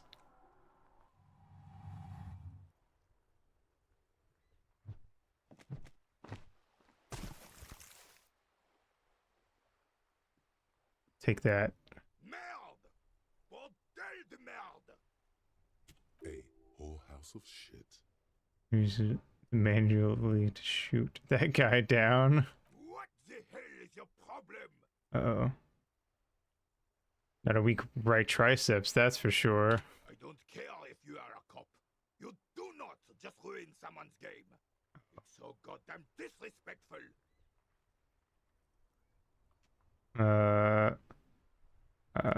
Wait, what? You vandalized our game, son. We can't play pétanque with 5 bull. Sorry, an honest mistake. Oh, I thought it was shot put. Well, it damn well isn't. It's pétanque. You ruined a pétanque game. We want our bull back. Take it easy, René. This is just a misunderstanding, isn't it, officer? No harm done. Of course there's harm done, you orange slug. You owe us a goddamn bull. Okay, sure. Good. Mistakes are forgiven when men at least try to right their wrongs. I believe you will try. Now, why did you approach us? Yes, why did you come here? It's unlikely they know anything about them. Why not? Just talk. It'll smooth things over. Old people like attention. Oh, it called to me. Do you know anything about the man hanged in the backyard of Whirling in Rags? Unfortunately, I don't. Unlike most of the locals, I have no qualms about assisting law enforcement, but this affair has passed me by completely. And most of the locals? In Martinez, the union is the law, so can you really blame them? But you don't have a problem with cops? Cop is a pejorative term. I don't have a problem with policemen. On the contrary, I admire the effort to bring order to our streets. He doesn't know about the crime. Your time is better spent discussing politics. What about police women? Hmm. I'm confident they are indispensable in regard to all the paperwork and other administrative duties. Ooh. Ooh. Ouch. Old people being sexist. Who would have guessed? There are no duties RCM women couldn't carry out. But you must agree that nature, in her infinite wisdom, has made men more fit to perform certain, more challenging tasks, don't you? No, I don't think there's any evolutionary inequality at play here. Really, officer. Match an average woman against an average man in a dark alley and see who comes out on top. Gender equality is a very noble, very modern idea. But in real life, primal roles prevail. But I do not wish to discuss this matter further. Fair enough. Seem to be playing in a crater. Yes. The terrain here provides an interesting variety to a familiar game. Do you know what created it? I do. Fire from heavy artillery. Okay, it's a crater left by artillery fire, but why? It's where the original ball fell to the earth. Oh my god. This is a sacred, sacred place. Why what? Why was heavy artillery used? Because that's what happens when communards hijack your country, execute your supreme leadership, and turn your capital into a slaughterhouse. You use heavy ordnance to clean up your home. Wait, who are the communards again? Commies, communists, socialists, anarchists, call them what you like. They just chose the name to feel special. Senseless sentimentality. Did you use artillery fire against them? Sadly, no. It was the foreigners who brought them to their knees. We fought valiantly. Too valiantly. So valiantly we got licked. Yeah, it's squeezing a bull in his fist. Should have fought dirty, like they did with their suicide sex cult propaganda and mad anarchist women strapped to shrapnel bombs. We didn't though, and we lacked caliber. God bless him, but the suzerain's cannons simply weren't big enough. It was probably a bit more complicated than that. Why shell them here in Martinez? They should have chosen a place. Yeah, why shell them in Martinez? Because this place is a damn beachhead. Had to soften the commies up first. The beachhead? Yes. The military coordinated amphibious landing to take back Revachol. He finds your lack of historic knowledge troubling, a sign of mental deterioration in the preceding generations. Martinez was used as one of the 3 footholds in Revachol during Operation Deathblow in 08. The other 2 are off in Stella Maris and the Delta.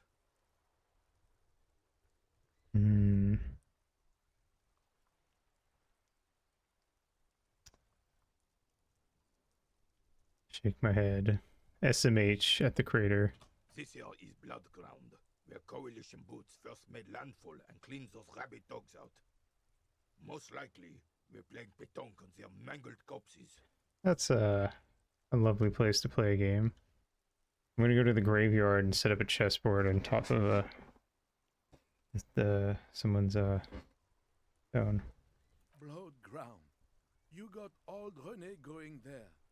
Like he isn't hungry enough already.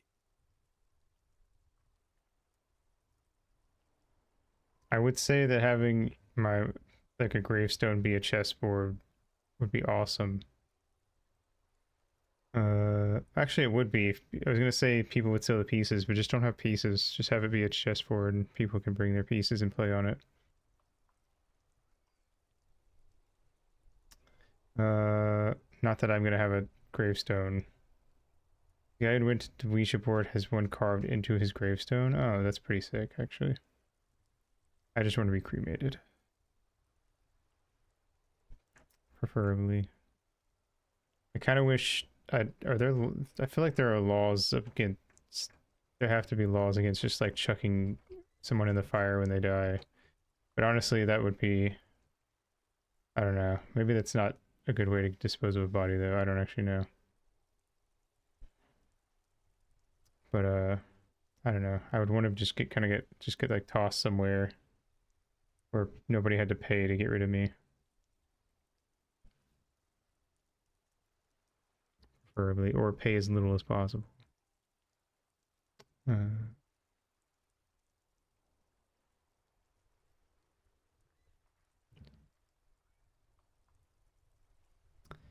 Explains all the war damage. Damn right, son. They lit the fire of hell on the city before they stormed it. And it worked, too. The strange gleam in his eyes. The rest of the city got cleaned up, but Martinez they keep as a monument. And now the Union Socialists are practically running the place. Well, it's your own damn fault. You, we, the coalition, Revachol, whoever you want to blame, never finished the job. Officially, the party never surrendered. Of course they still hold influence. You don't even begin to truly understand the players on the table, let alone the specific circumstances surrounding the... What do you think? Thinking men have opinions on these things. Present one.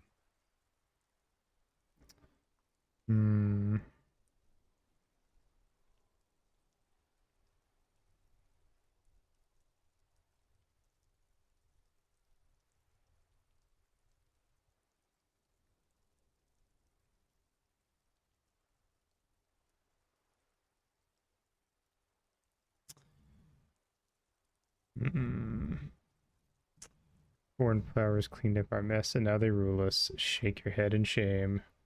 I'm sorry it had to be them. After 8 years of fighting those hyenas, boiling cats for food and drinking piss in the mountains, I would have preferred if the Right Honorable King Guillaume returned through Revachol, or even if that damn clan Frisell had risen from the grave and led us. Sadly, that was not the case. This royal failure weighs heavily on him. Instead, all that is just, holy, and beautiful in the world was wiped away, and now it's neon signs with toothpaste ads everywhere. Foreign influence peddling garbage and stupid music on the radio. This is just what the commies wanted. This was their plan all along. This is what they wanted to replace the role of the suzerain with.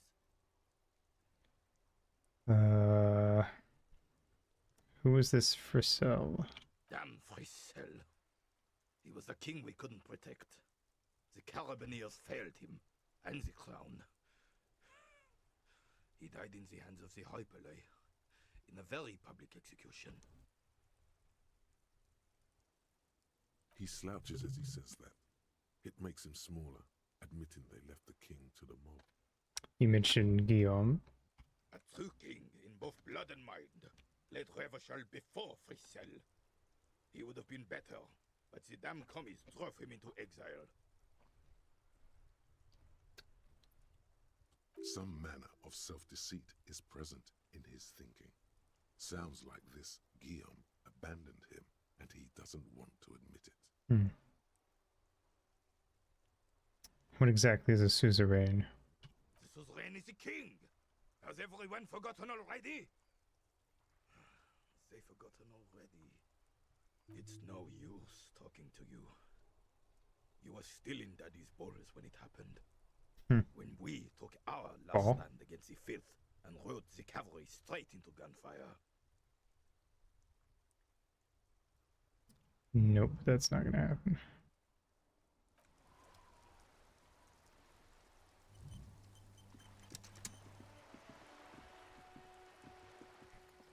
I'm gonna get this bag.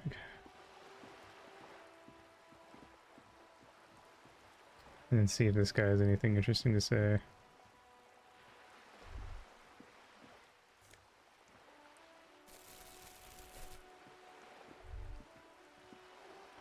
It's the squall seabirds.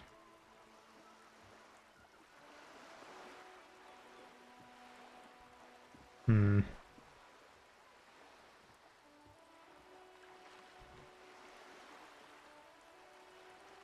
What is this?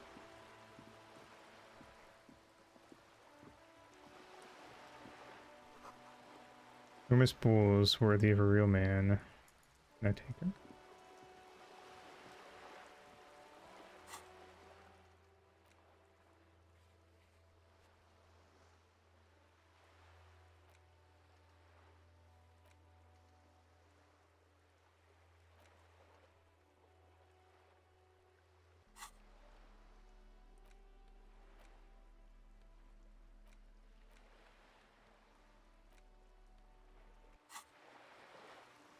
Oh, they're like, I see. I misunderstood. So zoomed out, I didn't realize what that was.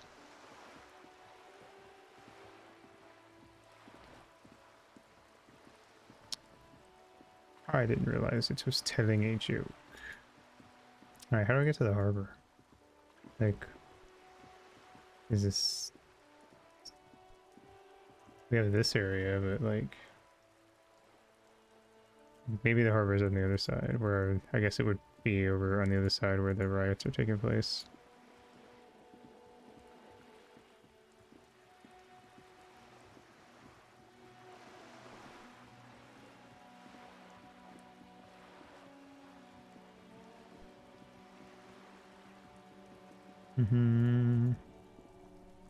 Wonder if this has like a Majora's Mask time limit, where like if I don't get it enough done in time, I'm just dead. Because I know that guy told me to pay thing off tonight, but I don't see how I could do that.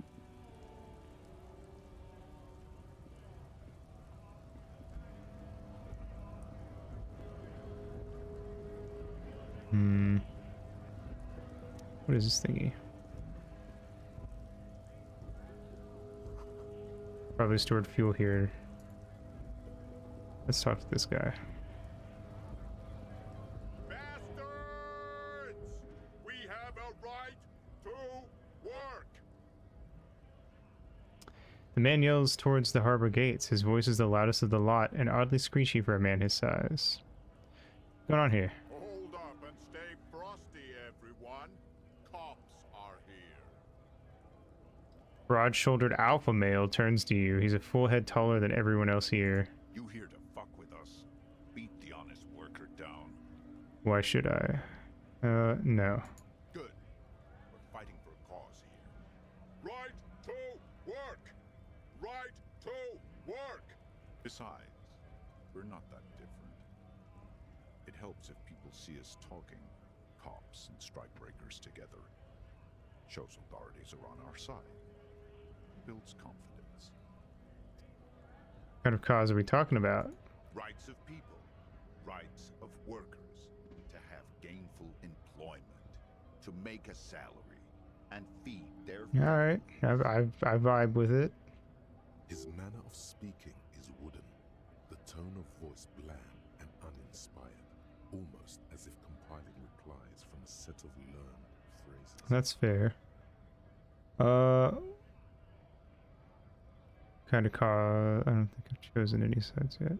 I have some questions for you. Maybe you should ask them the questions. Like, why we're not allowed to make a living here. Shame on you! We have families to feed, you piece of shit. Points his finger at the man sitting on the railing. So do we, Scab.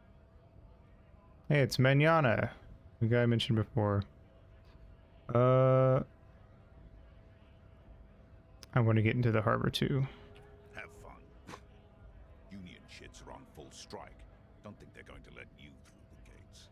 I'm trying to meet their fat boss.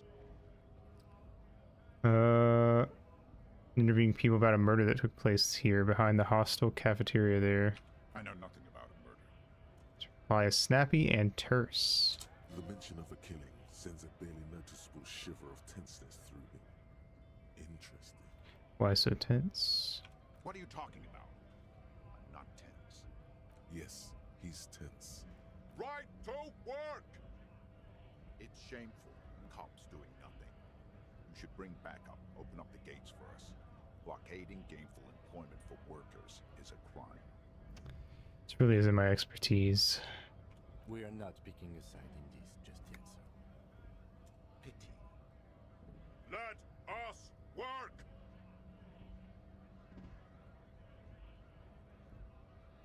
Who are all these strike breakers? Honest men and women with rights to work, to be useful, not toys for corporate interests. The man runs a hand through a steadily graying military haircut. We came here to help the harbor run smoothly in time of crisis.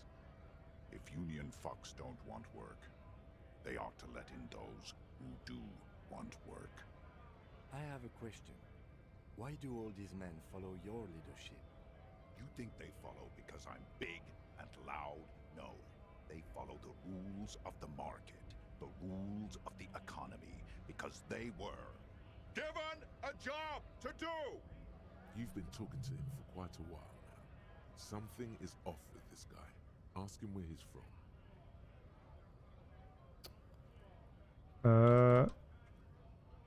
Okay, I gotta ask, where exactly are you from? What's it to you?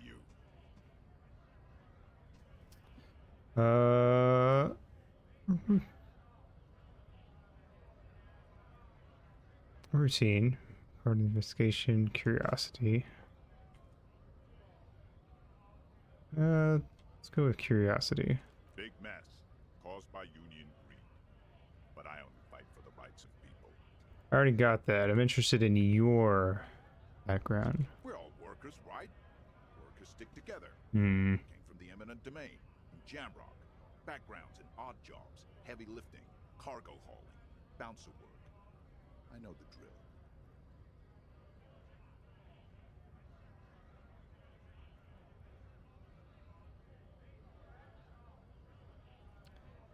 Bouncer? Where? I frequent a lot of bars. Maybe it's one I know. Worked at Territorial. Ring a bell?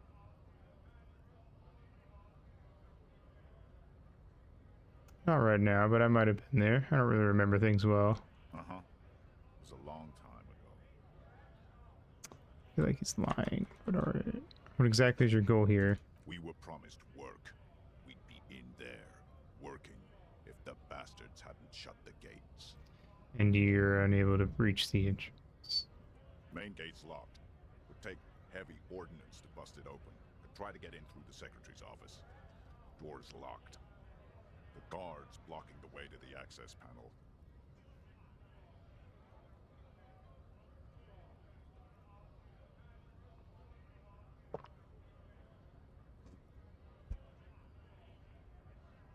And I don't mean the scrawny mess punk either. I mean head measurer. Or whatever he is. It's a head measurer? Huge Seminese guy standing up there on the overhead passage. Won't let anyone by. The access panel is right behind him. How bad could one guy be? You seem capable. Bad. Standing on a narrow bridge, he's got a strategically advantageous position. And he's trained. Fair enough. I don't know how the Union has a trained killer up there. But that one's no joke. And my men are tired and hungry. They're workers, not fighters. Have you considered storming in? Why don't you just talk to them? Like civilized folk, you mean? These native fucks don't understand civilized. Okay. Didn't need to go there, but alright. It would be better for the neighborhood if you went home, at least for now, if you can't get in anyway. No. They will give up eventually. Or get drunk. Leave the button unguarded. Then we charge. I'm just gonna leave now. I'm gonna go talk to this guy. Scab? Asked the man with jelly eyes, tilting his head. You're hazy on the notion of a scab. Smells like politics, though. Maybe it's got something to do with the flask he reaches for from time to time.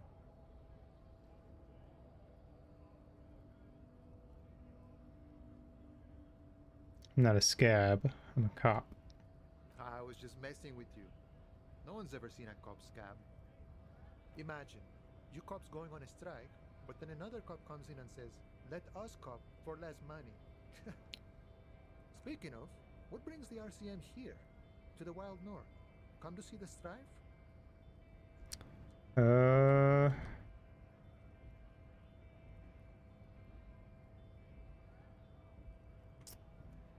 Come to Martinez investigating a murder.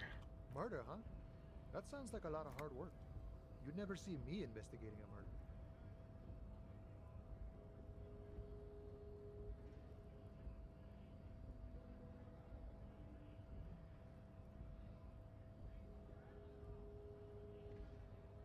Whisper, I have no idea what I'm doing. That's okay. I have no idea what I'm doing either. I don't even know what day it is. Don't tell me. It's a better day that way. I'm looking for assistance with a dead body situation. Body still hanging in the tree? Hey, that's a rough pickle. Can't help you with that, sorry. I'm not really an admirer of dead bodies. Might be someone else from the Union can render assistance. Does that mean you can let me through the gate? I don't operate in that capacity. I'm not a granter of passage. The passage grants itself. If it's so simple, why did the scab leader warn you of the guards blocking the way? That's simple, I just walk in. Aye. Walk right past Measurehead and go in. Past Measurehead. Yeah, the 2.5 meter tall Semini supremacist there. Walk right past him. Right. Then press the button to unlock the door. Uh-huh. Then go past him again. Okay. And you enter the arbor through the office. Está. So you're saying it's actually quite difficult. Don't worry, I'm sure it's not completely impossible. For example, you could best Measurehead in a physical confrontation. Me? No. Or you could convert to a Semini supremacist worldview. Or, maybe it actually is completely impossible. Has any of the scabs tried converting to his worldview? The one stat we didn't spec in, yeah. Jean-Luc himself would say the philosophy has proven overly heroic for the scabs to convert to. Not enough intuition. Got it. Another thing. Sure. I like how you can ask people for money. What's the strike about anyway? Maybe I should be asking for money. I'm sure the big boss will be glad to tell you. You'll have to ask him first. He's a chatty guy. Wants to talk about the strike. Return once you've met the union boss and are on a better footing with the organization. I see. What happens if I ask for money? Sure thing, my friend. I can help you out. Oh, let's go for it. The coin Fuck. slips by your outstretched fingers and falls to the ground. Oh, I'm sorry. Didn't mean to throw it like that. It's a thing we harbor folk do, passing around cargo and such. Was not meant as provocation or ridicule. The boyadero stares at you with respect, then gestures towards the trickles of blood adorning your clothes.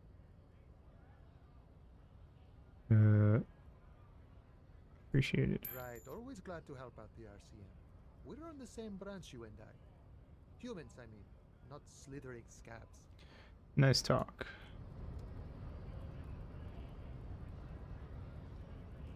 Alright.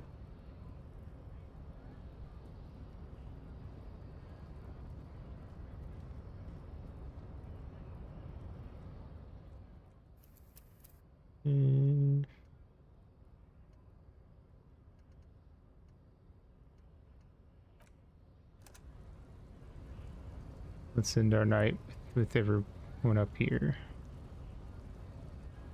I guess it's just this one guy. Hand-eye coordination, yeah, I did mention that. Nobody betrays your degeneracy. Yeah, Measurehead. His body totally betrays his degeneracy. The young woman at the giant side agrees. Don't say anything. Size him up first. I'm sure thing, Authority. Are you admiring my morphophysiology? It must be frightening to stand in the shadow of this racial pinnacle. Be calm, Sandwich. You are not in danger because you are not a threat to me. What do you mean my body betrays my degeneracy? You have succumbed to Al-Ghul. You reek of it. An invisible sword of Al-Ghul emerges from your throat. You cannot see it, but others can. It is making the woman in my company sick.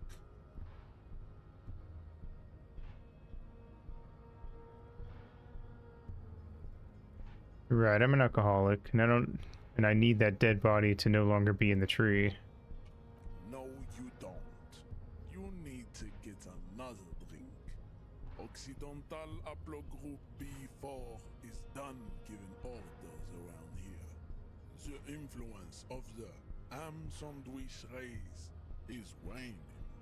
Show him the ham still got it. Does this remind you of someone? The guy down there?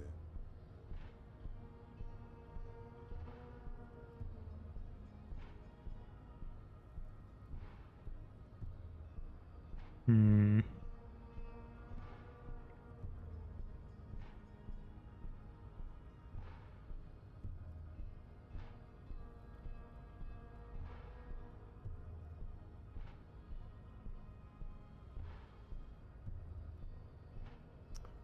Try to be nice. The race stuff is unimportant here. I just need you to help me do my job, please. Begging for help. Attempting to pass fear for cooperation. How far the Occidental Haplogroup has fallen. You were once a noble and powerful race. You gave the world eugenics, electricity, and powerful weapons of war like missiles and aerostatic aircraft. You made great gains in metallurgy, race theory, and statecraft. You dominated lesser cultures, like the deformed Hemians and the inexplicably potato-obsessed Khoikos. But now your ascent to the genetic summit has halted. You are obsessed with sadness and with frivolous pop culture. You will be superseded. Isn't that right, Yeah. babe? It is, baby. Could have just smacked my head in immediately. There is a button right behind him, just out of reach. It must be the one that opens the door to the harbor. This man is not budging. Let's hope his superiors inside are more cooperative.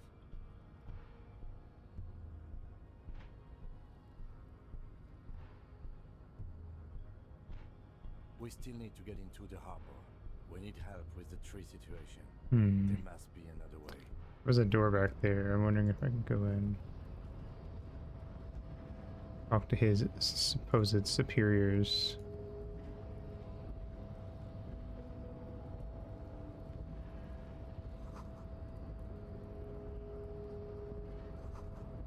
Hmm.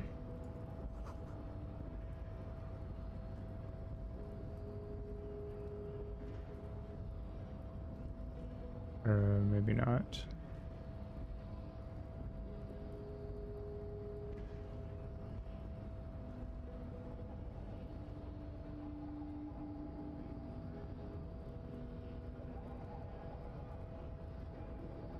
I feel like that's our best bet is to do that, but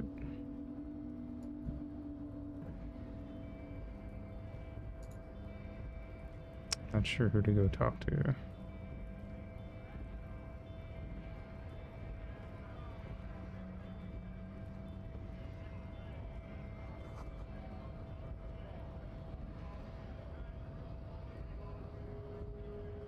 Oh, there's some money on the ground. Don't mind if I do.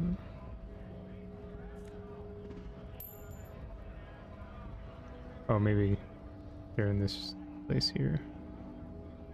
Perhaps. I don't know. Oh, wait, no, this is the shop. I'm dumb.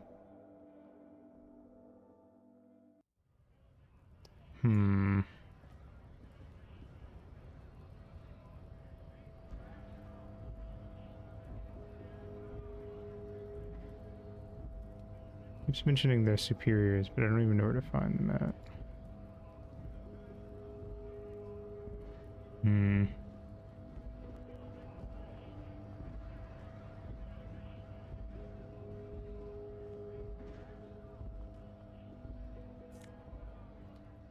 Take the money.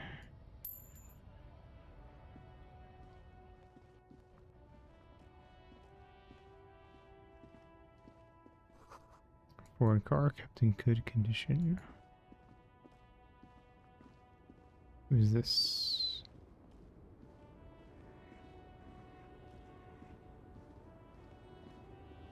The small, wrinkled woman does not greet you. She nods along to something on her radio.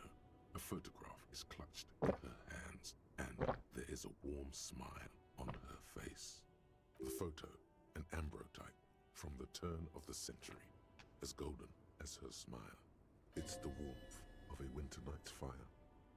Maybe she could give you comfort and shelter, some cigarettes and food money. Maybe she's your... Excuse me, ma'am. I'd like to ask some questions. All right, let's open with Grandma. Nothing. Her smile just keeps widening. Her hair is gray, like lead. No response. Wherever this woman is, your words Alright, I guess we'll snap our fingers. If you want her attention, you may need to be more forceful. Snap my fingers twice. Where am I? Who are you? Like a magician recalling a subject from hypnosis, you've jolted her back to reality. The smile on her face has disappeared, replaced by the wary aspect of a cornered beast. Actually hoping you could tell me that. Never mind. I remember now. I'm still stuck in that traffic jam in the 50s. What's so bad about the 50s? The men have small jaws and everything is made out of plastic. Why do you need plastic when you can make the world out of amber? Where else would you be then? Back in Methka, during the time of the revolution.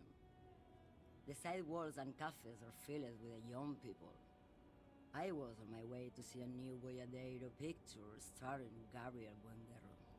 Until you came along, that is. Who's Gabriel Buenguerro? This is Gabriel Buenguerro.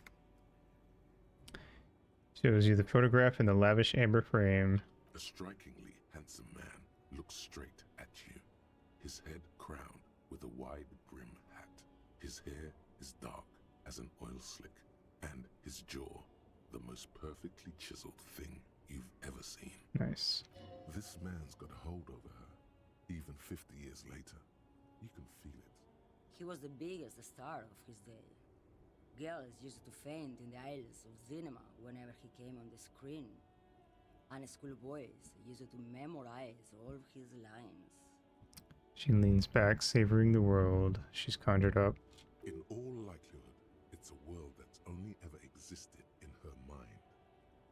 So I take it you were in Mesk when you were young? Someone was. She nods as though her meaning was perfectly clear. Someone. Are these not your memories? They are someone's memories, boy. What difference does it make if it's me or not?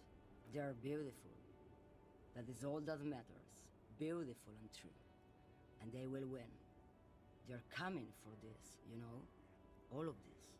She seems to derive some bitter pleasure from this strange thought, as if the past will one day wipe the present away, like a tidal wave approaching. Sorry to interrupt your dreaming, ma'am. I wasn't dreaming. I was there, Loman. It was early spring, and the mine behind the Black Sun had just come out. The posters were 20 meters tall. Everything was golden. Her eyes narrow and she appears to take your measure. While you, people, were tearing each other apart over your petty little revolution, in Methk, it was a golden age. Right. I have some other questions for you. Police questions. Why not, Harife? It's not like I have anything better to do in this hellhole. What are you hauling? Diamonds. Diamonds? Really? Of course not. But wouldn't it be marvelous if I was? Okay, but what are you really hauling? Whatever stupid things they put in the lorry, I imagine. So you don't know what you're hauling in your own lorry? I quit concerning myself with that a long time ago. Besides, I don't drive the lorry for the cargo, if you know what I mean. What if the cargo is contraband? Then it's contraband, Lowman. What? Do you want to take an old woman in? Be my guest. Lock me away like Bad Hand Hermenegildo. Bad Hand? Hermenegildos' bad hand. Strangled 300 people. What can I say? Some people just really like... Hey, we all got hobbies. I don't really understand this boyadero thing. Of course not. To truly understand the boyadero, you need to listen to On the Western Plain. Already got too many records to listen to as it is. Nah, let's hear what she has to say. Okay, what's that? It's an old ballad about a young girl who falls in love with a daring boyadero. He promises to marry her as soon as he returns from the Western Plain. Guessing that doesn't happen. Of course not. The boyadero returns from the Western Plain a changed man. One night, as he and his beloved are out walking along the river Maigret, she pleads with him to give up his riding and settle down. In the background, you can hear the orchestra swell as the screen fills with the maiden's imploring eyes. I think I can see where this is going. So the boyadero strangles his beloved and throws her body in the Maigret. Then he rides off, because the Western Plain is calling to him. That's not where I thought that was going. You have to understand. A true boyadero needs a whole horizon to himself. He can't be tied down by man or woman. His beloved was selfish. She didn't know what it meant to love a boyadero. Right. Before I came, you seemed away. She's just a distracted old woman. We should maybe let her get back to her things. So he doesn't think she's a smuggler. You hear that, Lowman? I don't think your partner likes you spending too much time with me.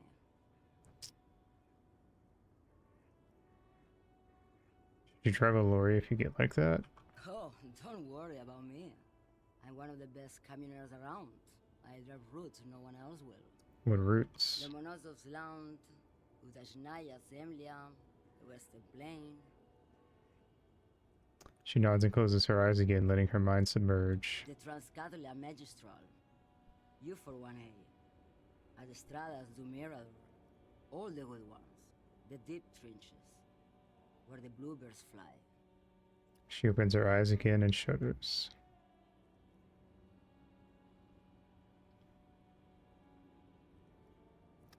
Something of an expert in blacking out. You should take better care of yourself. You're right, Lowman.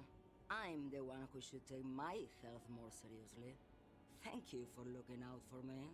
A correct appraisal. You're quite shabby. You got me there. Is that all you woke me up to say? Seem like a woman who knows a thing or two about drugs. What do I need drugs for, Lowman? What I see, what I feel, the great adversary, no drugs can compare. The adversary? Yes. There is a protagonista and an adversario. I am on the side of the adversary. There's no coming back from that hole. I see. Those epithets are familiar somehow. The great adversary. The great unrest. That's not really what I was getting at. Then what were you getting at? This line of questioning is going nowhere. Try harder. Maybe if she thought you're corrupt.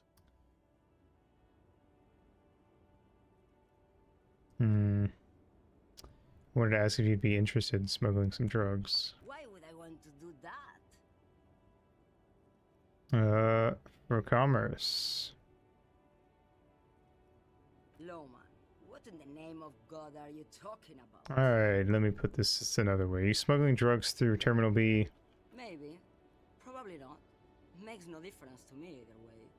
You said earlier you don't know what cargo you're hauling. Could it be drugs? Just this month I made half a dozen trips from Saramirizza to Grat, on the U41A. What do you think they take from Saramirizza to Grat, Lowman? I don't know. That's why I'm asking you. It's diamonds, Lowman, obviously. If you had to guess, who do you think is smuggling drugs around here? Easy. He's the skinny man who thinks he's a poet. Never trust a poet. Also, he's the only one I can see from here. That's correct. There is no visibility of any of the others. Okay, you're not involved with the drug trafficking, then why are you still waiting here? Where do you want me to go? This isn't so bad. I can listen to music, or the seagulls. Look at all the colors and the filters of this world. It's a good palate cleanser, this jamboree. Or I can just relax and let my mind carry me back where it will, to the Great Plains. I think we're done here, no? Yeah. Yes, go. Enough jamboree. I need to get back to Mesky. Lonesome. Long way home. Here we go. Home awaits. Walk past Station 41 and through the market. Past the Boogie Street spearhead to the other side of the lake. The frozen eye at the center of the district. Then past the video rental store on the corner. There, at the end of a street lined with pine trees, a small house no larger than a matchbox. 11 Voyager Road. You no longer live there. Those times are gone. And so are those people. Why did you come here? Why are you still here? And where's the dealer? You have to get back to work. That's all you have now. Damn. Learning cap for perception raised to 5. Speed gives 1 sire. Interesting.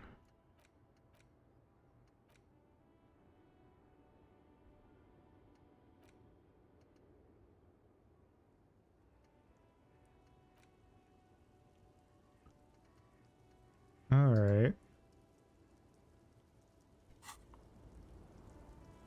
Well. I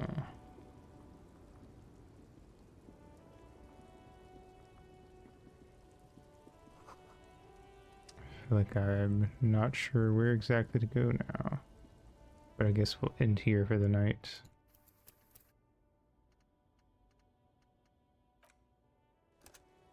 And figure out something next time.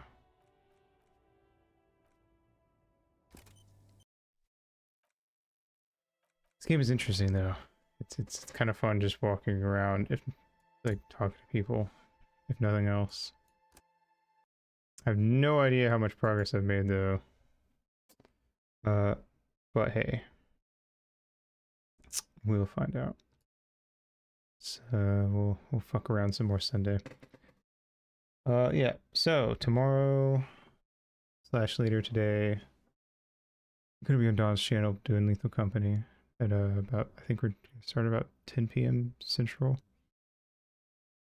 I will talk to Don about that later, about the exact time, but I'll make a thing in the Discord and whatnot.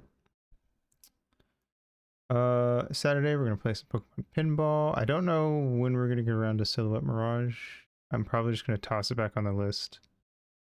I don't know why my emulator was being weird with OBS, but hopefully I'm gonna assume it was a recent update that the emulator had, maybe, or maybe it was something, I don't know, because like it captured this game fine, so I don't know.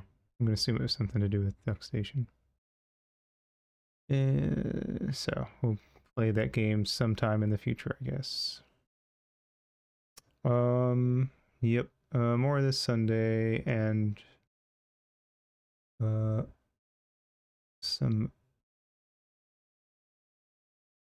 think we're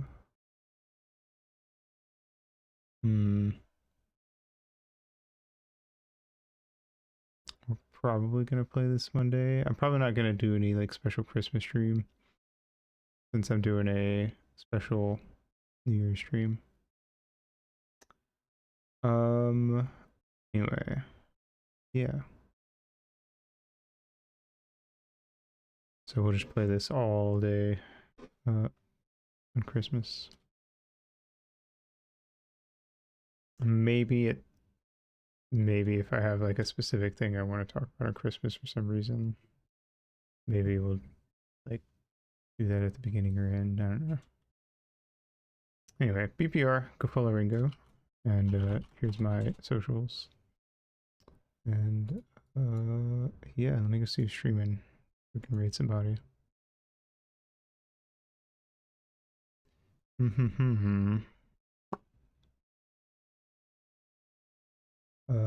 Poison streaming. I haven't been rated Poison in a long time, I feel like. So we'll go raid Poison. They're playing Too Many Santas, which is apparently a Santa dating sim. Anyway, I'm sure that will be wacky. So yeah, here's the raid message. Boo-boo-boo. Thanks for coming out. Have a good day, good night, whatever is for you. And I'll see you guys in the next stream. Mwah.